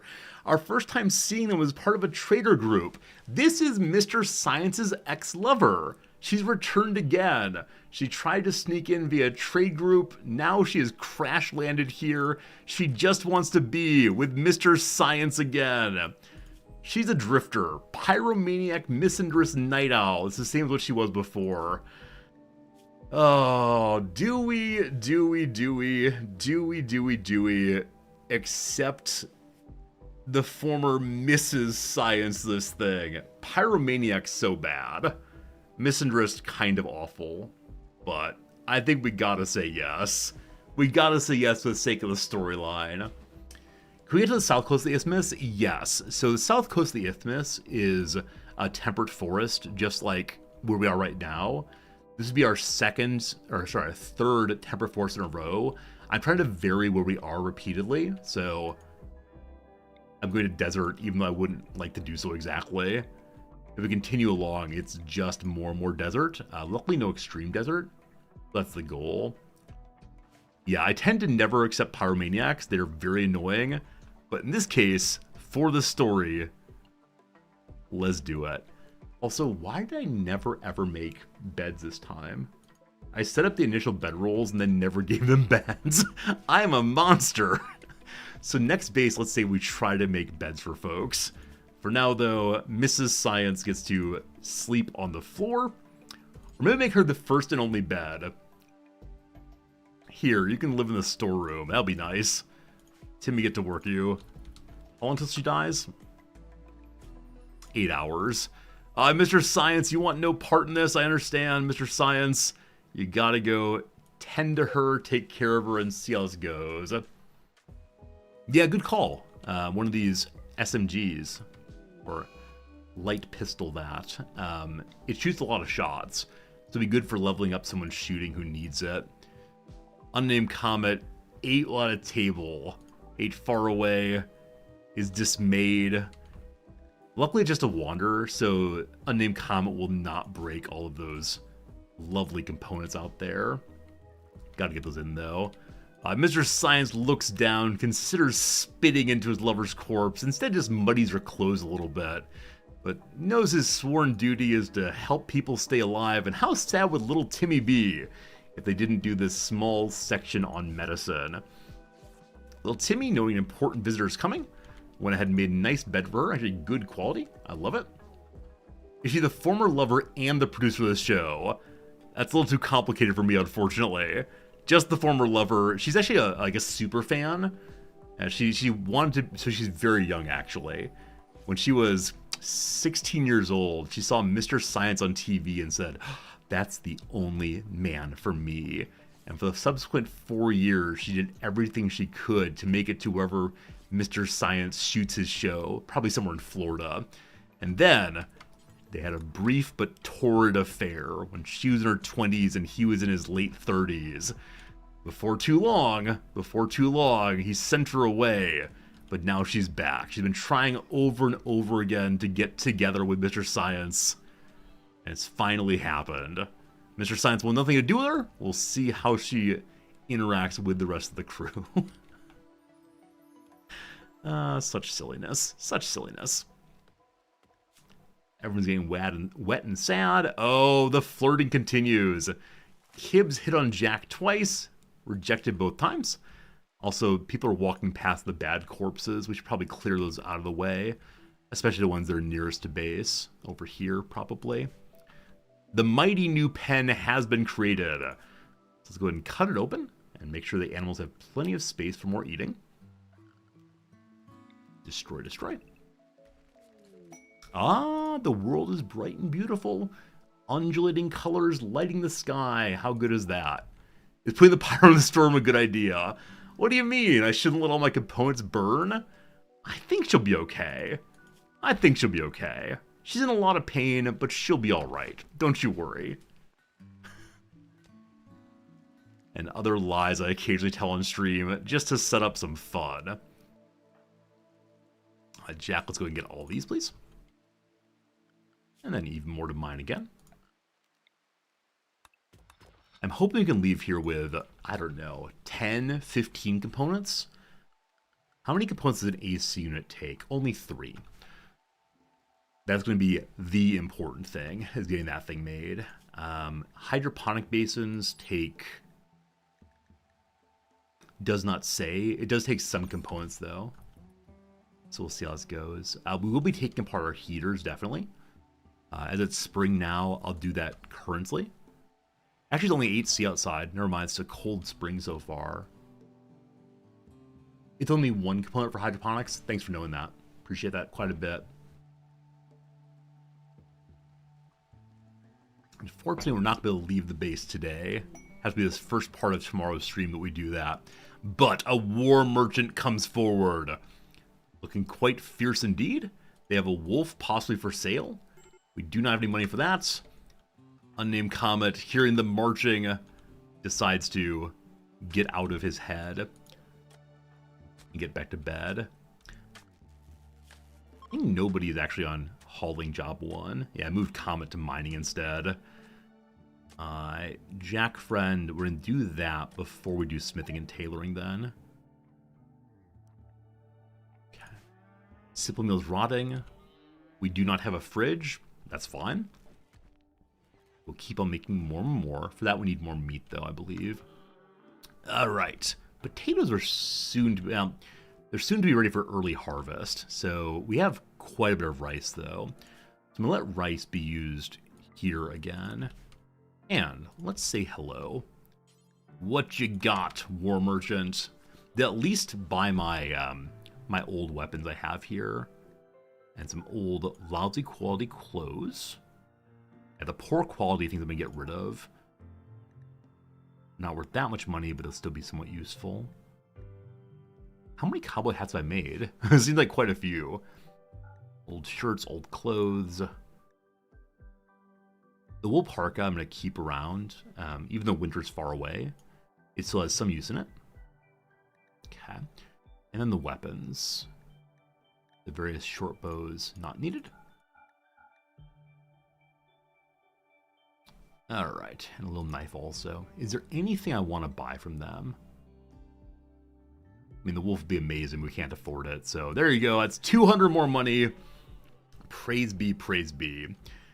And seeing we don't have any wood left to keep the furnace going, Kids will ask you to help with that real quick. Wait, I turned it off. Does it burn the rest of the wood before it goes on again? Whichever way. The batteries run down, so we'll turn it back on again. And then they'll fill it up once more, I assume.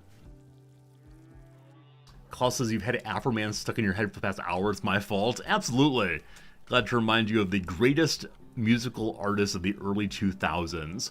Up there with Cha-Cha Slide Guy. I forgot his name. It's Master something, though, I think. It's a song that gets stuck in your head. I think it's one of those songs, despite being about, marijuana consumption, that was played on general radio stations. And everybody found the song absolutely charming, even though they were not the target audience even a little bit. I wonder what Afro Man's up to these days. What has Afro Man been doing since his peak back in 2003 or so? I worry he might be touring, and no one wants to hear his music until his last song. And so people just sit there and stare at him, clapping politely. And then suddenly, he plays his one big song, and everybody cheers and goes home happy. Oh, Scooter should be off to the side, incidentally. They should not be in the very middle there. Yeah, the police raided his house, and he made a song about that. Did the song do well? Did people enjoy the song? Unnamed comments on the way being very, very happy. Everyone's fine again. Good stuff, good stuff. Okay. Right, we need to kill animals to find our way to... Hello, donkeys. To find our way to the great glory that is making pack survival meals. So, time to have Timmy return to hunting again. Should we hunt a muffalo en masse? We should probably go ahead and try to tame some donkeys. That seems like a nice idea. I'd fight off the deer and such. And then maybe we'll hunt a muffalo after a while. Outlanders from Hendio are taking their wounded guest. That's fine. So Skinner did not stay with us, but instead skedaddled elsewhere. That is alright.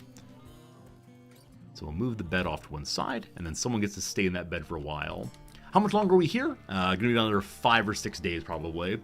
So on tomorrow's stream, we'll definitely do the big move.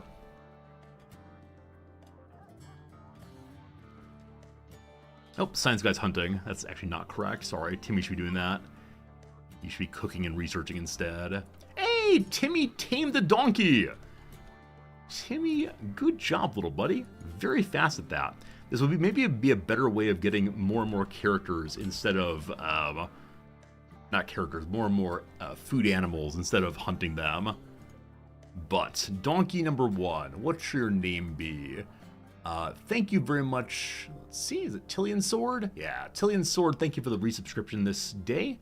You are in the game as a donkey. So far, only 1 animal's died. I intend to keep it that way. You will survive. Hey, hey. While you're there, Jack, already moving it. Good man. And because of that, I'm not going to give it to you. Little Timmy gets to live off on his own for a little bit.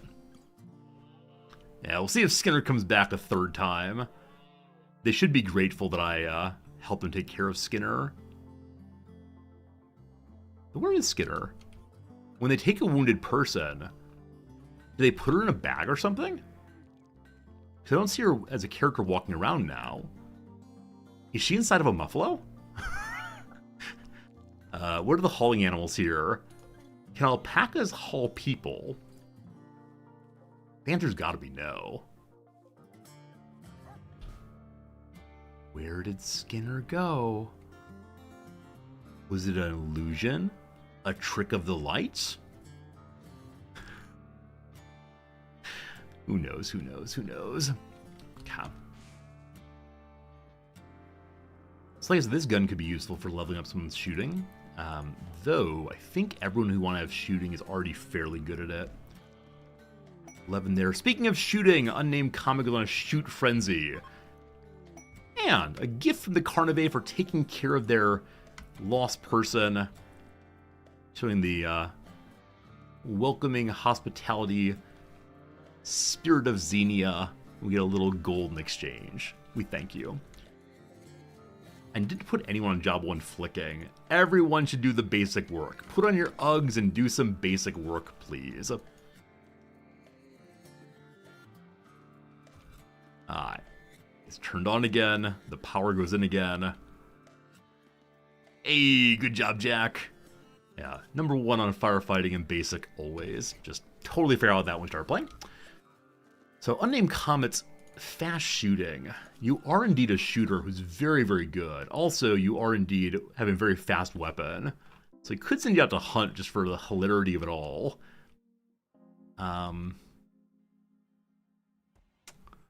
Anything... You want to hunt a muffalo? You want to hunt a muffalo with your gunslinging ways?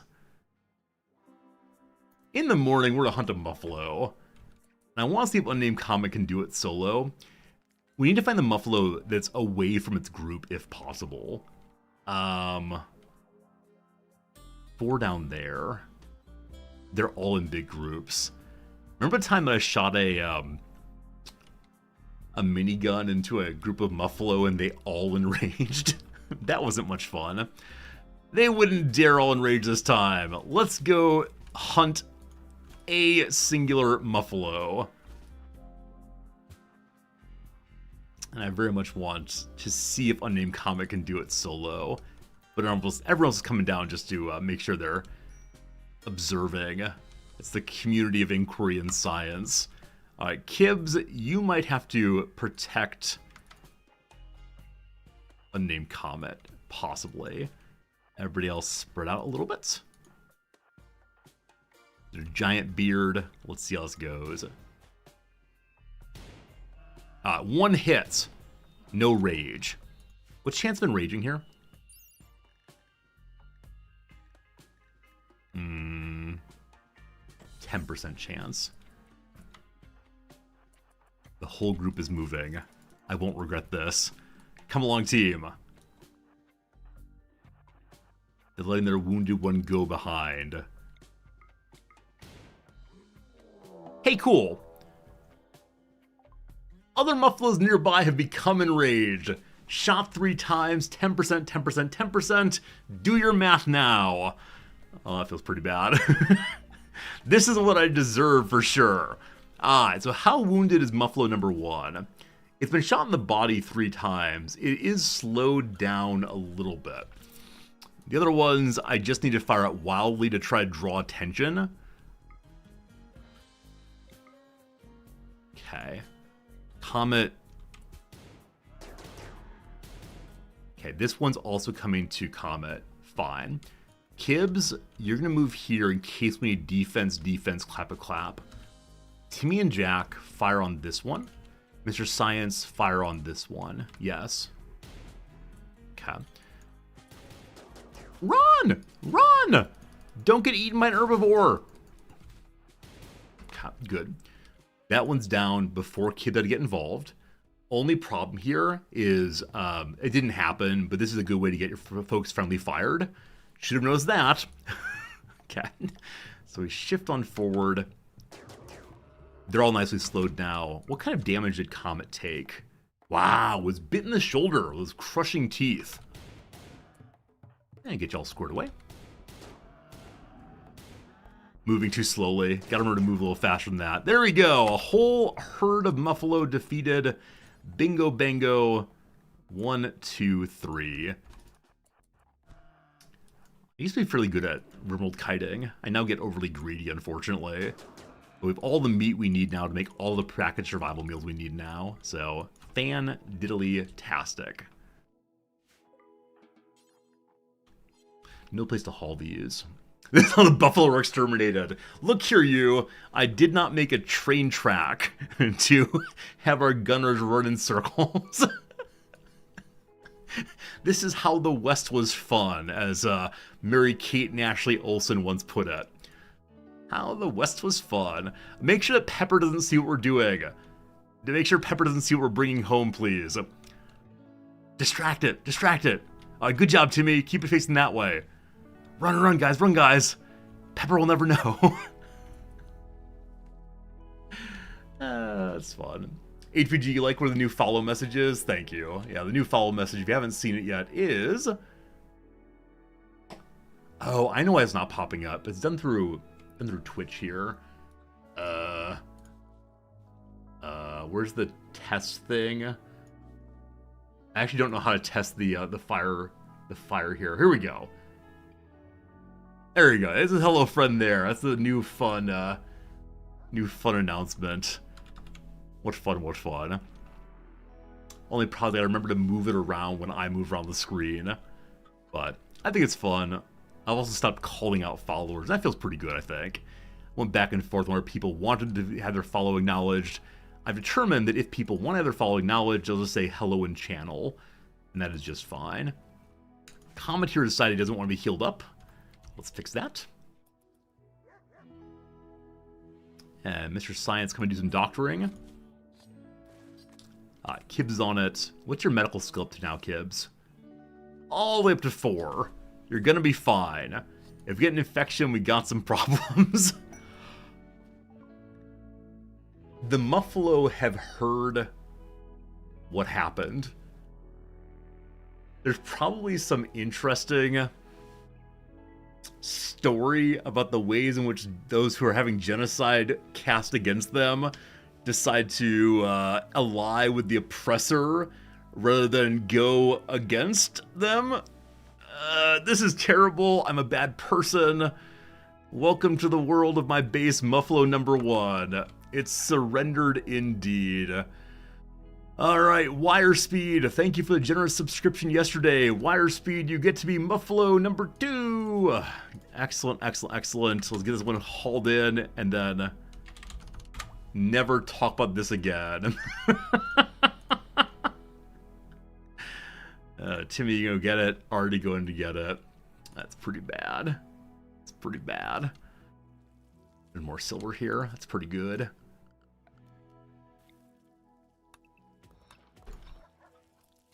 So we are back to making absolutely lovely packed survival meals.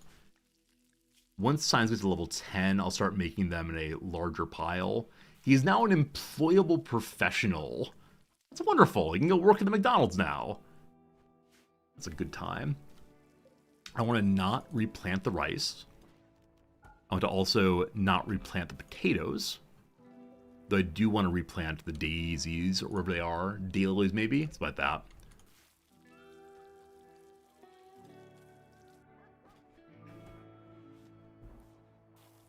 Good. We're about a 10% of the way, a little more than that, into hydroponics. I do want to finish that also. We'll see. It's a different herd. Maybe the tame ones a tribute in. They gave us one Muffalo, so we don't come for the rest of them. Whichever way, I feel like the oppressor in a big, big way. I'm just trying to tame wild nature. Not sure how that's working out so far. Out of meat, Mr. Science drags a Muffalo onto the table and begins chopping it away. We have so much meat now. The issue now is we have no veggies. So time to hunt. Not hunt, time to harvest any berries, and then a small selection of the potatoes here. Then are there other berries nearby? One right there. So I'm going to zoom out and double click berries and mark all of them to harvest. That'll be fine. Eventually this meat will all go bad. 400 meat and one full Muffalo still. I'm going to forbid the Muffalo and keep it in animal form, inside the refrigerator that is the beast, for a while longer.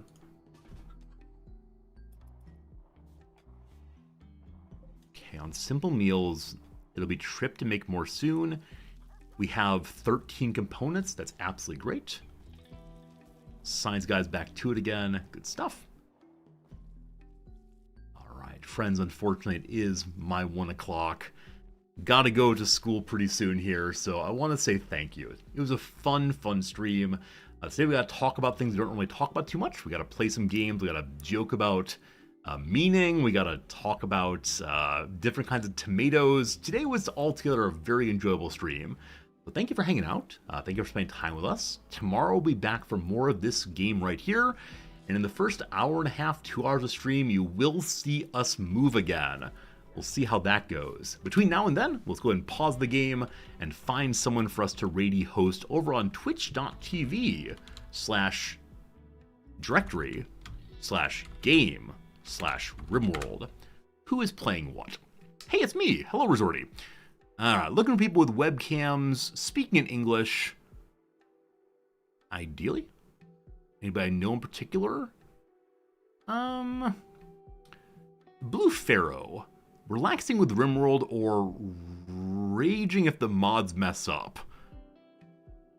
Or I am the cream. I don't know what that means. Maybe cream of the crop. Not sure.